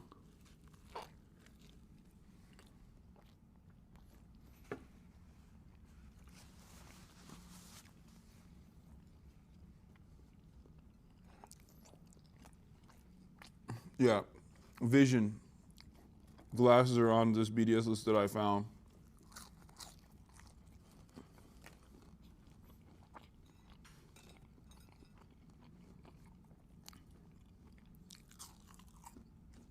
Is this Hasanabi mukbang hour? Yes.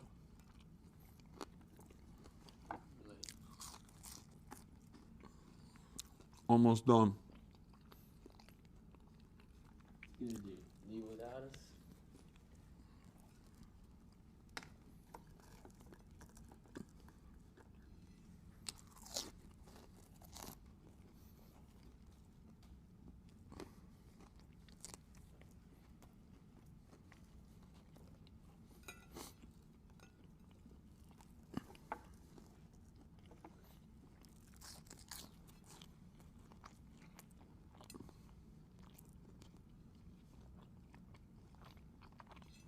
We would do cool stuff like the architecture tour. I think what we're doing is cool. Or go lick the bean. No,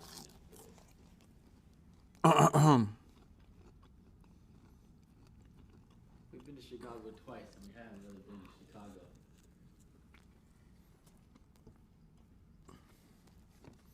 I know. One day.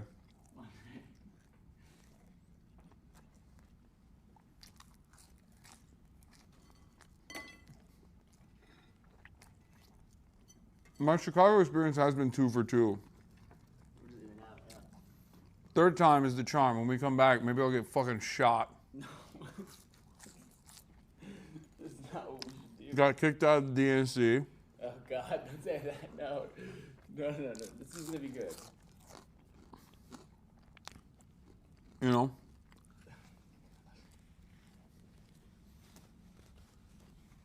Raw dogging the food with no YouTube? I know, dude.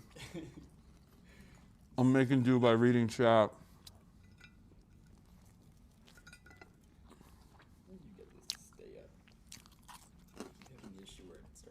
Oh, yeah. That's the one problem. I get it. It's too heavy.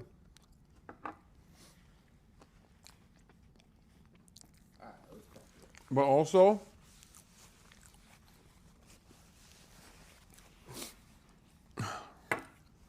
I think we got to get at least 10,000.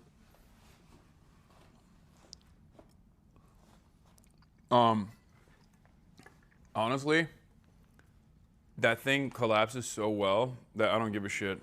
Yeah, it's pretty good. Like, it don't get any better than that.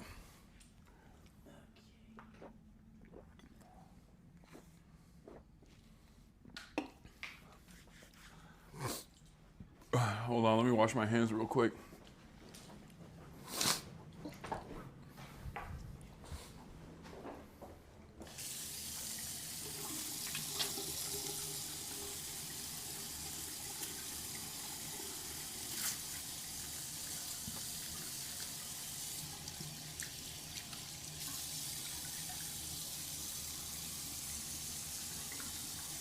That BB No Money song is stuck in my head. March. Boom, boom, boom, boom, boom. That's BB No Money, right? It's his new song. Boom, boom, boom, boom, boom, boom, boom, boom, boom, boom, I don't listen to music, so I'm so susceptible to like getting earworms from one catchy beat, which is really dangerous in this day and age with the Kanye West Adolf Hitler song. Anytime I hear it, even in the periphery, it just like gets stuck in my fucking head. And then I'm like worried that I'm accidentally gonna sing it. You know?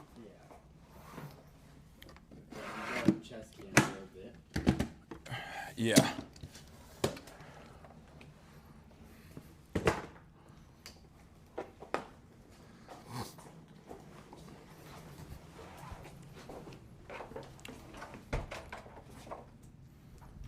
Okay. Is everything good?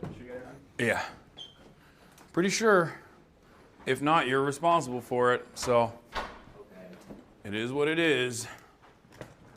All right, we're gonna lose elevator. We're most likely gonna F in the elevator.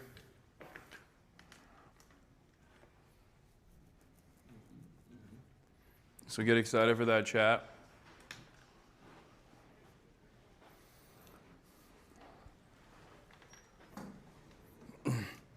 How am I gonna fucking lug this across the... I don't think it's gonna be across. I hope so. Hoping. Yeah.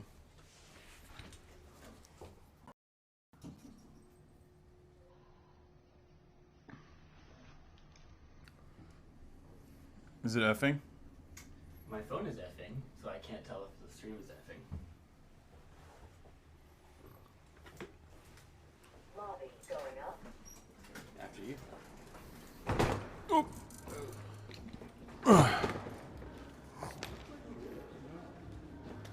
That's crazy. That's technology, baby.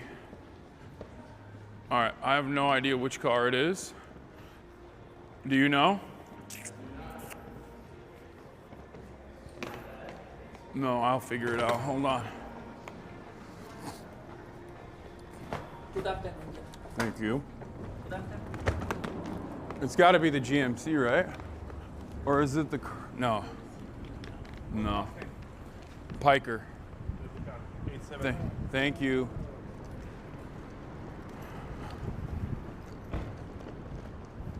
All right. Yeah, it's chilly, bro. Chicago.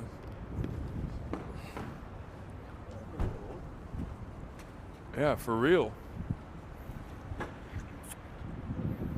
No, you're good. You're good. Thank you. All right, you want to get in first? You want me to hold the bag? You got it? Damn, bro, you got acrobatics.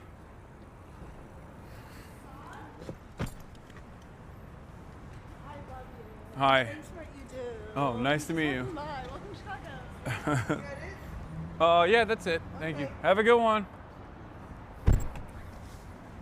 Damn, we got drive-by shooters out here. Is that a bag down there? Yeah, it is. Yeah, but it's fine. Thank you.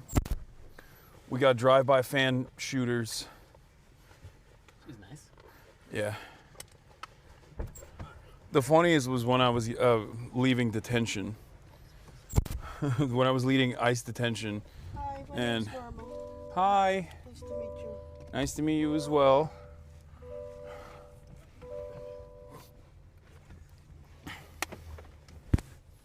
Oops. You on this?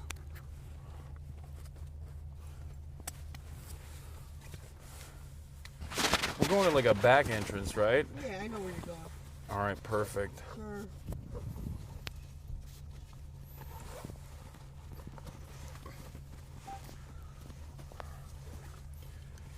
Why are you still? You can hold. You can show it. It's fine. I'm not gonna be here anymore. Yeah, you're doxing your own location. March is gonna be staying in my room tonight. Getting it on. Getting it on. He's not gonna be there for what it's worth. I'm gonna be there. I lied. I'm not even going. I'm not even going to. I'm not even going back to LA. That was a lie. I'm gonna be doing Saxo with Marge.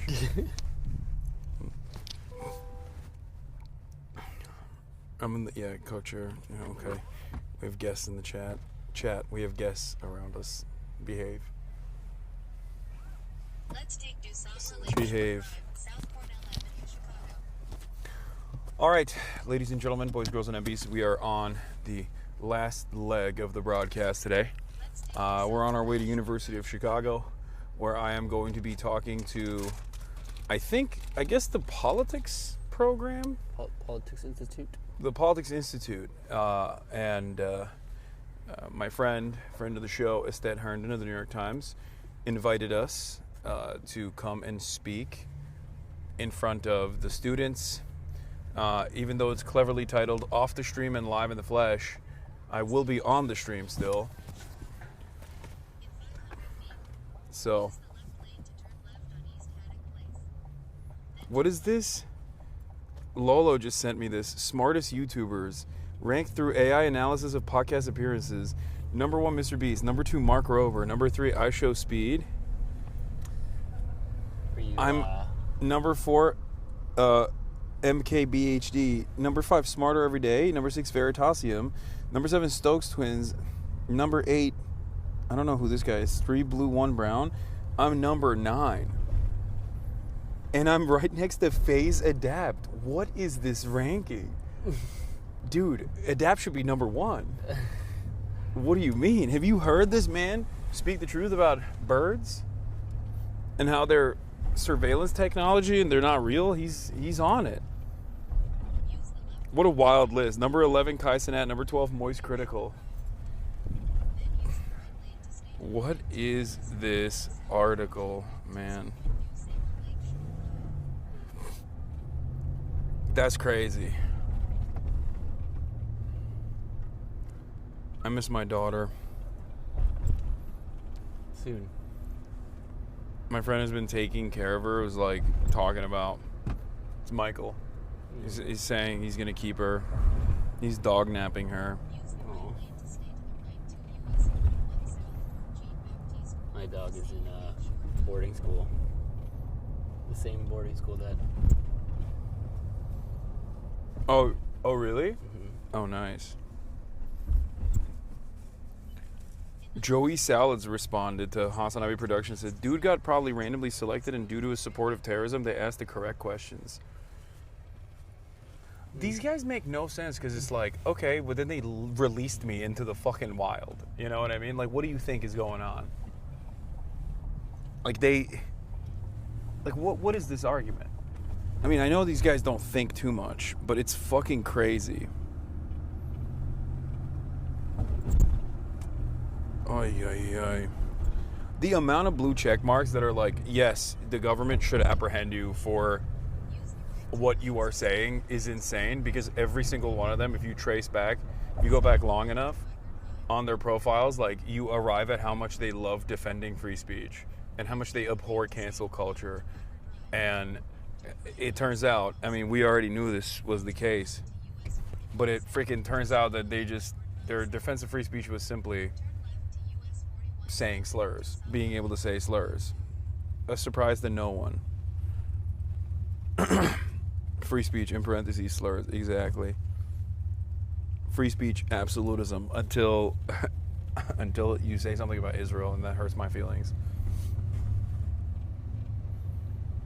Asmongold's dad was on his son's stream today and told him to lighten up on you. Then Asmon responded by saying, but he interviewed a terrorist. Asmon dad was defending me? Hell yeah. My goat.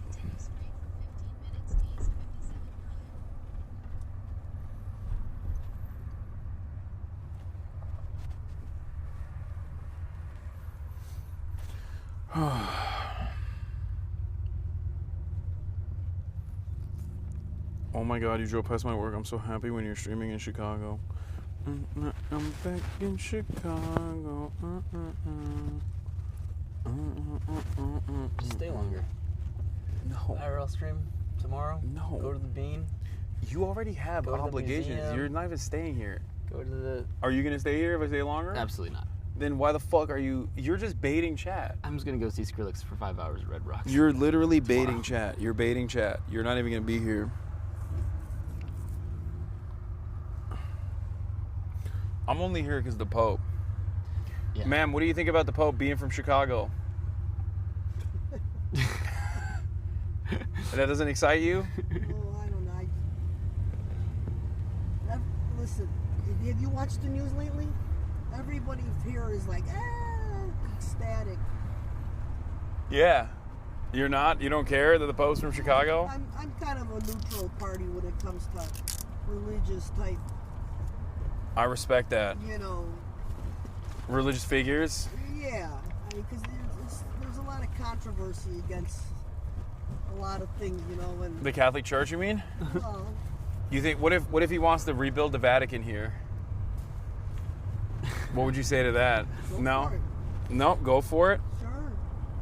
Maybe bring some tourism here. He could bless the bears. Yeah, they need more than that, though.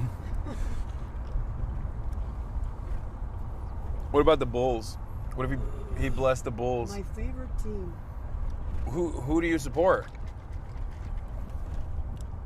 Are you from Chicago? I'm actually more into hockey, to be honest with you. Okay. Yeah, How long you lived in Chicago? I'm from here. You're from here, born and raised. Mm-hmm. That's cool. This is my second time here. It's a beautiful city. They turn the water on in the fountain. Yeah. That's the main event lately. Okay. It's called the Buckingham Fountain. They got those all over Europe. Yeah? That's Chicago. supposed to be a replica, I think, of Buckingham. I assume, yeah. Chicago, the crown jewel of the Midwest. Yeah. Very similar in vibes and aesthetic to Buckingham Palace, I think. Yeah. Well, all the names here are based out of London or England, the UK. The Paris. Like right now, we're going to Hyde Park. Uh-huh. You know? I've noticed that actually. Yeah. That big? Hyde Park is where a bunch of people that I know, a bunch of journalists and people that I know, activists have come out of. That's where Farrakhan lives too, right? Well, either he did it one time. Is he still alive? Farrakhan? Yeah, he's still alive. He's still kicking.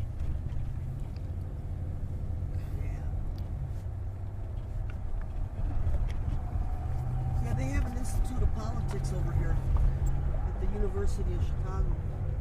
Yeah, that's where we're going. Yeah. But you're going to a different building. You're not going to that building. Ah, okay. Yeah. You're going to an actual auditorium. Okay, cool. Going to the newer building. I believe. Yeah, we got a sold out event that we're going to right now. Oh, Yeah. yeah? Awesome. Here's the home of the Bears. The Bears. But not for long.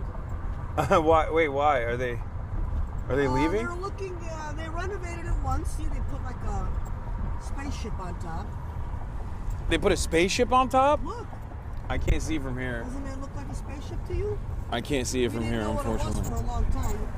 You have to look at it in an aerial view. It goes like this. They put a lot of box offices in there.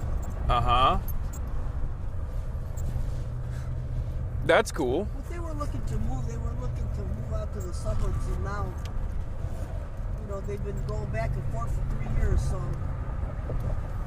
and this is McCormick, the world's largest conference center. Oh wow, that's fun. It has 4 of those size buildings. McCormick East, Wow. West, and West. Chicago, the city of dreams. That's what the concrete jungle where dreams are made of. Oh yeah, is that what There's no amount of conferences that you can't go to in Chicago. Well, we've lost a lot of them. Thanks to the unions. Oh. Okay. What do you mean? What happened? What did the unions do? Well, they're expensive. You can't plug in your own light unless they do it for you. Uh-huh. See, here's the other side of it. We've lost some of the biggest shows, the hardware, the electronic show. They moved over to Las Vegas. They got unions there too, though. Yeah, but it's cheaper to operate there, from what I understand. Don't you feel like it's the companies that moved that were being disrespectful to Chicago, the Chicago roots? Not the you know, able-bodied, hardworking men and women. Well, they try to negotiate. And they wouldn't, so now they're sharing a little, instead of sharing a little bit of something, they're sharing out a whole lot of nothing. Yeah. And the city has lost millions of dollars in revenue, so. We got to bring him back by force, Trump style. Yeah. Trump's going to bring him back. Me too. That's what he keeps saying. He keeps saying he's going to bring back industry to this country. What do you think about the tariffs? Probably manufacturing. You think he'll bring back manufacturing? That's the song they're singing. Yeah. I don't know. This country was based on manufacturing, if you think about it. Yeah. Wasn't it Clinton that opened up the open trade and lost Yep. a lot of jobs? Yep. You know, not dissimilar to the conference trades moving to Las Vegas, where the bosses, the company owners, moved manufacturing to China and overseas. Oh, yeah. So that they could get a cheaper alternative. Oh, it's cheap. Oh, my goodness. Whoa! Baby ducks.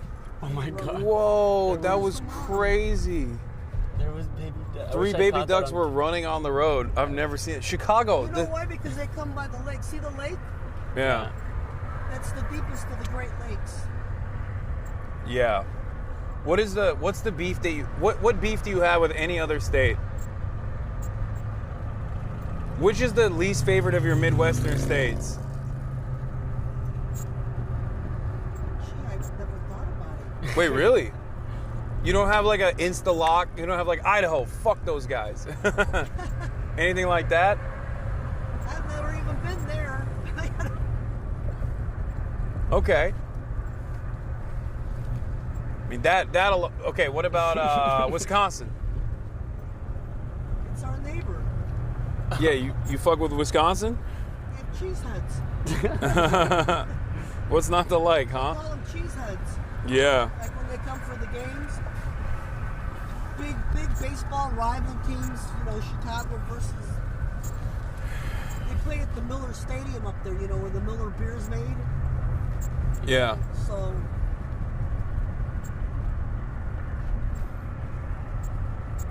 What about Indiana? If we keep going, we'll run into it. It's cheaper to live there. Yeah. Less taxes, and it sits along the lake too. This lake neighbors 2 states, Michigan and Indiana. How do you feel about Michigan? It's nice if you like to go boating. Yeah. It's a little, anything north of here is a little colder, you know? Yeah. Michigan's colder, Wisconsin. It's kind of cold here too. It's like sneaky cold. Well, that's because they spray the sky with chemtrails. They change the temperature. They control it. You think so? That's what they're doing? I was saying more like. Do it all over the world. I was saying more like they say they it's like 66 degrees, right, on my phone, and then I come outside and it doesn't feel like 66 degrees. Yeah, I know. You think It they're says 63 here. Yeah, you think they're manipulating that too?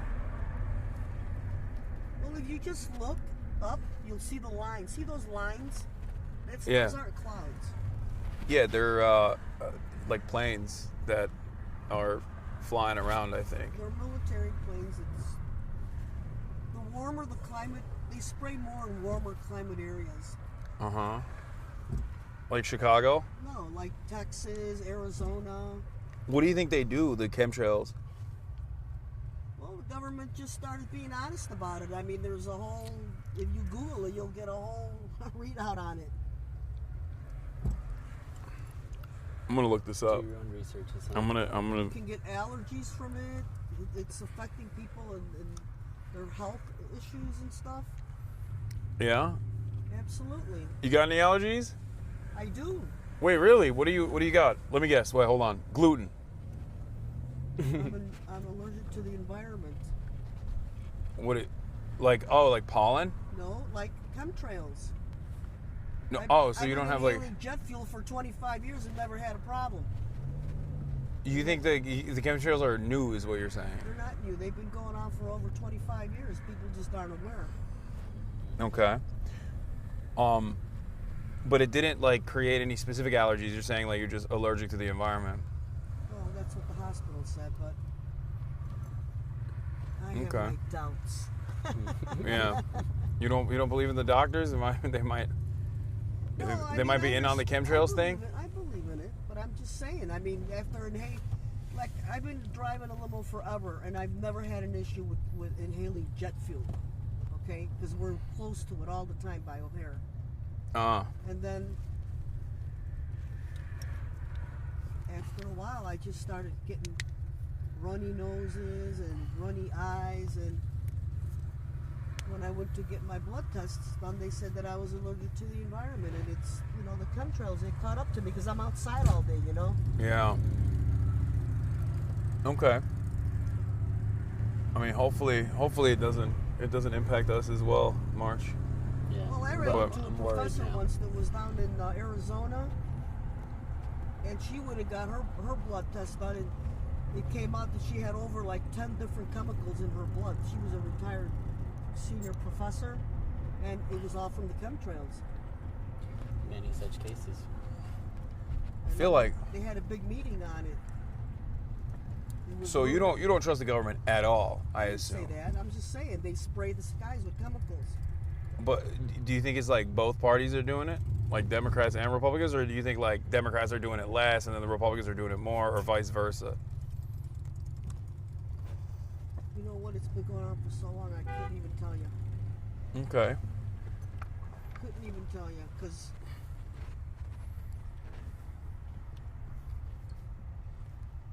I used to have a white limo before.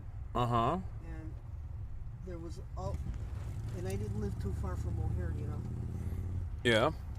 But sometimes the car would have like a film of like, it would look like antifreeze on it. And then if you look up in the sky, you would see the checkerboards, you know, we call them checkerboards because they spray. The thing that's happening here is like, it'll be nice and sunny in the morning. I don't see none right now, but and then right around. they might be hiding. What? I'm looking up The right sun? now. No, I'm saying I don't see the chemtrails. Because they spread out. They widen. It's not like a commercial airline. So when you, what about like when you see commercial airliners also spraying, like also leaving like a trail? Precipitate. The chemtrails don't. Uh-huh. They spread out and they block the sun. You watch. Don't be surprised when you come out. It'll be cloudy. Well, I mean, I'm gonna be paying close attention to this, I think. But I mean, it goes on all over the world. Yeah. I mean, look at that. That's not a real cloud. That's not a real cloud. They sprayed in the morning. They spray almost every day. What other things do you believe that we might not be aware of, like chemtrails and stuff, that you think the government might be?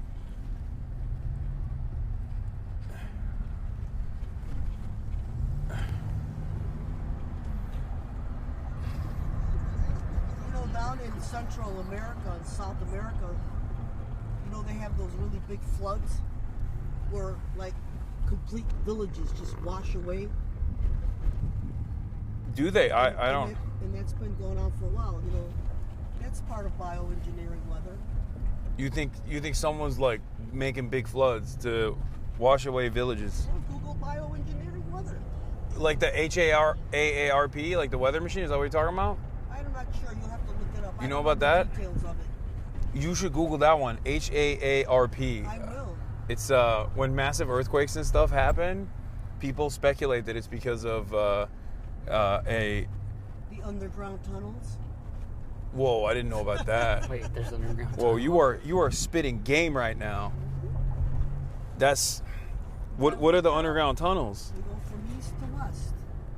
Like across the entire country, or just in Chicago? Wait, do you say Chicago or Chicago? Many such cases. Like Shush. Like Chicago. Why do I hear people go Chicago? because they're probably Mexican and they have an accent. Oh, okay. Like Chevy. Hey, look at the Obama. What is this? Is this the Obama Library? I think it's a museum. He's building a museum, huh? Not sure. It looks like a person to me, but what do I know? The Panopticon. You nailed it. This is the beginning of campus. It's beautiful. Yeah, that whatever that monstrosity was that the Obamanas are building is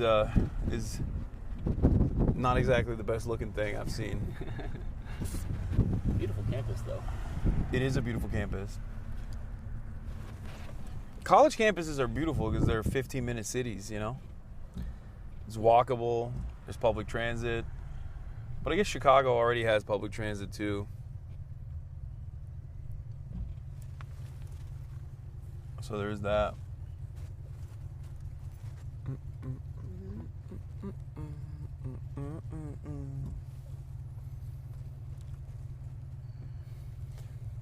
How does Chicago feel about Obama? He used to work here. Yeah. And then he lost touch with his roots. You think so? I think so. Yeah. You know Jeremiah Wright? That was his pastor. Yeah. And he sold him out when he became president because people were complaining about Jeremiah Wright saying, you know, God damn any country, including America, that has enslaved its population, which I think was a correct assessment that he made. And Obama was like, oh, I don't know that guy. Fake friend. I stand with Jeremiah Wright. That's in the Bible. That's what he said.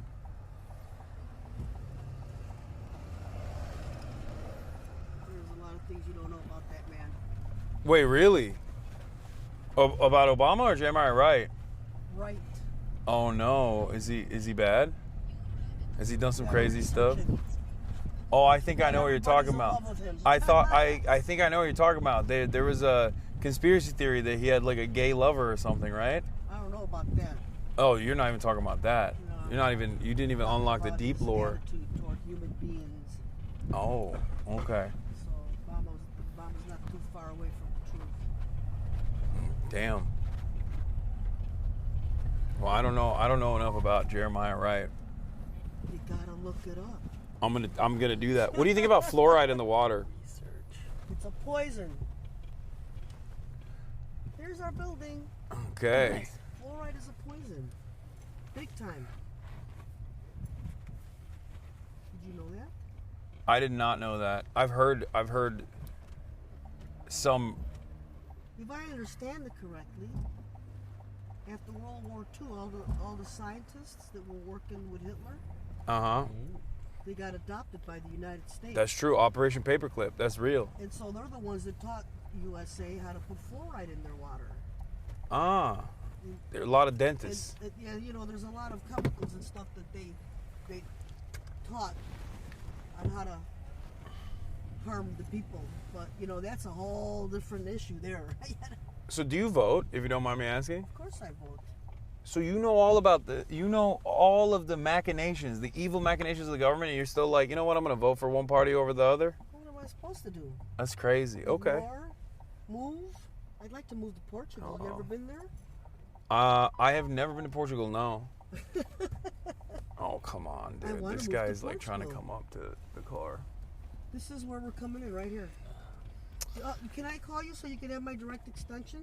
Yeah, that'd be great. What, are you going to pick me up after this? Yeah, you can leave your luggage in the car. I'm taking you to O'Hare. Oh, perfect. Okay, I'll just leave it in the Do you car. want me to call you so you can have my direct extension? Yeah, we'll do that. How I long think do you I have think your. you'll be? I think. Not sure. Do you have a USA number? Yeah, I do have a USA number. Hold on one second. I think I have your number that my manager gave me. Hi. Hi, how are you? Okay.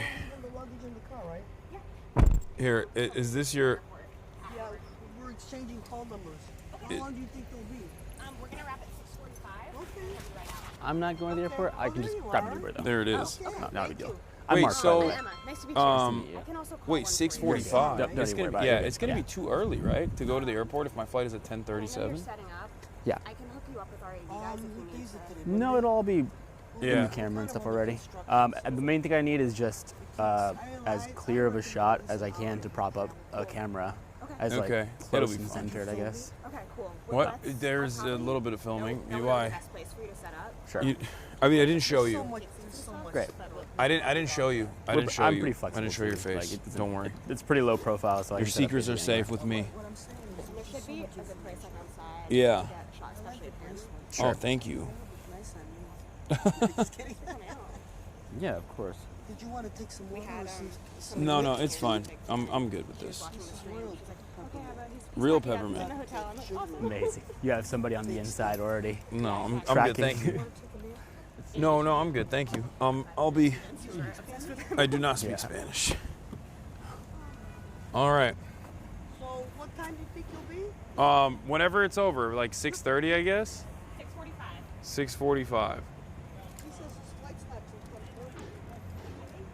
till 12:30. Maybe we'll go back to the hotel if that's the case. If it's too late, it's fine. We'll figure it out. We'll freestyle it. Hi, Emma. Hi, Nice to meet you. Hasan. Thanks so Nice much to for meet coming. you. Of course. Thank you for having me. We're really excited. There was a line around the corner, as you can imagine. Oh wow. How was France?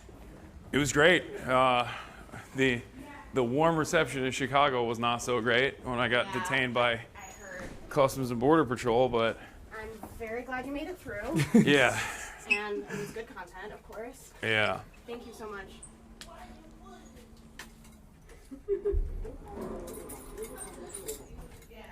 We might lose you guys, chat. Chemtrails. That was an incredible car ride. That was better than I expected. Did you guys chat with Norma? Oh, well, yes. She's oh, great. oh, we did. I really like her. We're going up to 6. Oh. Yeah. Thank you. No, all good. Astead's on his way over, too. Hell yeah.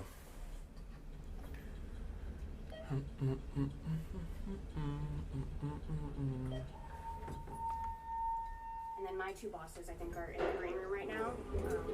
Okay. Thank you so much.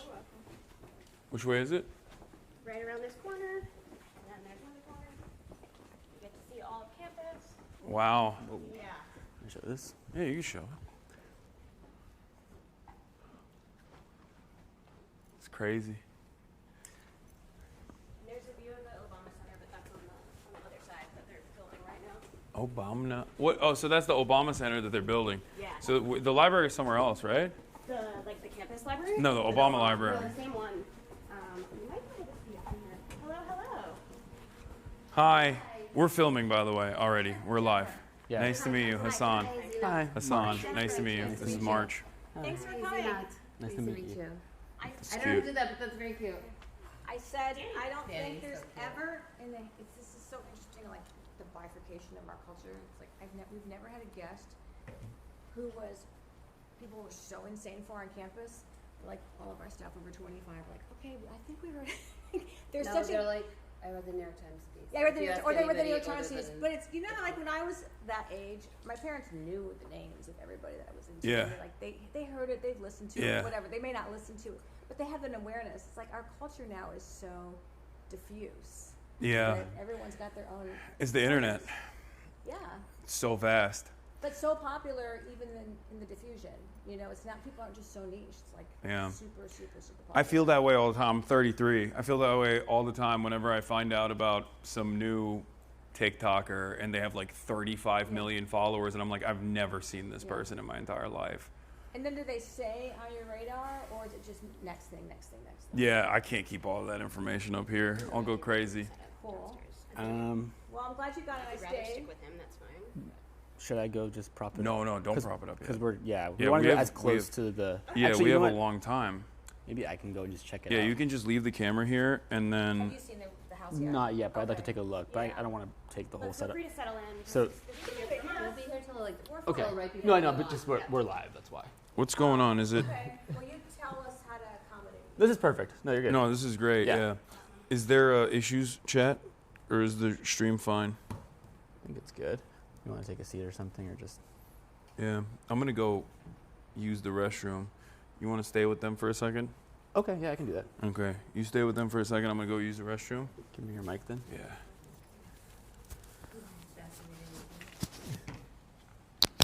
There you go. I'll wait till he comes back.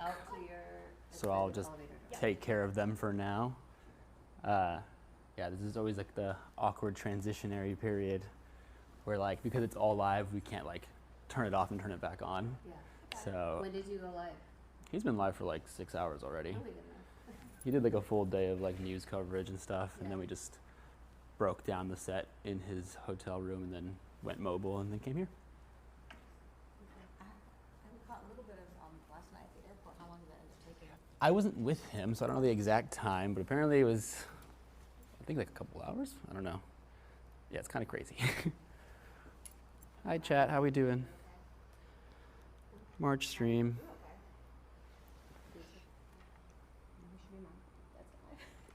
Can you text Astead? Astead is. March stream. He's heading over now. I'm gonna head downstairs and I'll meet Astead and get an eye on the room. Shirt is fire. Thank you. Undercover. I'm gonna head downstairs. Just a little undercover, something light. Whenever you're ready. We need to go show the Nope, bye. It's a beautiful campus.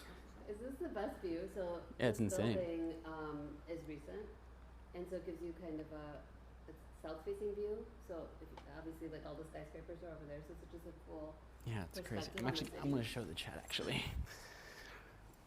so they can see how pretty it is.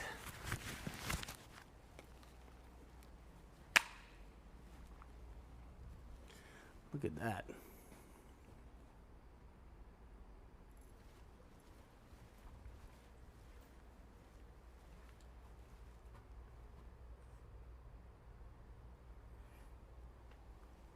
The Californian mind cannot comprehend.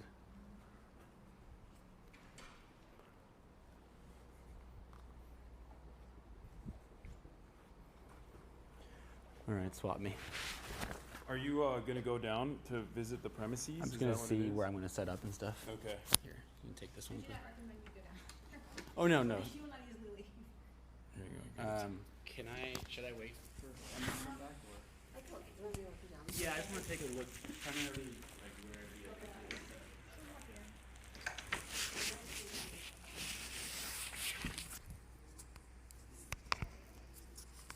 So, I heard that there was some controversy with the Chicago Jewish Coalition, I think. They said they were going to bring counter-protesters or something. I have not seen evidence of that yet. We definitely got some letters, emails. Oh, yeah. When I did a USC, when I spoke at USC, a professor invited me, and there was like a massive, apparently, I didn't even know about this until later, but there was apparently a massive letter writing campaign. 27,000 emails were sent. And I mean, it's always like, it's also ridiculous things, like it's just untrue. Or they'll say stuff like, I got banned for racism from Twitch, which is true. But it's because I engaged in anti-white racism. I said cracker. So like they won't say that part when they write an email. They'll just simply say he got banned off Twitch for racism. But if you were to investigate it a little bit further, you're like, oh, that's not like a real thing. That is portrayed. Yeah. Do you find though, I mean, we're very proud of our traditions here of free speech and discourse, so we get it from all sides. You know? Yeah. We had a DHS official here a couple weeks ago. Oh, wow. We had a lot of protests, active protests inside the event. So it's not, I don't mean to portray it as if all of our events are protested. In fact, 98% are not. Yeah. But we definitely, we hear it from all sides all the time. Would have loved to see the DHS guy. I just got apprehended, detained. Yeah, what happened at ORD, right? Yeah. You were coming from Paris? Yeah. What happened? They just asked me about, I mean, they pulled me to the side, put me in a detention area.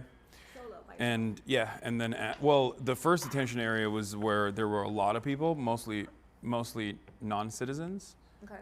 with visas that were just traveling into the United States. But then they take you to a second room where they interrogate you, and they ask me about like whether I like Trump or not, like really insane things. You have a U.S. passport. Yeah, I'm an American citizen. I was born here.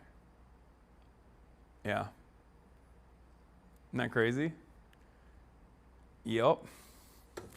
They asked me about my opinions on the war, on Israel-Palestine. They kept trying to get something out of me where they were like, well, do you like the Houthis? Do you support Hamas? Do you support Hamas? Do you think they're just like resistance, or are they a terrorist group? Do you think they're resistance, or they're a terrorist group? It was pretty wild. Did you have any other U.S. citizens were detained? So I looked around to see if there was anyone with a passport, and they were coming out and like holding up passports. And I also asked some of the people that were around me if they had American passports or not, and none of the people around me had American passports. There was only one other person in the room that I saw actually had a blue passport. I assume it was an American one, but everybody else was not American. Interesting. So how did they finally release you? What was that's the question? They just questioned me, kept me in there for like 2 hours. They said, do you like Donald Trump? Yeah. So how did you answer that? Oh, I just straight up told them no. I was like, no. And then what was the follow-up to that? That was one of those questions where I responded, but I was like, what does this have to do with anything? Like I literally was like, why are you asking me this? And there was no real like follow-up to it. Where did your travel originate? France. Oh, so this was just round trip to France. Yeah. You went like from where you live to Paris. I went from Los Angeles to France with my family for Mother's Day, and I came back early so I could do this. And I got stopped at the point of entry, and I have global entry too. Wow. Yeah. Why did you choose to go to France for Mother's Day? Just for fun, or do you have family? Once a year. No, once a year we have. Like a family reunion type get together type. Yeah, we go somewhere once a year. You made me think of something. You said excellent. Okay. Huh. It's looking good. Okay. How do you like the house? Looks nice, right? It's great. Yeah. We have a good Is it spot. packed? It's filling up for sure. Okay. It will be packed. What's up, man? Hi, I'm Danny. Nice to meet you. Nice to meet you. I love your pants. Thank you. I appreciate that. Where do you live in LA? I live in West Hollywood. Yeah. I think it's good. It looks a little red. It's a little blown out. Oh, it's blown out. It's always more blown out on Twitch than it is on this camera for some reason. I'm not surprised at the amount, but I'm surprised that they came to the room. But I've learned to compensate for it. Oh, just because you're backlit. Yes. Could be. So, because we have over registration, obviously, and a wait list, and we'll go to wait list before we do anything. Yeah, for sure. So,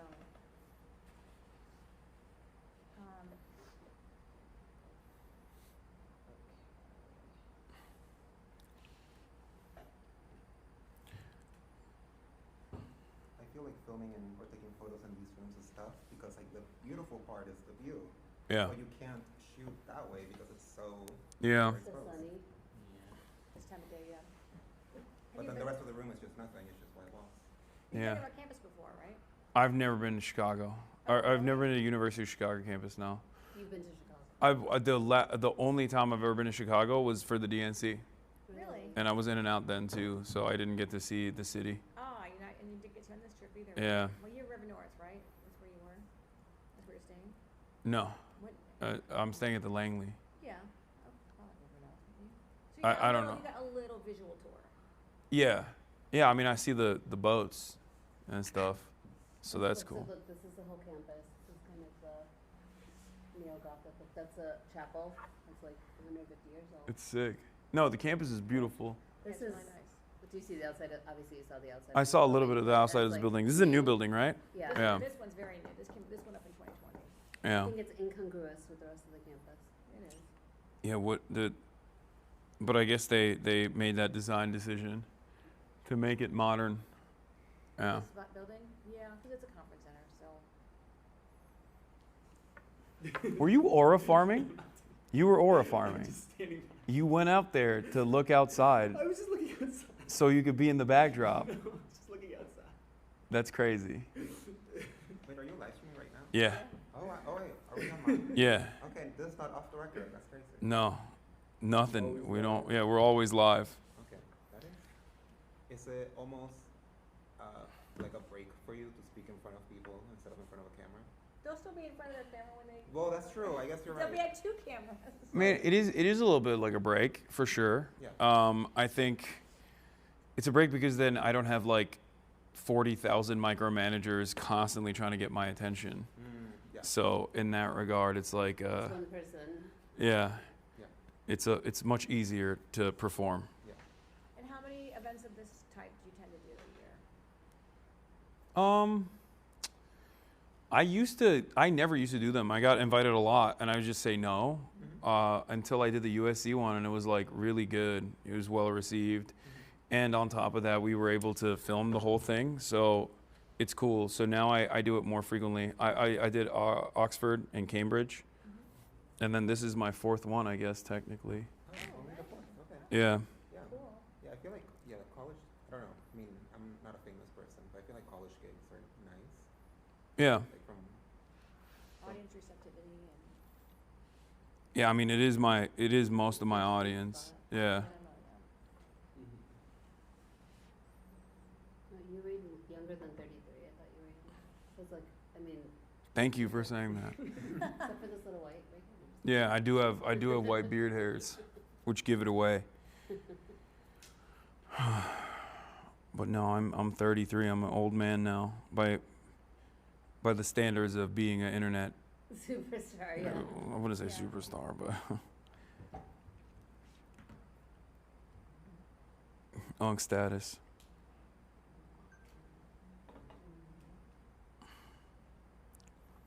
So we're starting at 5:30. Yep, we start on time. Okay. So I'll go set up at like 5:25. Yeah. Did So you already have to? Are you connecting to the audio with the plus? No, we're just running it all off this. Oh, okay. Yeah. Oh, wow. I'm gonna have them both logged up, and then. Yeah, we're gonna give Astead. We're gonna give Astead a microphone. So and then they'll be lav mic'd for our stuff too. It Yeah. That works fine. Is that what Yeah. you Won't be want? reverb? Okay. No, they won't interfere.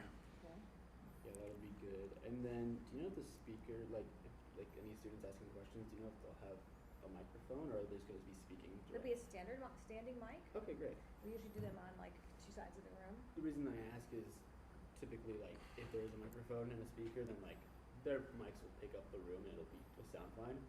But if not, then I could be conscious of like handing them a microphone. But Oh no, they'll be standing mics and they That should project really well. that should be fine then. Perfect. I've been getting blown up with the news reports coming out. Because of the airport? Yeah. I don't know. I mean, I feel like it's such a stupid decision for them to do that to someone like myself. You know what I mean? Because I'm going to talk about it, and I'm somewhat of a high-profile political commentator. I've just never heard, I am sure it's not unprecedented, but someone with a United States passport being taken by ICE and asked. Oh, no, this has been happening. I knew that it was already happening. Also, did you fly in here from Europe? Yeah. Okay. Yeah, I'm also. Hey. Hi, Bestie. How's it How are you? Hi. So this is March. It's nice to meet you. How's it going? Hey, good to see you. Hi, Astead. Good to see you again. You want to mic him up? Are you like currently? I'm live, yeah. Okay. Hello. Hello. Hello. Hey, good to see you. How's it going? Thanks for coming. Yeah, no problem. I'm so excited about this. Yeah, my sisters are showing up too. It's cool to see all the students already outside. Can you too. believe that line? Yeah, the line is like pretty sizable. We sent a note, like if you don't get here, the students usually come to the 5:30 event at 5:27. Yeah. But if you are not here, we will not guarantee your seat. Well, they heard the message. They got it. Yeah, because they're Wait, here and they for came running in the room like it was.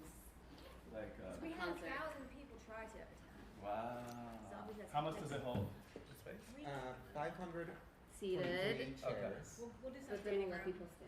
Okay, cool.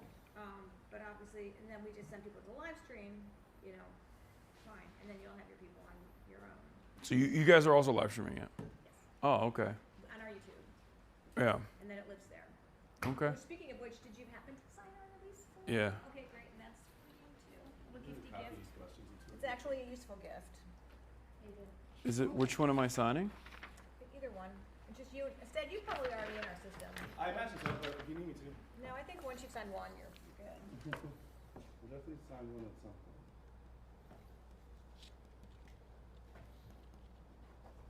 Do I have to put an address or anything on it? No, you're signing date. Okay. What's the day today? Today is May 12th.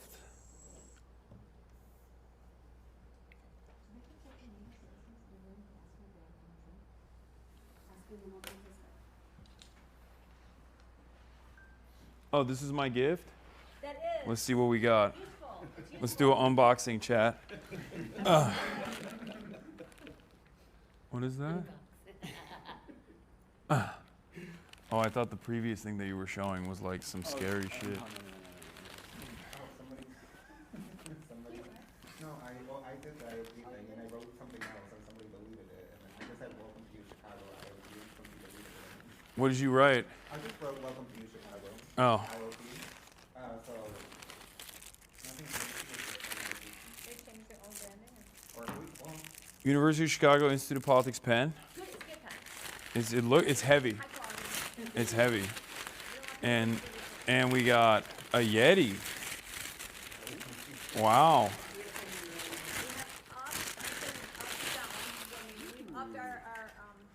This is swag. This is Swag is a bummer. yeah. Wow. So I can lower my carbon footprint and not drink as much plastic water bottles. I definitely do that. It's a problem.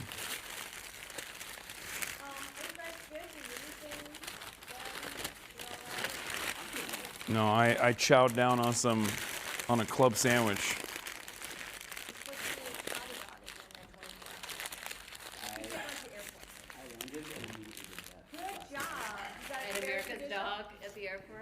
I think this is American's dog, don't sleep on it at the airport. It is actually good. I will give it another try because I have Portillo's, I think. No, it's not bad. Yeah. What was you didn't like Portillo? I thought I'm so scared to say my opinion on this. This is like, well, not Chicagoans. Yeah. I'm worried that I'm gonna reveal something here and get character assassinated by Astead. Go for it. I feel like the Chicago hot dog is unorthodox. Yes, it is. Of course, yes. Yeah, and What, you miss ketchup? What you want to say is you like ketchup. That's what you want to He's saying you miss ketchup. Okay. I'm a You can live your truth, but you yeah. expect, feedback. Just not here. I'm a New York water dog kind of person with the ketchup and mustard. I don't even go with relish. I feel like Where's your favorite spots in LA? for LA dog. The bacon wrap. oh Wraps and Pinks, bacon, yeah, they do like the crazy wrap. stuff. It's like the Mexican. Oh, the carts outside of Oh, the carts. The carts. Those Outside are of very where? good.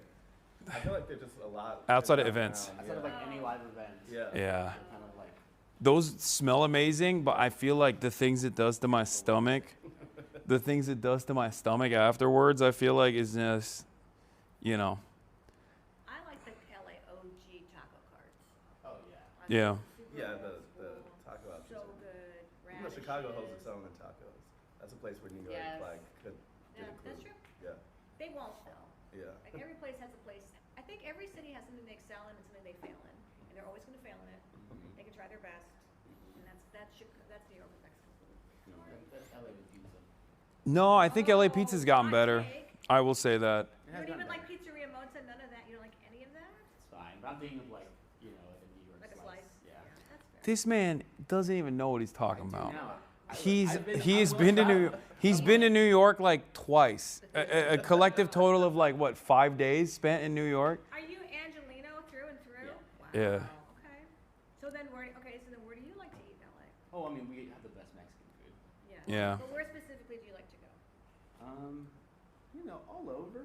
I'd say the things we excel the most at are Mexican and Japanese food, and there's no shortage of that. Good Mexican food is always going to be from like a taco truck. And then Japanese foods, like we have amazing ramen on Sato. We have great sushi spots. Yeah. Yeah. All true. There's really good. Yeah, I mean, the Japanese food especially is very good. So Chicago, I've tried the deep dish. That one I also was like not too fond of. I don't feel like real Chicagoans are into deep dish. They like. Yeah, it's like not a thing I feel strongly Do you see about. the pizza but that the Pope eats? That's real Chicago. yeah, That's yeah. The tavern style, super thin. He was in the Aurelios in our home. He was in Homo Flossmore, like where I grew up. I was like, wow, this guy is really Aurelios. like my cousin. So much. So many people have been unearthing photos of him, like in family weddings. Yeah. That's crazy. So we're rocking with the Pope. We're rocking with Chicago Pope. I'm like, and I'm ready. I like that first math. I'm not Catholic. Yeah, Yeah. I'm not invested. I have an opinion. Yeah. It's my religion. Supporting him but- from afar for yeah. the vibes. Yeah. We just like the Chicago We part. like the vibes so far. Yeah. It's like entering the They're asking pantheon. me to mic the table, so I'm gonna mic the table. Okay. Oh, is it hard to hear? They just want to hear more clearly. Yeah. Okay. And do you live in West Hollywood as well? Yep. It's just very my chatters are yelling he's Peruvian. That's Cope. I mean he became Listen, we can all claim him. Oh, he's no. Oh. No. I feel like This is Chicago not and an Peru argument. have real claims. Pope is Everyone from else is just Chicago. lying. you know, That's he how is. it is. He is from That's how it's Chicago. going to be. No, it's Cope because like he lived in Peru and I think he's like half Peruvian as well and he has a citizenship now, but he got it after. He got it like after living there for a decade. It doesn't count. He's from Chicago. He was going to live that long. He was going to have citizenship. The thing I Yeah. don't like is American Pope. Like I'm like, I want Chicago or Peru only. Like Yeah. What? ours or tough, theirs. Tough but fair. I mean, That that's makes what, sense. I mean, that's what I like about the. I mean, I guess Pope Francis and this Pope is just like it's not really about. It's like very internationalist perspective. It's not like. The fact that he hasn't lived here, is that what you mean? Because he's in Peru? No, I just mean like he. Yeah, I mean, he has not. I think even talked about being the first American Pope. No. So like. I saw like Lester Holt did some like was at some event or yesterday like talked to him for like 5 seconds and said when you coming to America and he said no plans to. So, He didn't even speak English at liking his him from afar. ceremony. He didn't even. He only spoke Spanish and Latin. And I was like, when is he going to the English version? Yeah, of why this? Nope. speak American, Pope? What the hell? Well, wait a minute. Didn't he go? Didn't he go to a baseball game in Chicago as recently as like a year ago or something? The picture of him in the Aurelios was within the last year, like 6, 7 months ago. Come on. No, he definitely he speaks English. Yeah. It's just Withholding. More importantly, he speaks baseball. Yeah. And that's the whole standard right Well, there. his brother's here too. But I like that he doesn't speak English. Like that's good. He's trying to he's trying to shelter that side. He's trying to hide that side from the public, which is I respect that. We know he can tweet in English. Yeah, he wrote about JD Vance. Yeah. I love. God, that's so awesome. You just gave me a lecture on how students can't come to grade with my camera. This is different, I think, because she's the dumb. And because we like her. No, this is different. That's why.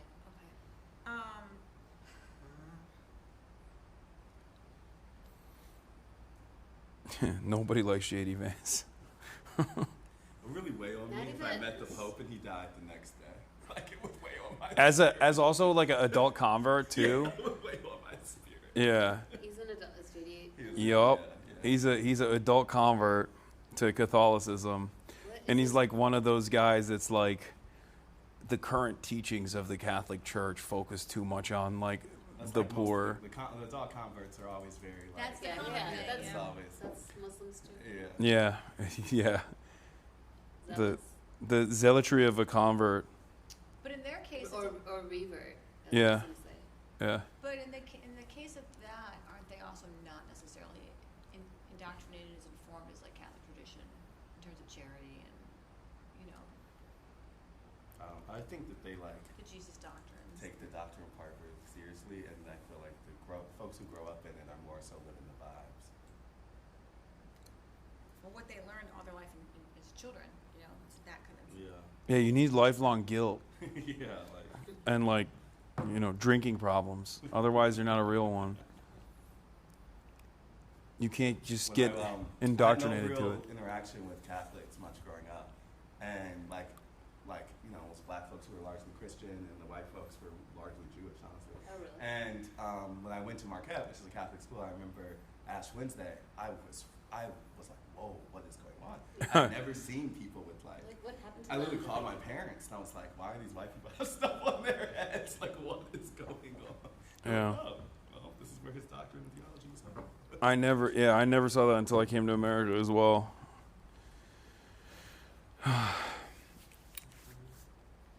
Protestants don't do that. They don't have traditions like that. Yeah, but not. But they don't. Yeah, not Not as in the same way. And it's very, not as It's not as rigid. It's not as ritualistic. Yeah, it's not as ritualistic. It's not as uniform. Yeah. I like that though. I like that about Catholicism.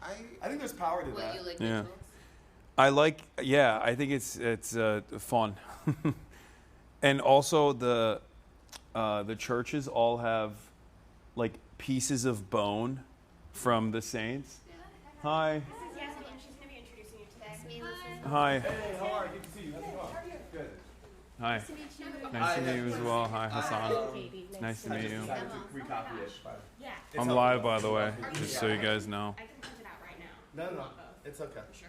It's fine. It's allowing you to Chicago so far? by writing it down. Interesting.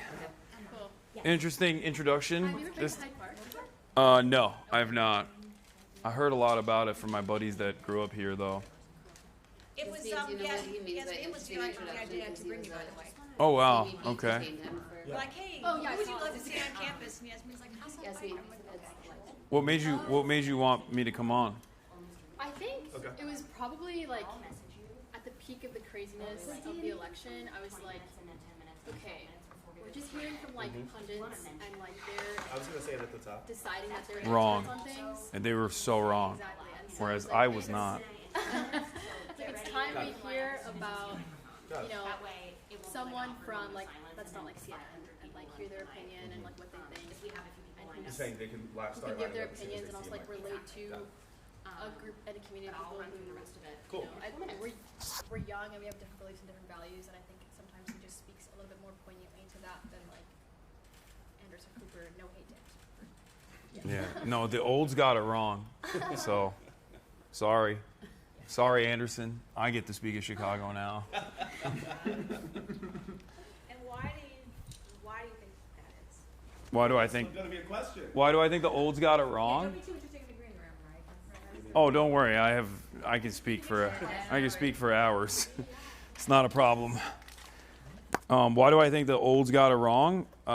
They are too insulated in their bubbles, the DC punditry, Astead, nice to meet you. and it's the same as the politicians in general too. They're so insulated from normal people.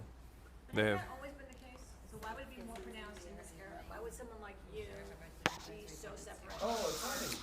I think you spoke at one of the things. I think maybe there was more. Yeah, I think so. I think last. I mean, it depends on which era that we're talking about, but there was more of a direct line of communication between different interest groups, efforts from unions, for example, that I think kept at least the Democrats a little bit aligned with the values of the working class.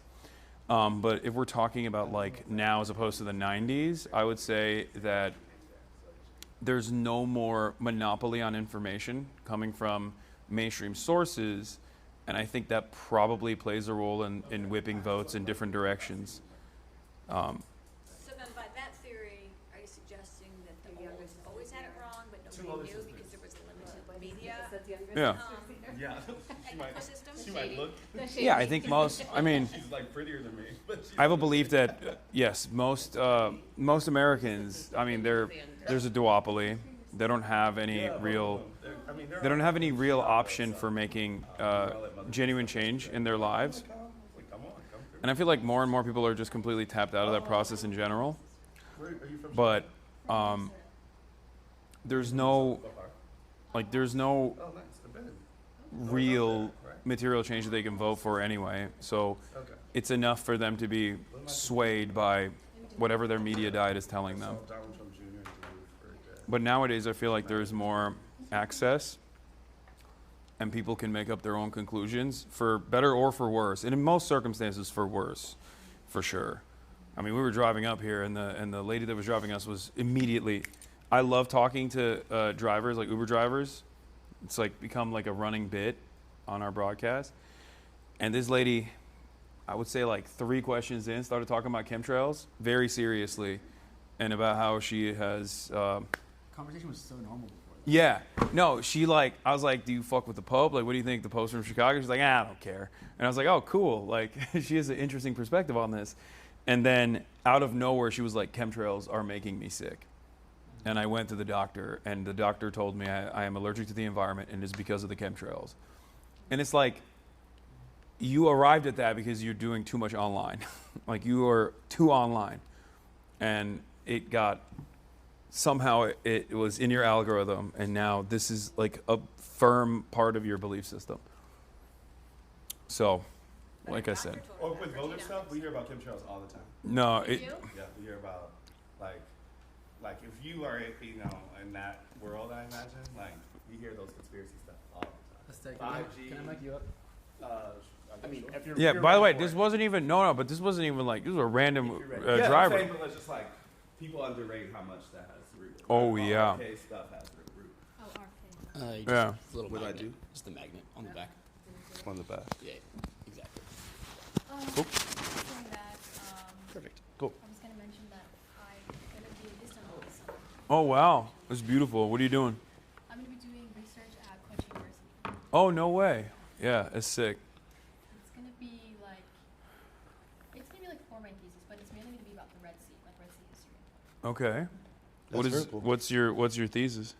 It's basically about from like late Ottoman period to like post-colonial political time, how the successive like power shifts from Ottoman to British to various like French and Italian powers like shifted this shared norm. There were norms for like social norms, cultural norms, but also like trade and like maritime law specifically. Ah, And how okay. That got messed up a lot and became fragmented. And now today we have a lot of like, I feel like the Red Sea is a new zone for power politics with the port stuff. Yeah, Djibouti. Yeah, Djibouti.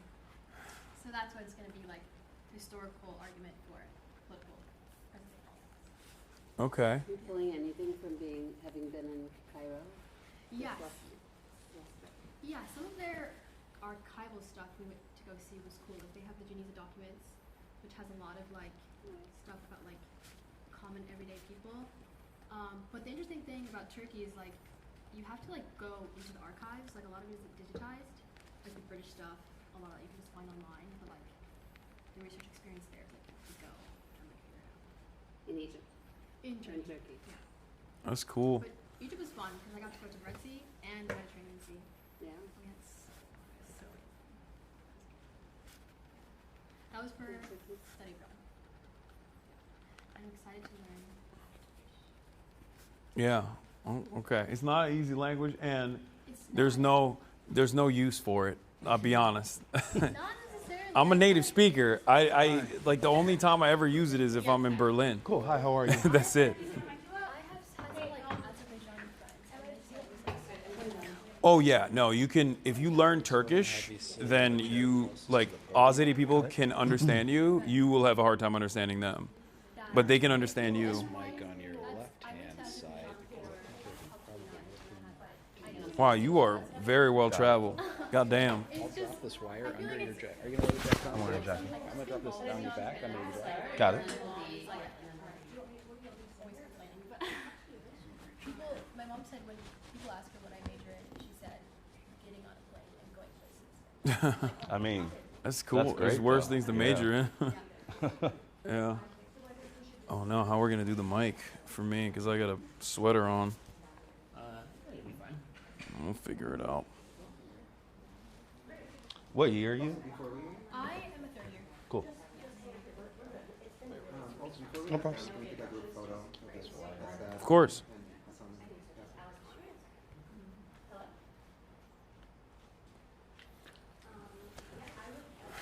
All right, it's almost game time. Sure. 5 minutes. Belt maybe? And then just one more step. I connect this While Seth is miking Astead up, I'll talk through kind of the run of show. Thanks again for coming. We're really excited. There's about 500 people downstairs. So most of them are my age or younger. I'm 23, so that provides some context. There's a couple gray hairs who I know are also really excited. You come to all of our stuff, so you're part of the whole stand culture. Okay. We're gonna start on time and end on time, so we'll get out of here at like, in 2 minutes basically. Yasmin will kick you off with her introduction. Then you two will walk on to some walk-on music that I think you will like, and maybe laugh at, and maybe want to dance. How are we gonna do this? It's a secret. If it's cringe, it's not my fault. Then Astead will kick us off. There's water for you both out there. Great. We can put it on my collar. Or Yeah, something? Here, closest to the podium, right here. Yeah. Okay. Oh, perfect. Right with you. That was perfect. So There's then a confidence monitor at the front of the this stage. That's plastic mostly thing's for gonna Astead, go but you're good to look at inside. it. That just has the time count, and then counting this is down. gonna go. It is magnetic. As well just as so you know. some messages for me. So I'll say like 20 minutes to Yeah. etc. We're gonna try to take as many student questions as possible. So I know you're prepped with a lot of questions, but we will try to go to Q&A at like 6:20. And this is Gotcha. the Bluetooth mic right and here. take as many Yeah. as possible. And we will only let, we're gonna only let Wired under your sweater down Yeah. the back. Basically just students anyway. And 2 mics, you know that Astead, you've been in this space before, right? Yes. So you know how the mics work, right? The 2 standing mics. The lights are pretty bright, but you should be able to see them. Yeah, I'm just gonna like do a little It's just intro one and in tell the middle, them actually. we're gonna go to audience questions by the end, and when they see the mics, they can start lining up. Exactly. Okay. Yep. And then at 6:45 when we wrap, Clip on your I'll waistband, or I come could by drop the it in my stage and Mm, put it in my back pocket. push him right back off to where Could the go car side. I was. think he'll be sitting down. I'll wrap Okay. up the airport. Yep. And then let me know if you need anything after we wrap. Do you wanna, should we leave our stuff in the green room, or do you want us to take it down? It's probably easiest to take it down. Yes. Hassan, is that okay with you? What's up? If I just give you your stuff Okay, after cool. we wrap So on the feel way. okay with My that? stuff? What stuff? Do you have anything? No. Okay, then. I just have the bag, the goodie bag that you guys gave me. That here, we'll take that personally. So I'll make sure you get that. Yes. And Please. then I see that you signed the waiver. Thank you so much for that. I'll get ready to start with your name. Oh, thank I'll you. keep it down. Yeah. I'm gonna. Here you go. Sounds good. All right. Ready when you guys are. Cool. Let's do it. Oh, let's take a group photo, right? Do you want to? Yeah. Let's do it. You guys mind in front of the little. Oh, that is so cute. Whatever. Yeah. The view is beautiful, but the light's still too hot. Yeah, no, the light's not gonna work, so here's fine.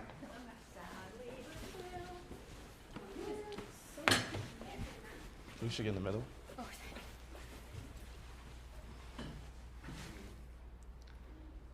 Which camera, guys? Do this. That one. Okay, okay. Yeah, that's just film. Awesome, thank you. Thank All you. right. Cool. Those are great pants. Oh, thank you. Doichi was wearing them. Am I saying Doichi? She has them too. They're J.W. Anderson parachute pants. All right. I'm rocking it down. Listen, I wore it before she did. Are they comfy, cozy airplane pants? They kind of They're very comfy. It's got like this massive pocket that I put my Steam Deck in. Yeah.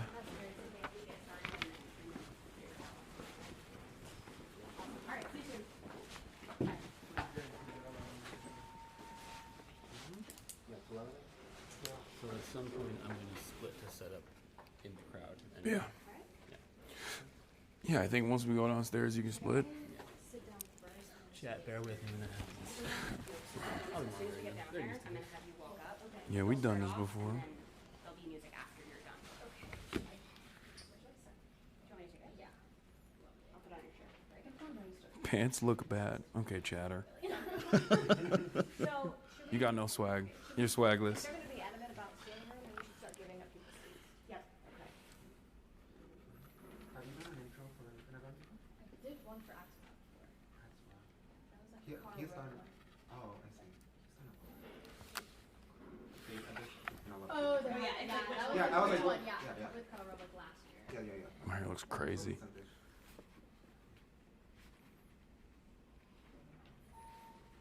getting some textures from students. so they're gonna be upset. I would lie. Sorry. I said All right.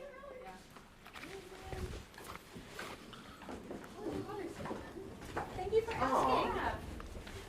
You're more. You're more. For not. Of course. You're a more thoughtful person than we. Guys, Jenny's a mother. I know, right? Before I could say Happy Mother's Day, you yelled at me for not saying Happy Mother's Day. That was on brand and correct. Yeah. I asked because my mom came. She did, and you did a wonderful time. Yeah, we had a great time, and then she left to Somalia to live with the bike. Yeah. Welcome. We're gonna hold back here while you take this out. Great. You're going in, right? Yeah. Bye, Chad. Yasmin, I'm gonna grab you, and I'll be right back. Wait, where are we? I'm gonna grab Yasmin and be back.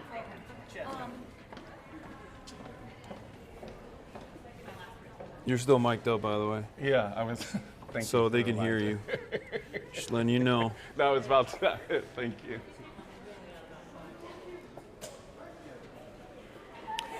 People forget sometimes, you know. No. I was just about to forget. Did you forget? What? You were saying.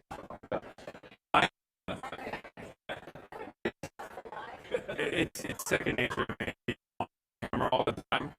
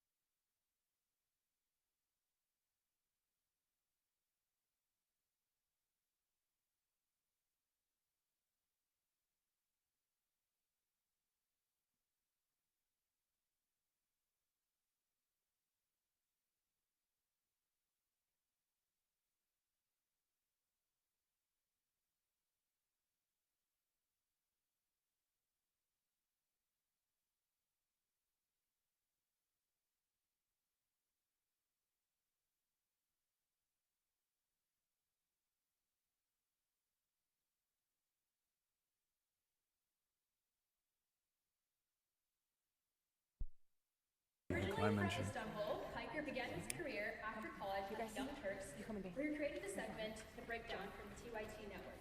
He's been profiled by the New York Times, which noted his combined 4.5 million followers across YouTube and Twitch.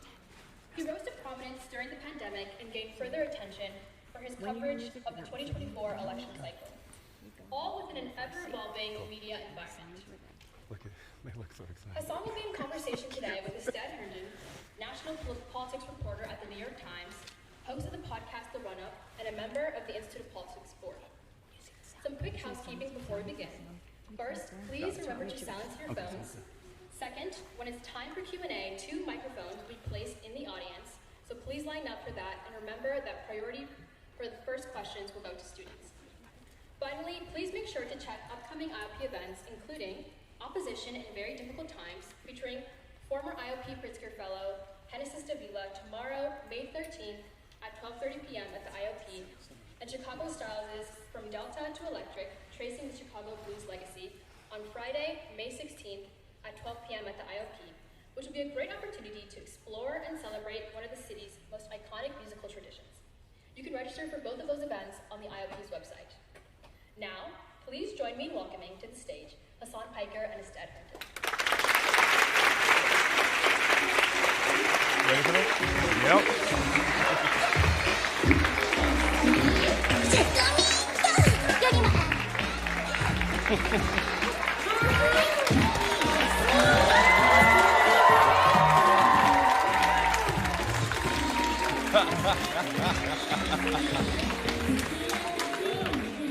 Wow. What do you think of that music? That's the perfect intro music. As soon as there was an Ethan Klein mention, I was like, oh, I'm surrounded by fans. This is... Yo, I'm so excited to be here. My name is Astead. As they mentioned, I'm a politics reporter at the New York Times, and I am on the board of advisors of the Institute of Politics. And I'm super excited for us to be here with Hasan Piker and to lead this conversation today. I know they went over some of this stuff before, but I will re-emphasize a couple things. This, like a lot of IOP events, is meant to stoke political discourse, to engage in discussion, and even a little good-hearted debate, and I think that we're going to see some of that today. But it's also to engage with students. So there will be student questions at the end, and when you see the microphones come out, you do not have to wait. You can start lining up at that time. But I'm going to jump in here, and I think my questions are really going to go in a little bit of an arc to learn more about kind of where your career, how you found yourself here, and then get to some political stuff more towards the end. I think we broadly know your path, going from Young Turks to one of the biggest Twitch streamers in the country. But what is the origin of your interest in politics? And what was the moment where you decided to break off of the Young Turks and go off from yourself? Well, okay. So I was always interested in politics because I grew up in Turkey.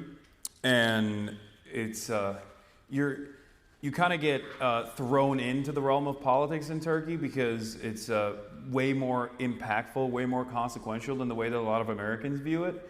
And I grew up in the Erdogan regime taking power as well. And I saw a lot of that social conservatism and the immediate ways that it changed my life. I was a big fan of political cartoons. And I remember these political cartoonists that I used to read were getting sued by the Erdogan administration, which is not so dissimilar when you think about what Donald Trump is doing right now. And there's definitely a direct analog there. But it was little things like that and life-changing and meaningful ways that always kept me interested in talking about politics and keeping up with the discourse from an early age. And then as far as like how I transitioned from the Young Turks to go out on my own, in 2019, I had a unique moment, let's say, on stream. I had a heated gaming moment where I said, America deserved 9/11. And the thing is, when you're a leftist commentator, when you're in politics and the leftist space, like you always get doxxed, swatted, death threats. It's something that has been, a part of the job, unfortunately.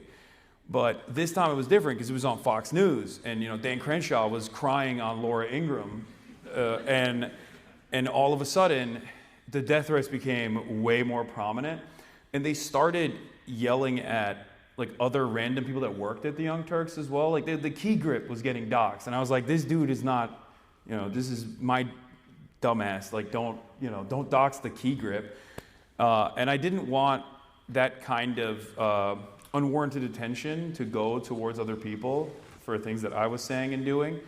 So that was my first foray into wanting to go out on my own. And I went full-time in 2020, and I started live streaming every day. And by the end of 2020, I had become a fairly sizable content creator on the platform, one of the biggest content creators on Twitch. And I'll say, since then, I've also invited a lot more negative attention to myself, but at least it's just me this time. So, we hear a lot about how these new internet spaces are apolitical. A lot of your kind of colleagues in the Twitch space stay away from politics. I'm wondering what made you, I know it's kind of natural to your interest. Why do you think talking about politics works for you on the platform? Like, what are the ways that you have learned to kind of crack that space if others haven't? Yeah, at first I wanted people to talk about politics because I thought like there were a lot of progressive people out there. I thought it was like good to show that progressive politics is not shameful, that people shouldn't be afraid of speaking their opinions on these matters.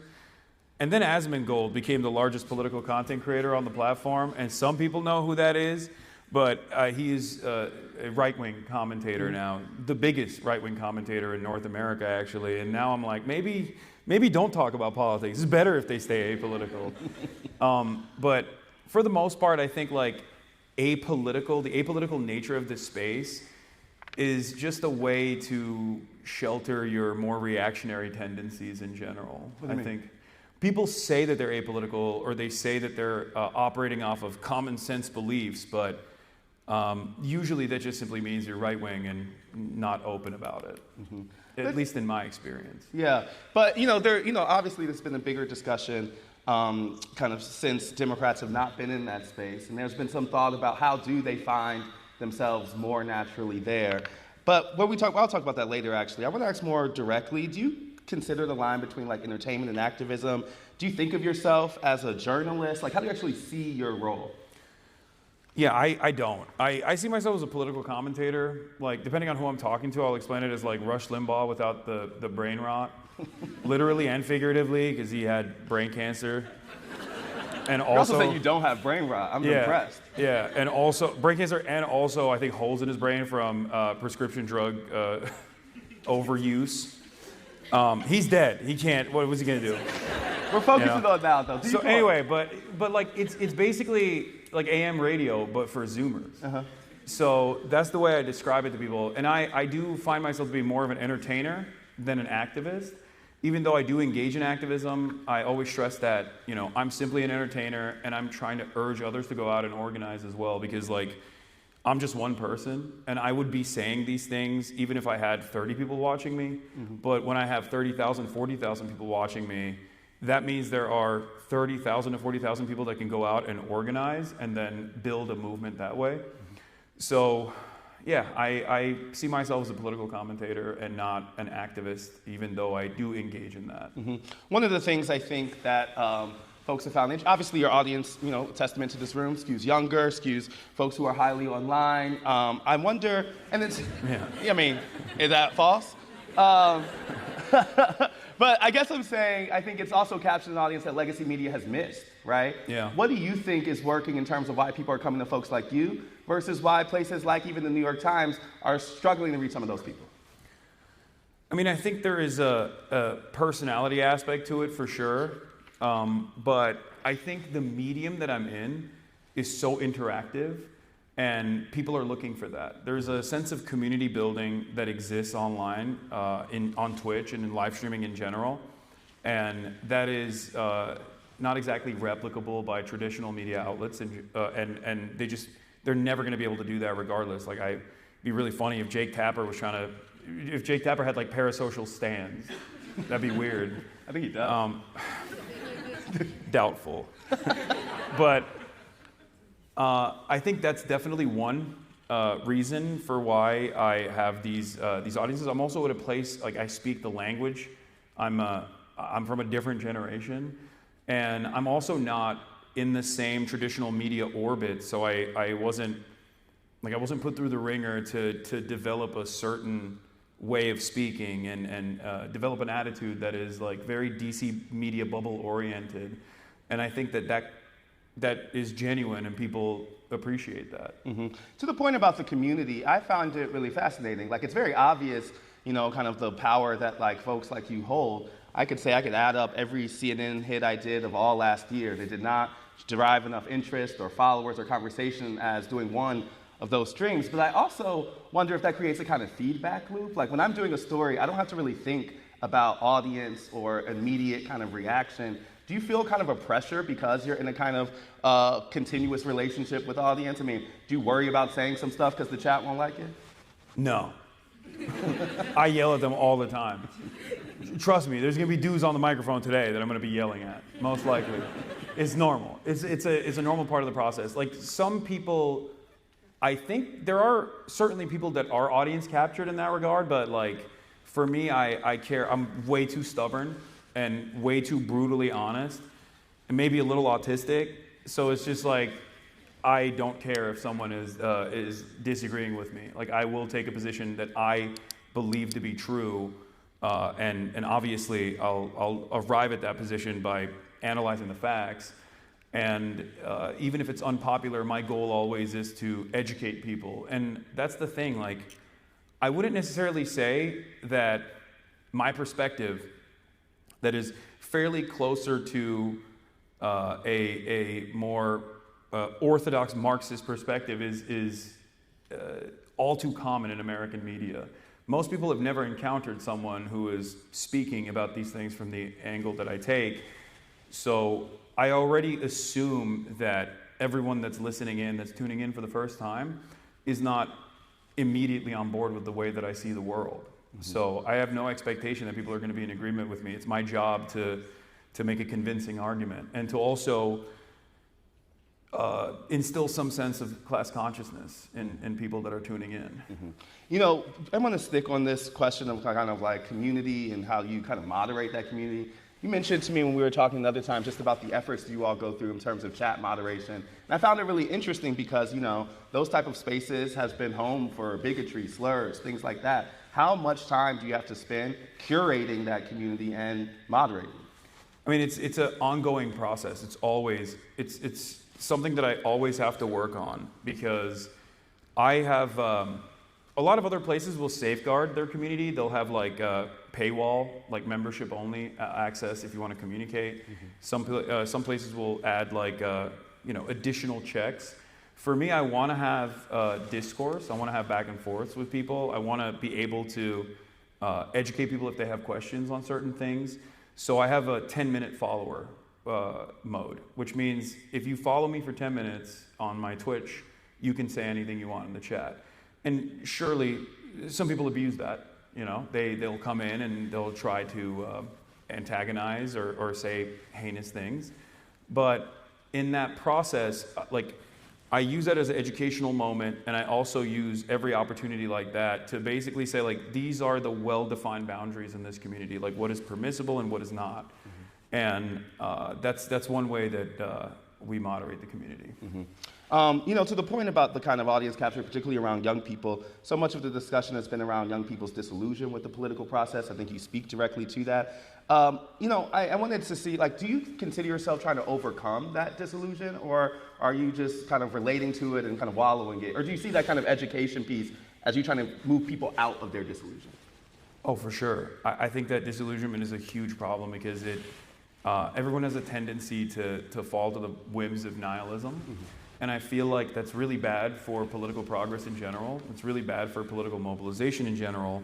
And so one of the things that I try to instill in everyone in my audience is, like, one, self-development for sure, to create some confidence in yourself, achieve short-term victories for yourself so you feel more confident and have a little bit of control over things that are in your life that you have control over. But overall, I think I try to push everyone towards political activism for that reason, organizing, community organizing or labor organizing with unions, because it's one way that I think people can immediately impact their material conditions in a way that's meaningful. And that, I think, inspires them to keep pushing for more and more and hopefully build a larger network that can resist against certain things that this administration is doing. You become a voice for Democrats really asking the why they lost question since the election. I just wanted to start by posing that to you as we start talking about change in parties. Why do you think Kamala Harris lost? Where do I begin? I mean, I've talked about this so much at this point, but I can imagine. I mean, Democrats are zealots. Like, they are they're so married to the idea of maintaining institutional control, maintaining the infallibility of institutions, and third-way neoliberalism, where they think that, a little bit of market regulation, maybe with a lot more deregulation down the line, is how we're going to magically improve people's material conditions at a time when we have incredible wealth disparity and 600,000 people sleeping outside every night in the richest country on the planet, in the richest country throughout history. And I feel like people see these inequalities, and while mainstream media and many other resources that people rely on are constantly telling them, no, this is normal. Like, everything that you see is actually normal. Like, I think there is a great sense of discontent and anger. And if left unchanneled, you have right-wing reactionary movements that can take that anger, recognize it, and then move it to an unproductive place that benefits their political purposes, as the Trump administration so correctly did, by taking the anger and animosity that people felt and then saying, you're angry not because your boss is fucking you over. Can I curse here? Is that allowed? Okay. It's too late for that. Yeah. You're angry not because your boss is screwing you over, but you're angry because it trains people. You're angry because undocumented migrants exist on U.S. soil, and they're able to build on that anger. Whereas the Democrats, I think, were so uninterested in recognizing that, where they thought like, oh, it's a vibe session, like, oh, people are not feeling the pain in their wallets. It's going to go away. Yeah.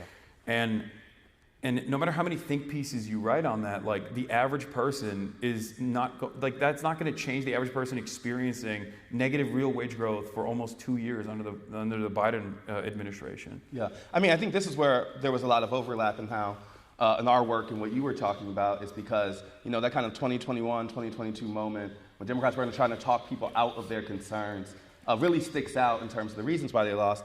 But I guess I'm just want to clarify, am I hearing that you think more Democrats lost more so than Donald Trump won? Because there's another argument you could say, which is that, he was affirmatively kind of shifting the electorate rather than it was the Democrats' failures at Central. No, I think there's always a push and pull.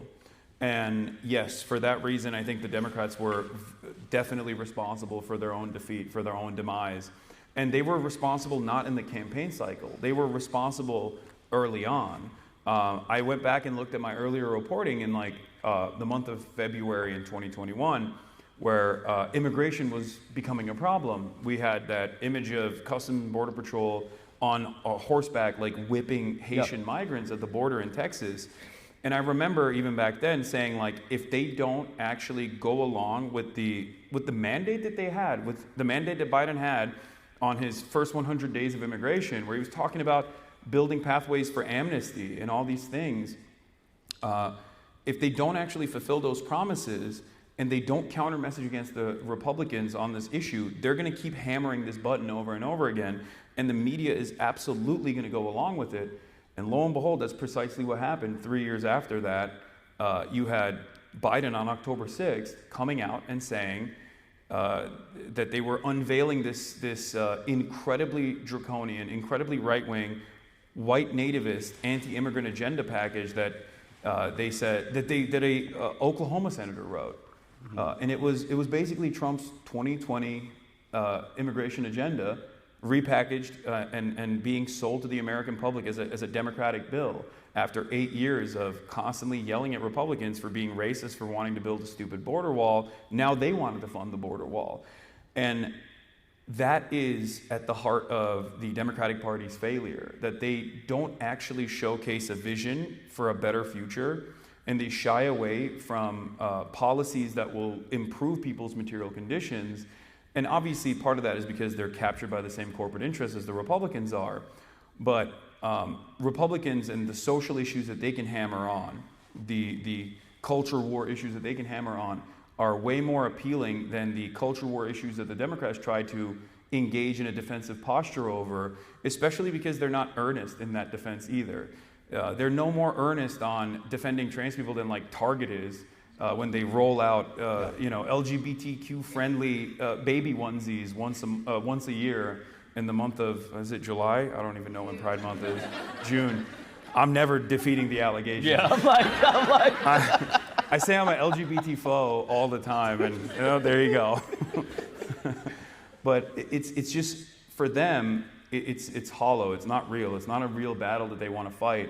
And they constantly find themselves in this defensive posture, and they allow the Republicans to dominate discourse. They allow Republicans to lead on issues that they can win. Yeah, but I'm going to push there because isn't there also a public opinion problem here? The reason that Biden was moderating on immigration was not just because of Republicans, but because of a legitimate shift among public sentiment that Americans were going more conservative on the issue. The reason they had, you see the Gavin Newsoms of the world kind of flipping their opinion on trans women in sports is partially because there is numbers that tell you that that's where the country is.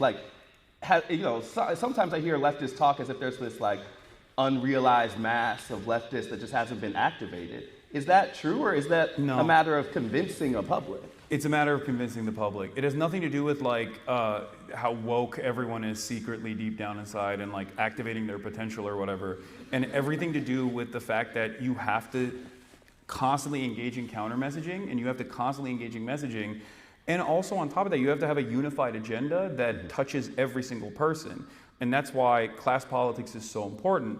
And I think that's the reason why now you see the Democrats actually leaning on the Bernie Sanders style of commentary, where they're trying to do a fake class first politics as well. But even Bernie himself is actually I mean, he's 800 years old, no disrespect, but even he finds himself like coming across as a little bit right wing on some of these issues as well. Yeah. But I'm of the belief that I want to talk about two things when it comes to immigration. Number one is there's always two different polls that people never actually react to when talking about immigration. Even at a time when you had the highest approval rating for Trump's mass deportation agenda, right? I mean, this is straight Hitlerian policy. Like mass deportation of 20 million people, that's insane. You're going to put them in concentration camps? What are we doing? Even at that point, when Americans were consistently asked mass immigration or mass amnesty, they still chose mass amnesty. But no one ever presents that second option as a viable solution to this problem. And that is at the heart of the issue from the way I see it, where if you don't present Americans with the other option, if you don't constantly counter message, if you don't actually do your very best to showcase the humanity of migrants and how much they contribute to these communities, then of course Republicans are going to constantly counter message and talk about some of the most heinous, some of the most violent things that have taken place and attribute that to migrants across the board, even though there's no evidence that shows that undocumented immigrants are responsible for a larger share of crime than natural-born U.S. citizens, and only evidence to show the exact opposite, that they're responsible for less crime per capita than natural-born U.S. citizens are. So Democrats never make that argument. And I think it's because they're afraid. I go back and forth. I sometimes think they're controlled opposition, and then other times I realize whenever I talk to a Democrat or a staffer, I'm like, oh, you're just stupid. Like, you just don't know. You just don't believe in yourself, and you're just posturing as a somewhat progressive figure on certain issues in an effort to win votes, but that's it. Like, it's not genuine. You know, you mentioned the kind of primacy of class politics, which obviously is a theme in your work. I remember when Bernie was making some of these arguments in the 2016 and 2020 race, and also remember when he ran into big problems in places like South Carolina and others where that argument wasn't really landing. How much does the left need to, win over working class folks of color who haven't really come to them in the same type of way? And what is the balance between recognizing class politics and the importance of identity politics and representation to some folks? Yeah. You and I actually had this conversation on my stream where we were talking about like the Democrat machine and how strong it is. I also had another conversation similar to this with my friend FD Signifier, shouts out, he's a wonderful YouTuber, about how like the black aunties are the backbone of the Democratic Party, right? Like, and they are— And the world, basically. Yeah, yes, exactly, for sure. And what I was interested in understanding is like, I think a lot of people of color understand that it's about survival, and it's about the demon that you know as opposed to the demon that you don't. And in most circumstances, they make this decision knowing full well that like the people that they're voting for are not, I mean, they're maybe marginally less racist than the other side that's like overtly racist, right?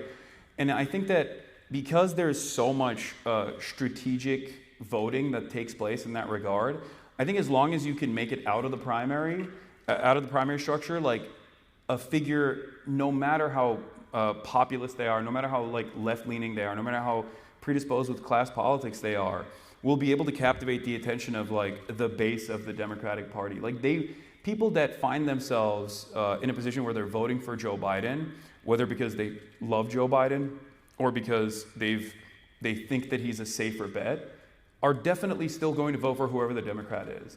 And I think that's the base of support that we can bring over rather than try to craft a message specifically for that base of support. Got it. You mentioned the scenes in first Trump administration, specifically I remember the whip and the immigration moment.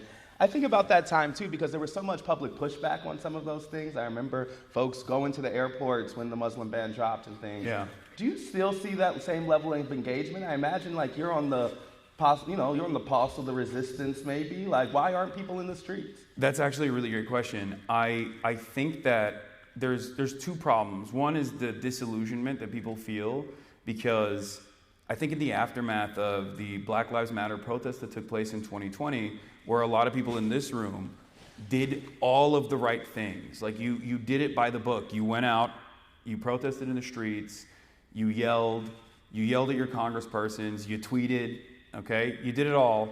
And then when the election came around, you went out and you voted. You held your nose and you voted for Joe Biden, even though he was very visibly deteriorating. And it didn't matter because it was like, it's better than Trump, right? And then nothing came of that.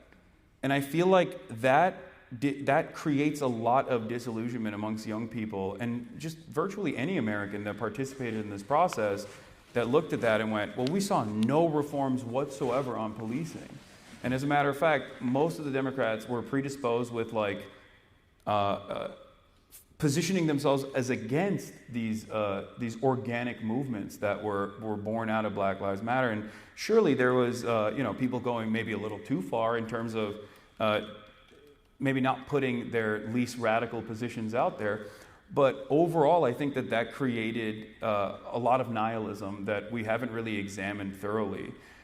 So that's one reason why I don't think a lot of people are even protesting Trump to the same degree as they were last time around. Because last time around, he was also seen as an aberration. Like, this is not us, when, this definitely was us. Like, Trump is a perfect beacon of American stupidity. And it always bothered me when people say, like, this is not, I'm like, what is democracy otherwise? This is us. No, that was definitely us. And it still is us. But I think in terms of the immigration, like, the conversation definitely shifted to the right due to very little interest from the Democrats in terms of counter messaging. And they got completely captive to white nativist sentiment.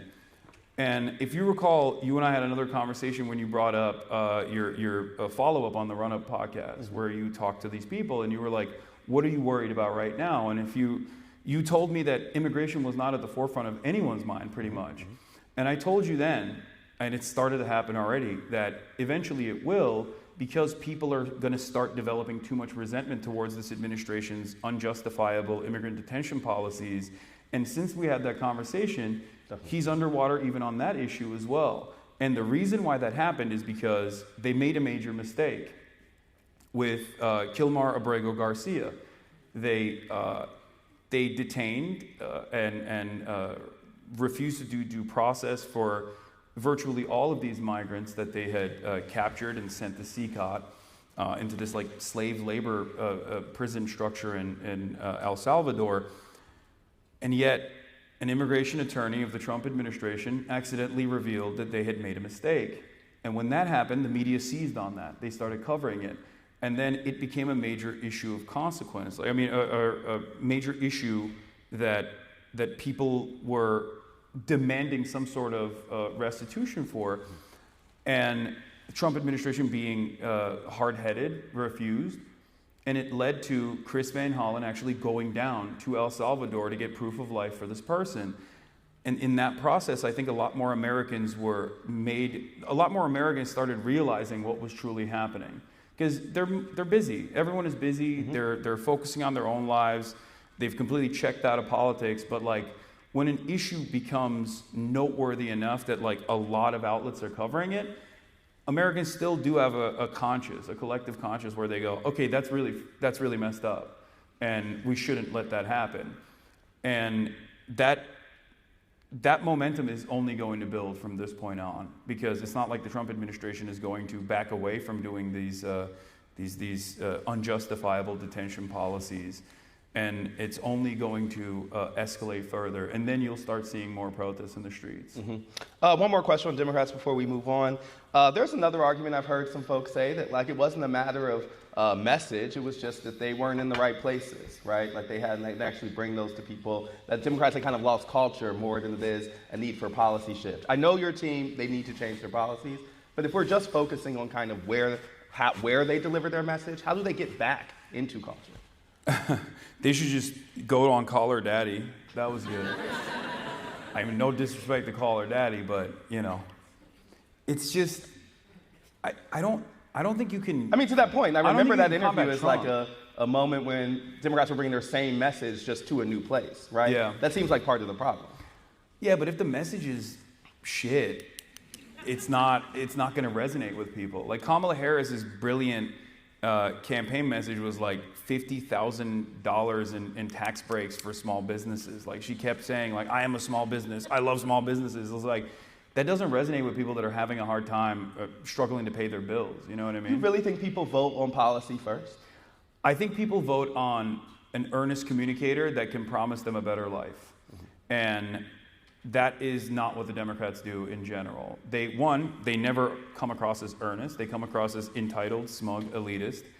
And also, two, the policies are far too technocratic in their approach. Like, look at Elizabeth Warren versus Bernie Sanders as an example. Elizabeth Warren is, and she's done fantastic work with like Lena Khan, for example, and on the back end, on the policy side, like CFPB is brilliant, it's fantastic. But Elizabeth Warren as a campaigner, unfortunately, is a freaking nerd. It's just not, that's gonna resonate well with like people on Twitter. That's gonna resonate well with like college educated people, but you're not making an impact with like regular Americans. You're not, if your messaging discipline revolves around this technocratic approach, then it's not going to work. Sometimes you have to engage in this kind of populist sentiment in the way that Bernie did, which is why I think he saw a lot more success. Mm-hmm. I wanted you to tell, you mentioned you being detained at O'Hare yesterday. I wanted you to talk about that story and tell me about that experience, some of the questions I asked you. Okay. Great reception from Chicago. I will say. Last time I was here, I got kicked out of DNC. This time, I got apprehended. We're the Pope's country. We're blessed. You can't bring us down right now. They're gonna arrest the Pope when he steps foot. They're gonna be like, "What'd you say about JD Vance?"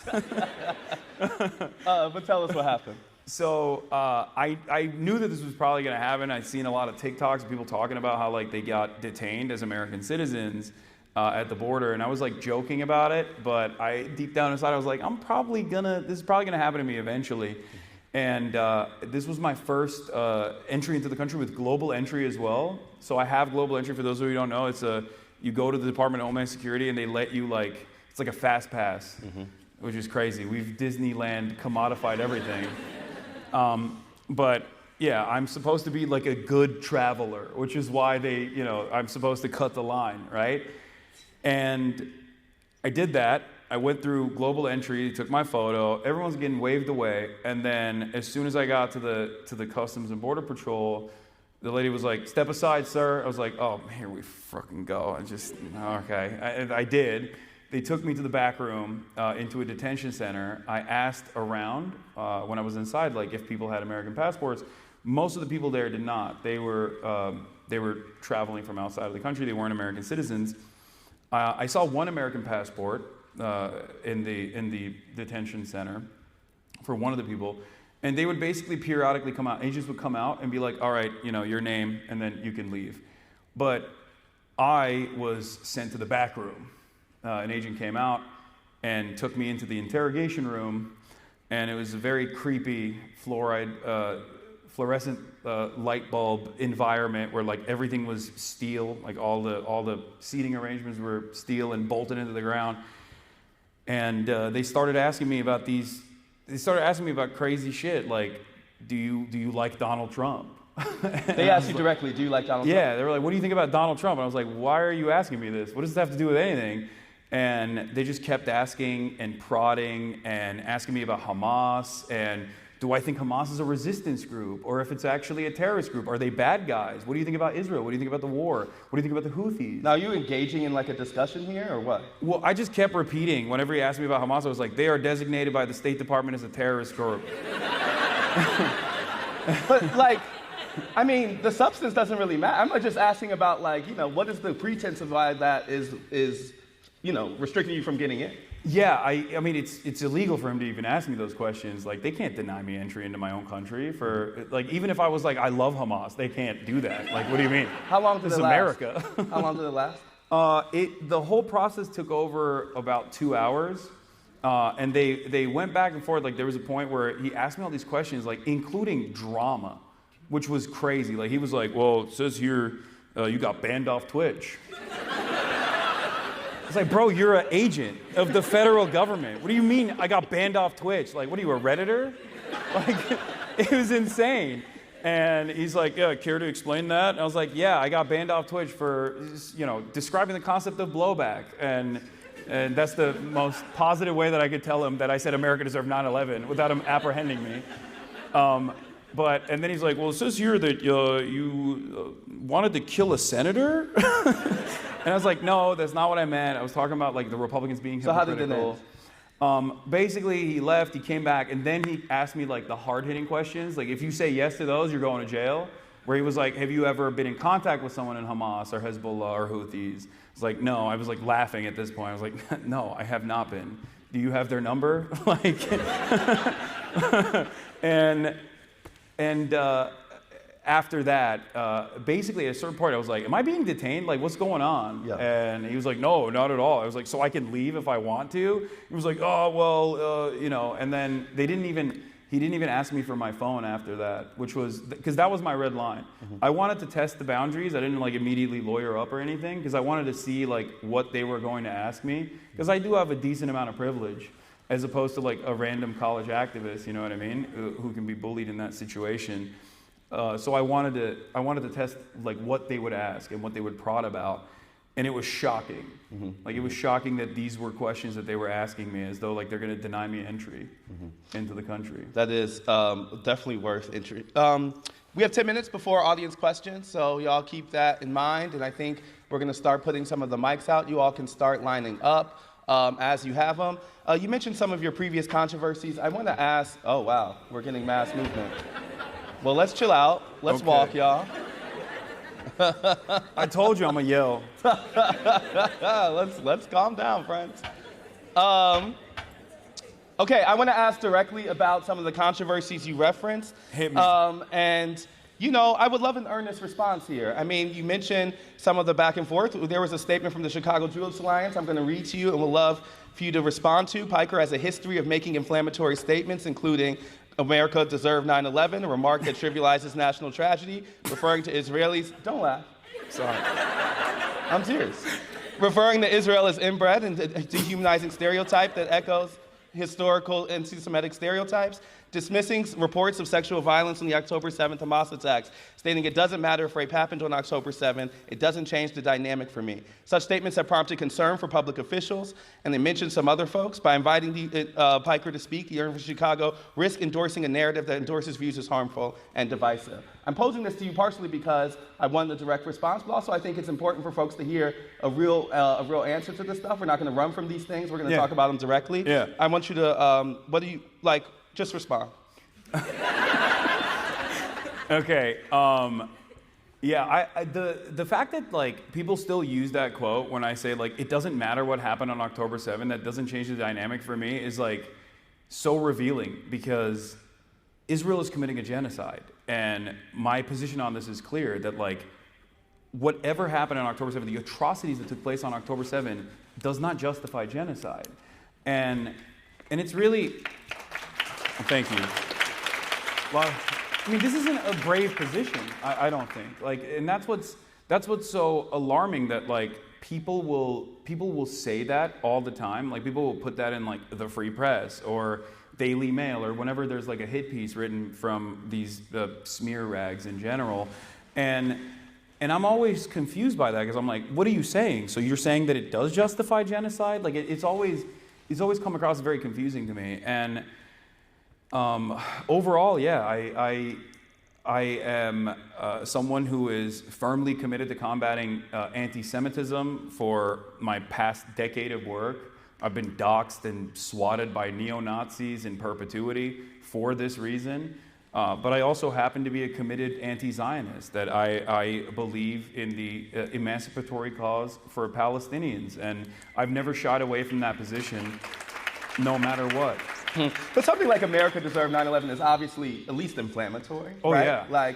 Like, do you ever think about the impact of those words? And do you have to, I know it's an informal forum, you're kind of rolling with it live. Like, how do you wrestle with, something that could be offhand, but actually be more meaningful?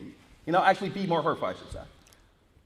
Yeah, I mean, I think that America Deserved 9/11 in general was probably one of my most vindicated takes. Maybe I'm delusional about it, but in terms of describing the concept of blowback and explaining like how we got to 9/11, a lot of people were unaware of the machinations behind the scenes from Operation Cyclone, or even before that, even prior to that, in terms of like arming and radicalizing the Mujahideen and using them in the Afghan Civil War against the USSR, and what that turned into. That is a common thread in American foreign policy, is that people that we give arms to and offer a lot of training and support to inevitably turn on us for understandable reasons. So I don't shy, like, even if I say something that is hyperbolic in that moment, because I get passionate sometimes and I have what people call a heated gaming moment, it's ultimately, my message is clear. And does that get in the way of me reaching a broader audience? Certainly.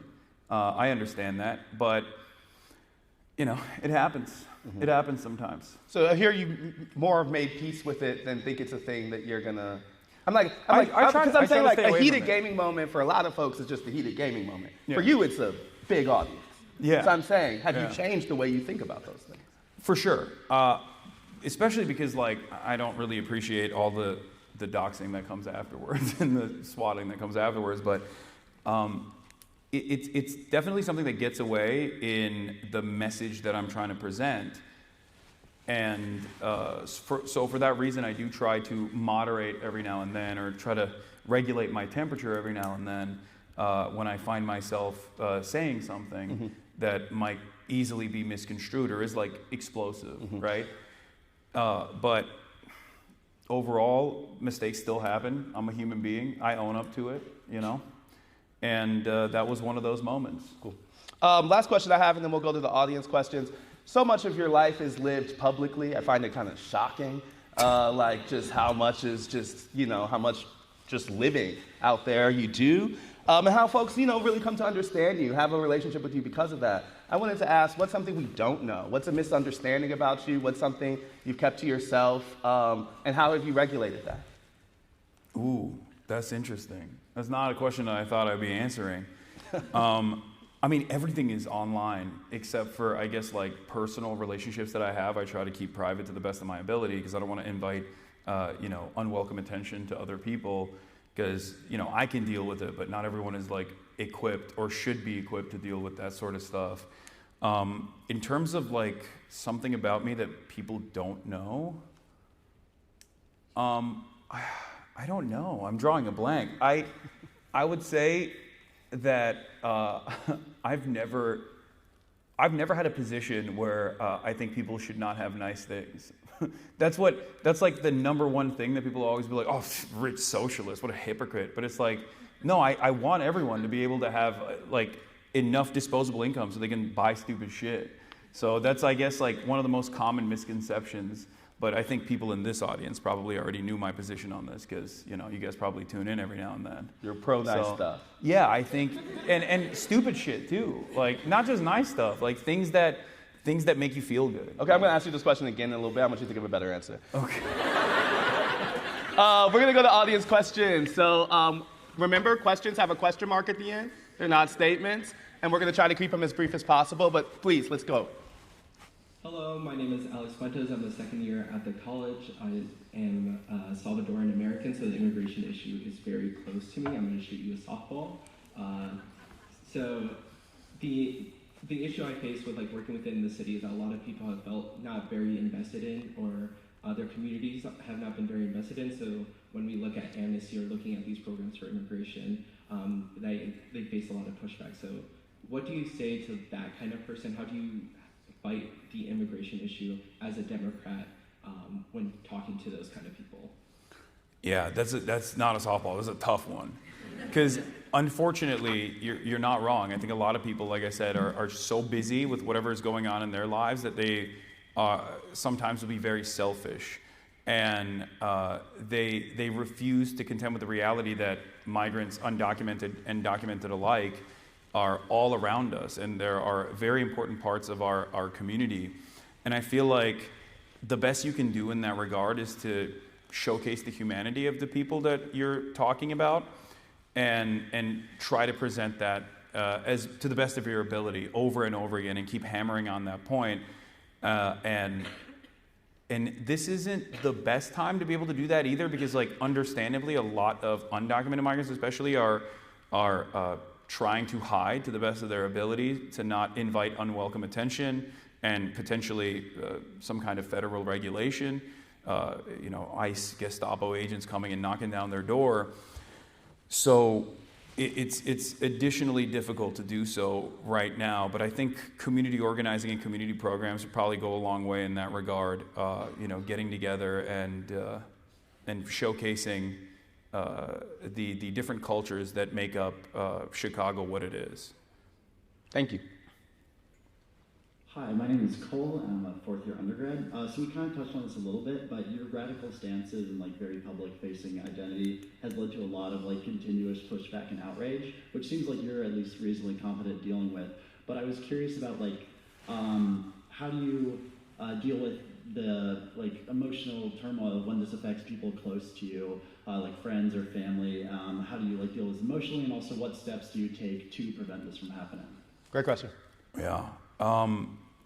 As far as, I can't speak to people close to me, like my former podcast co-host or whatever, if that's what you're asking about, because they're content creators, so it's different. It's a totally different beast. But in terms of disagreements that I have with people in my life, I try to manage that to the best of my ability by talking about other things, especially if it's a relationship worth preserving, especially because I know in the long term, I can convince them on some of these positions as long as I maintain this relationship without severing that tie. Because if you sever that tie, then you're basically losing that battle. That person will probably succumb further and further into reactionary ideology. So, it's good to find mutual interests that don't revolve around politics and try to hammer that on to the best of your ability. And like I always say, be normal, because in my normal day-to-day existence, I don't talk about, the Ansar Allah militancy in the Red Sea against the Israeli genocide, right? That's not a normal conversation that's taking place all the time. Having said that, there are certainly disagreements that I have in groups of friends, for example, with respect to trans issues. Someone will say an off-color remark, and I'll be like, don't do that. Come on, you're being whack. There are subtle ways of moderating people in your life to make sure that they understand that that's not something that you find to be appropriate or funny. And also be cool. I think that goes a very long way, I promise. Being normal and being cool goes a very long way to make your politics more palatable to everyone around you. Thank you, appreciate it. No problem. I love coolness as a thing that's just be cool, Well, I know it's maybe it doesn't come natural, but it is important. Yeah. That's next question. Hi, I'm Hayes. I'm a fourth year in the college. So my question, Hasan, is that you for a long time identified as a Marxist, or you've identified with Marxism in some capacity. Earlier you raised Orthodox Marxism. This was in large part what distinguished you in the Young Turks. But you're also something of a sort of critical left figure within the Democratic Party, something of an opposition figure. And so I want to ask about that, because there's a way in which the question of capitalist parties for the left is the most traumatic sort of legacy or inheritance of the 20th century. I remember back in 2018, in Spears' kind of adjacent years on the internet, there was an old meme that went Barney Bros killed Rosa Luxemburg. I don't know if anyone else, but the spirit is that like it was social democrats in Germany which murdered, communists in the 1920s, 1910s. And it's like, it sounds insane, but it's not insane because it's not true. It's insane because Marxism is like off the table in some sense. And so to kind of crystallize, but also the people who are saying that by and large supported Bernie, right? Yeah. It's like, yeah. So to crystallize this dilemma, there's some sense in which like the political thrust of orthodox Marxism is that capitalist politics and capitalist parties are utterly inadequate to achieve socially necessary, possible, and desirable goals, but nonetheless, independent socialist politics are impossible and off the table. So my question is, like, how do you understand the relationship between Marxism and Democratic Party politics, Marxism and capitalist politics more broadly? Yeah, great question. Well, Nancy Pelosi is obviously a communist, as everybody knows. No, I think that in order to build an underlying base of political education necessary for Americans to develop class consciousness, you still need to engage in some semblance of entryism, where you have to work with the tools that are readily available at your disposal. This doesn't mean that you cast aside your political message or your ideology or your movement, but it's simply to use the pre-existing readily available platforms that are given to you. That's why I'm on Twitch, I'm on Amazon, right? Like it's a wholly corrupt monopoly that abuses people around the planet and even abuses small business owners in their predatory pricing schemes that they've developed. So they're even destroying petty bourgeois people. But having said that, it's still a viable platform to communicate a message, and that is always my goal, is to develop class consciousness and to develop a mechanism of pushback that is still backed by the existing labor force, with the hopes that eventually this could bring about a movement that could resemble a vanguard party, or at least turn the Democratic Party by force into a labor party, into a workers' party. Thank you. Hello, thank you for being here and taking our questions. So as I'm sure you know, you have a fairly large audience, probably more reach within younger people in the Democratic Party than politicians like Kamala Harris do. And with that comes a lot of responsibility, especially with statements that might be considered by some to be anti-Semitic or sexist, or reactions like laughing in a circumstance where it's not appropriate that might signal to college students that it's appropriate to laugh. And so I'm curious what kind of steps you're taking to ensure that as a messenger who's trusted by so many young people, you're not engaging in any sort of discrimination or anti-Semitism, and really engaging in a productive discussion about politics. Great question. I try to stress the importance fairly regularly of, especially at a time when anti-Semitism has exploded, from Kanye West's latest song all the way down to some of the most prominent conservative pundits openly agitating towards anti-Semitism, using cynically what is going on in Gaza to develop a heinous message that then attributes all of those crimes to Jewish people. I find myself virtually every day speaking out against that and decoupling Zionism and Judaism on a regular basis in an effort to educate people that might find themselves on the whims of unexamined anti-Semitic tendencies. In terms of like laughing at certain things or coming across as anti-Semitic, there are a lot of groups and a lot of people that, especially in the online space, that predispose themselves with drama. So they're always going to try to find the most nefarious frame to present me in the worst light possible. But I always say the antidote to all of that is to simply pay attention for an extended period of time to what I'm saying, and you will very quickly realize that you might have gotten duped into believing a certain thing that I believe that I definitely do not. So in terms of nefarious clipping or things that get clipped out of context, there's not really much I can do about that. Unfortunately, it's just the name of the game. And I just try to put my best foot forward to the best of my ability. and hope that people can still maintain charitability and understand where I'm coming from. But yeah, as far as education goes, I think it's a very important part of my commentary to constantly talk about the growing dangers, the canary in the coal mine of anti-Semitism, which is usually a first step towards growing fascist ideology. Thank you. Great question. Hi Hasan, my name is Danny. I'm a third year at the college, and I don't know if you're aware, but the university recently received a very hefty free speech fund. And when I told my roommate that you were coming here, she said that you were a product of that free speech fund. And this university has made itself a reputation for handling student movements on the notes of Palestinian struggle in a very particular way. And I was wondering if you ever felt tokenized by the university as a way for them to be like, oh look, we care, as a gotcha moment, for you. Well, just as a fact point, he's not here from the fund or from other, he's here from the IOP. And because are you tokenizing me instead? Yeah, and because I told him, because I asked him to come. No, he asked No, me. I think that this is actually the opposite of that. We're here to engage in the earnest point of that discussion, and so I would just want to say, factually, that's not how we can. But you want to answer that yourself? No, I mean I don't know anything about the free speech fund. What are you? Where's my money? If you're not, we're both asking the same question. Yeah, no, I love Astead. He's great, and he wanted me to come and speak to you guys, so I was like, yeah, I'll do it. It wasn't like a... And very earnestly, I think it's just an effort for places like the Institute of Politics to be where students are and to engage in those type of discussions. So I think it's the opposite of tokenization. I think it's earnest. Thank you. No problem. Hello. Thanks for speaking with us today. My name is Robbie. I'm a second year at the college.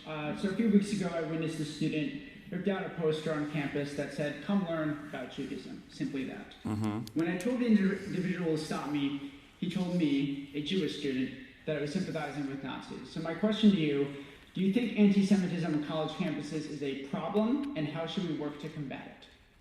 Oh, anti-Semitism is absolutely a problem on college campuses.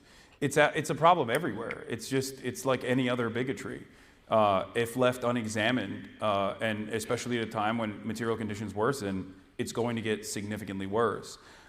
In terms of the packaging of Israel's actions with Judaism, I think that this is a common issue that at least Jewish members of my community are always struggling with, where they talk about the unfortunate fears that they feel as far as people associating them with the actions of Israel. And this is a great example of that, where this person absolutely was doing that, where this person thinks oh, you're a Nazi, you love Israel because you're defending a sign that says, "Come learn about Judaism." Judaism has nothing to do with Israel. Judaism has nothing to do with Zionism.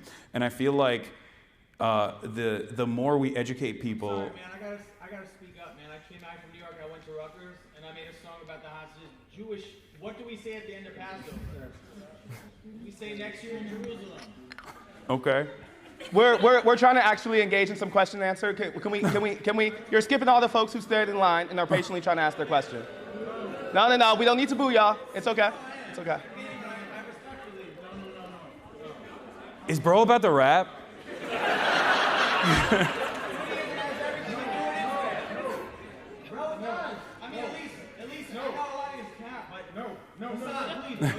Let me ask you something. Let me ask you something.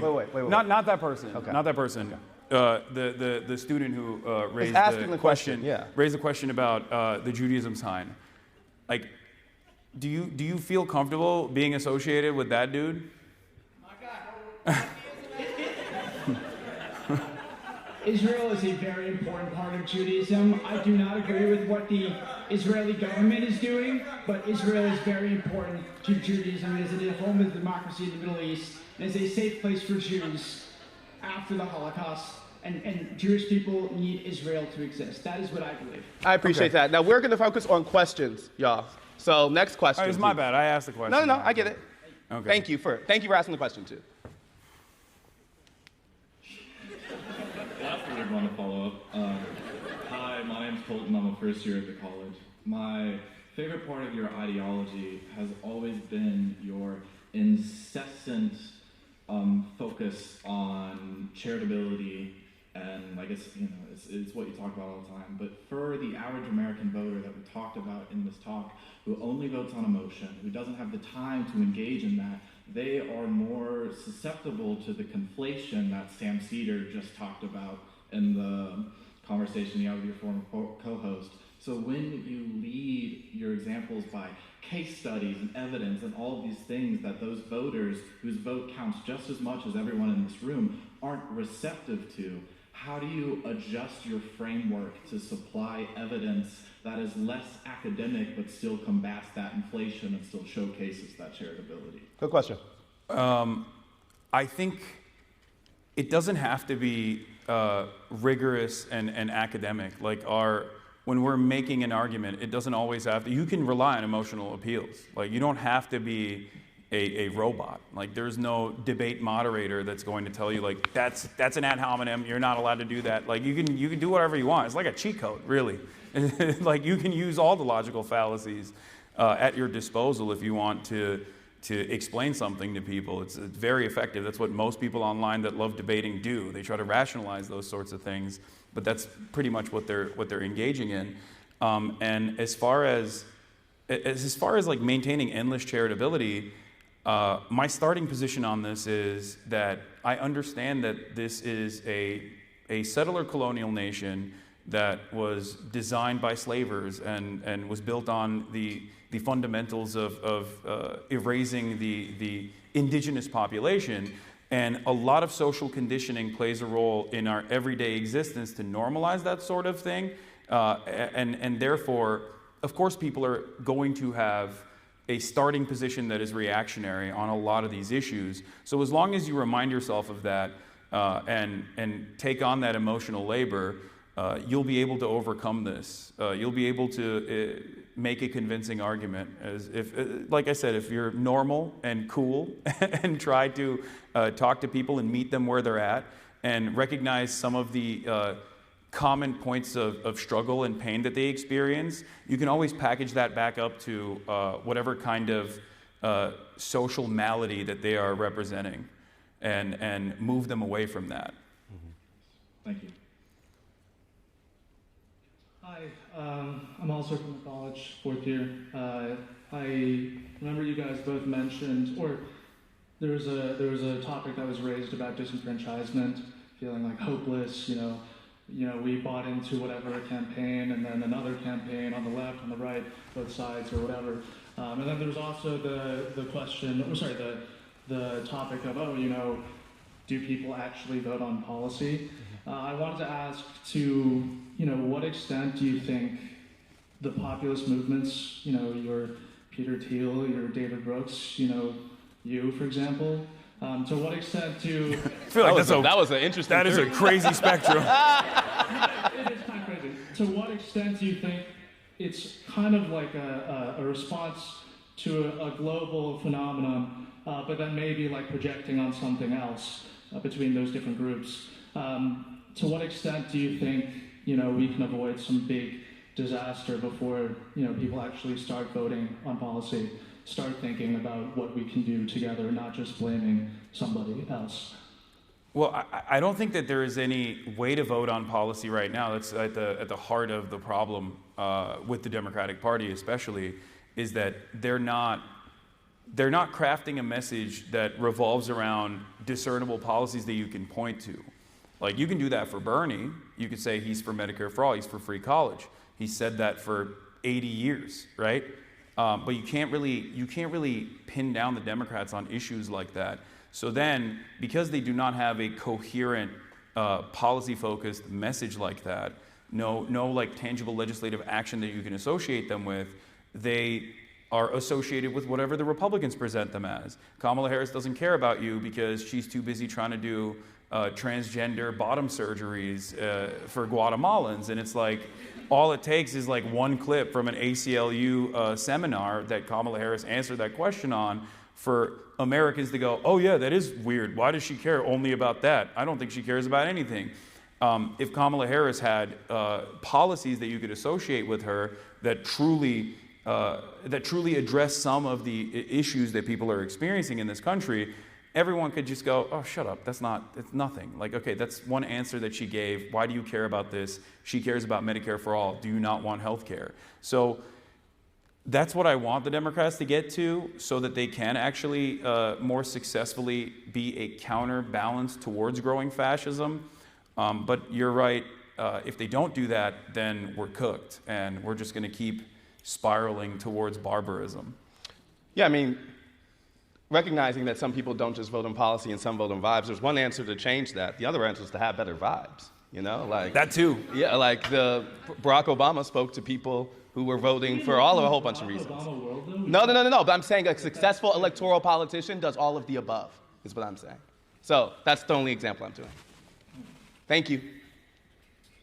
Hi, Hasan. Thank you for doing this. My name's Lance. I'm a second year at the college, and growing up in a rural area during this time, I've seen the polarization of young men particularly, and I was wondering how the Democrats could begin to activate some of these young men or bring them to their side, and also when is the Subnautica playthrough going to get finished?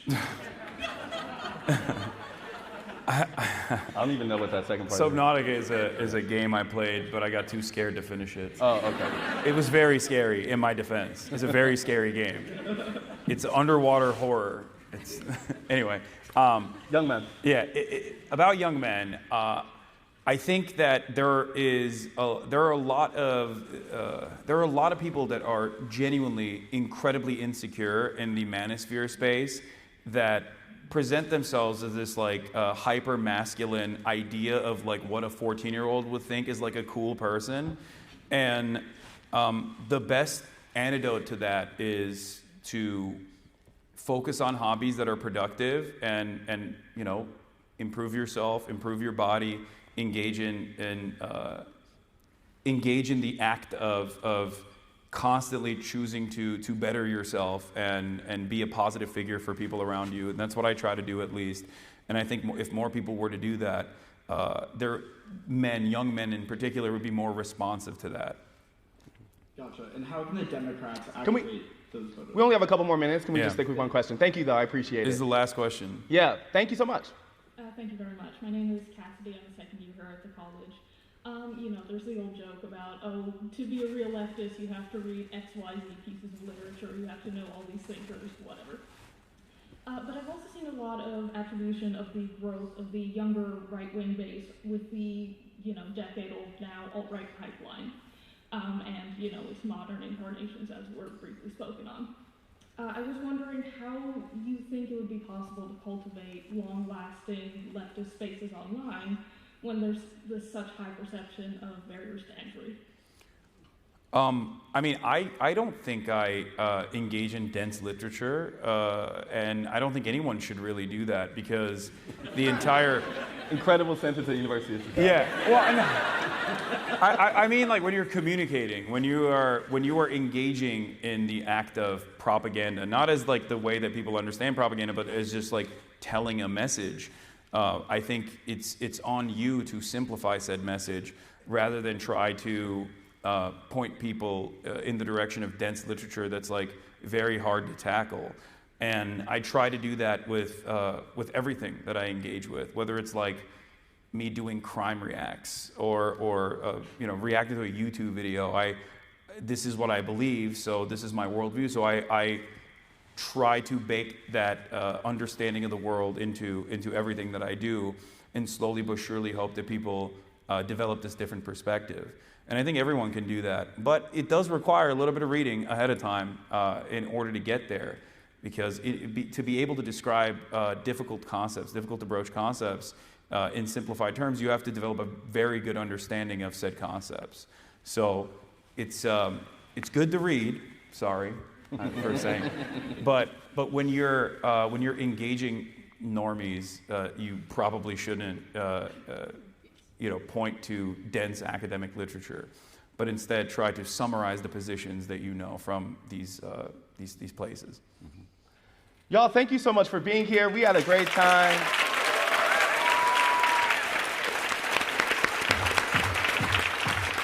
And make sure you follow some more events at the IOP and stuff. Cool. Are we going this way? Okay. It's your mic. Deal. There wasn't like a lot of issues. I think. No, I'm not gonna get sworn. We gotta grab this mic.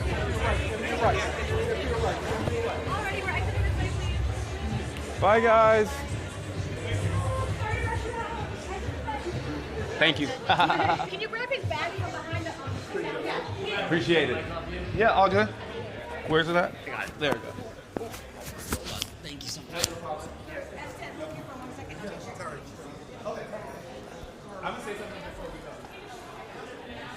You're in my hands now, chat. Astead, you're still mic'd up. Oh, you took his mic? I need you this way. Oh, this way? Okay. All right. What did chat think about that? They loved it. Okay, hell yeah. Oh, this? Yeah. Hold on. There's a magnet. I think it was super good. I think you did a great fucking job. And then, awesome, and I'll just unplug it so I can feed it. Okay, boom. Thank you. Audio was Oh, good. so we just go out to the car now? Yeah. I think Astead might have wanted to say something to you real quick, but Oh, I could be yeah. wrong. I don't know. It's up to you.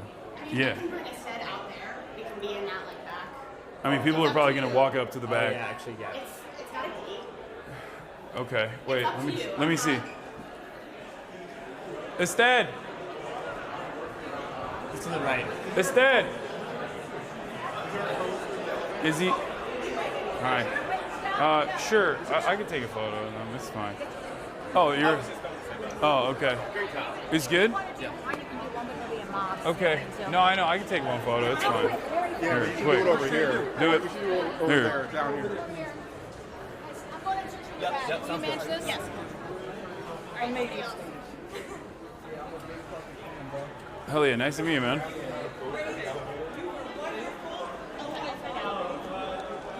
Thank you so much. No problem. Nice to meet you guys. Have a good night, guys. Thanks for coming. Hi there. I'm Hi. Amy Heitkamp. I'm Yeah. the director Nice of to the meet you. Institute of Politics. Also, obviously, So one of Republican those North horrible Dakota. Democrats. Yeah. But no, she's been really encouraging of us having these events and such. So Hell yeah. Make sure Thanks y'all so much enjoy for it. coming. Oh, thank you. Thank you for having me. Yeah. That was good? Good job. Yeah. Are you happy with all that? I think this is what we need to lively this. We need to go directly at it. Yeah. I was hoping if I asked the anti-Semitism every question would not so be about it. But Yeah. you know, it is what it is. Yeah. I wish I would have talked to that one student more, but I felt like we needed to keep going. But I'm glad there was at least, some ability to go right at it. And not the one rapper guy. That was awesome. That was crazy. He tried to bring a big boombox in, but we asked him to keep it outside. I don't know what he was gonna play. So He was gonna play a song, probably. Yeah. Definitely not Israeli music. That's awesome. I think I've seen his songs before. And Norma should be back here for you guys. All right. Bro, should I go back to the hotel? I feel like we have time to do that, Yeah, we'll go back to the hotel. yeah. It is on the way, technically. It is. Traffic to O'Hare can be a nightmare. Let's route it right now. Let's route it. Hey. Just like definitely Hi. be careful. Sorry, this is Madison. I'm Nice to meet you. Big yours. I'm a really big fan. I work here. Oh, do you want to take a photo? Yeah, and can I get some autographs? Is that okay? Yeah. Okay, you just gotta be speedy, but Yeah, no, it's we've fine. got a couple minutes. I'm really glad you guys got to, I know, got to meet I'm- each other. I know. I've been working downstairs and it's been a while, so I'm like, okay. Apparently, they're all laughing and smiling as they leave, which we don't often get. That's good. Yeah. No problem. You're so nice. Are you routing it? Or- Just one for me and one for my sister. I'll check Langham. Got it. Eric, you want to check Langham? Sure. Here you go. Oh my gosh, thank you. No problem. We've been fans of yours since 2018, 2019. Oh, hell yeah. So I'm really stoked about this. Keep doing what you're doing. Oh, I'm gonna keep trying. I really appreciate Yeah. it, and you did great on the debate. Oh, thank with you. the Ethan Klein. Oh, Really thank you. appreciate it. Thank you so much. There's Nice a to kid meet out you. there who was in tears and said that you were his safe space in the Zionist family and you helped his political awakening. And I promised him I would tell you. His name Yeah. is David. It's nice to hear. It's what? I'm gonna be so. Or wait, let me. It's like an hour to It's get gonna be up bad there. stuff. And it might get worse. Yeah, so the traffic has been really bad recently. You're going over here? Yeah. Yeah. I would recommend you just go straight there. And then I'll just call an Uber to. Okay. Well, you're gonna. I just think your mic, but Oh yeah. Okay. Well, I'll end it here then before I get in the car. All right, everybody. That was wonderful. Shouts out Astead. Shouts out the University of Chicago. Institute of Politics. Yeah, Institute of Politics. That was a fantastic experience. Hope you guys enjoyed that. I'll of course be live tomorrow at my regular same time, same place. You already know. And let me turn this on real quick. Okay. The internet's very bad over here, but yeah, I hope you guys appreciated that and enjoyed it, and it was informative and enlightening. If you guys liked it, maybe I'll do more the college campus stuff. But I'll see you tomorrow.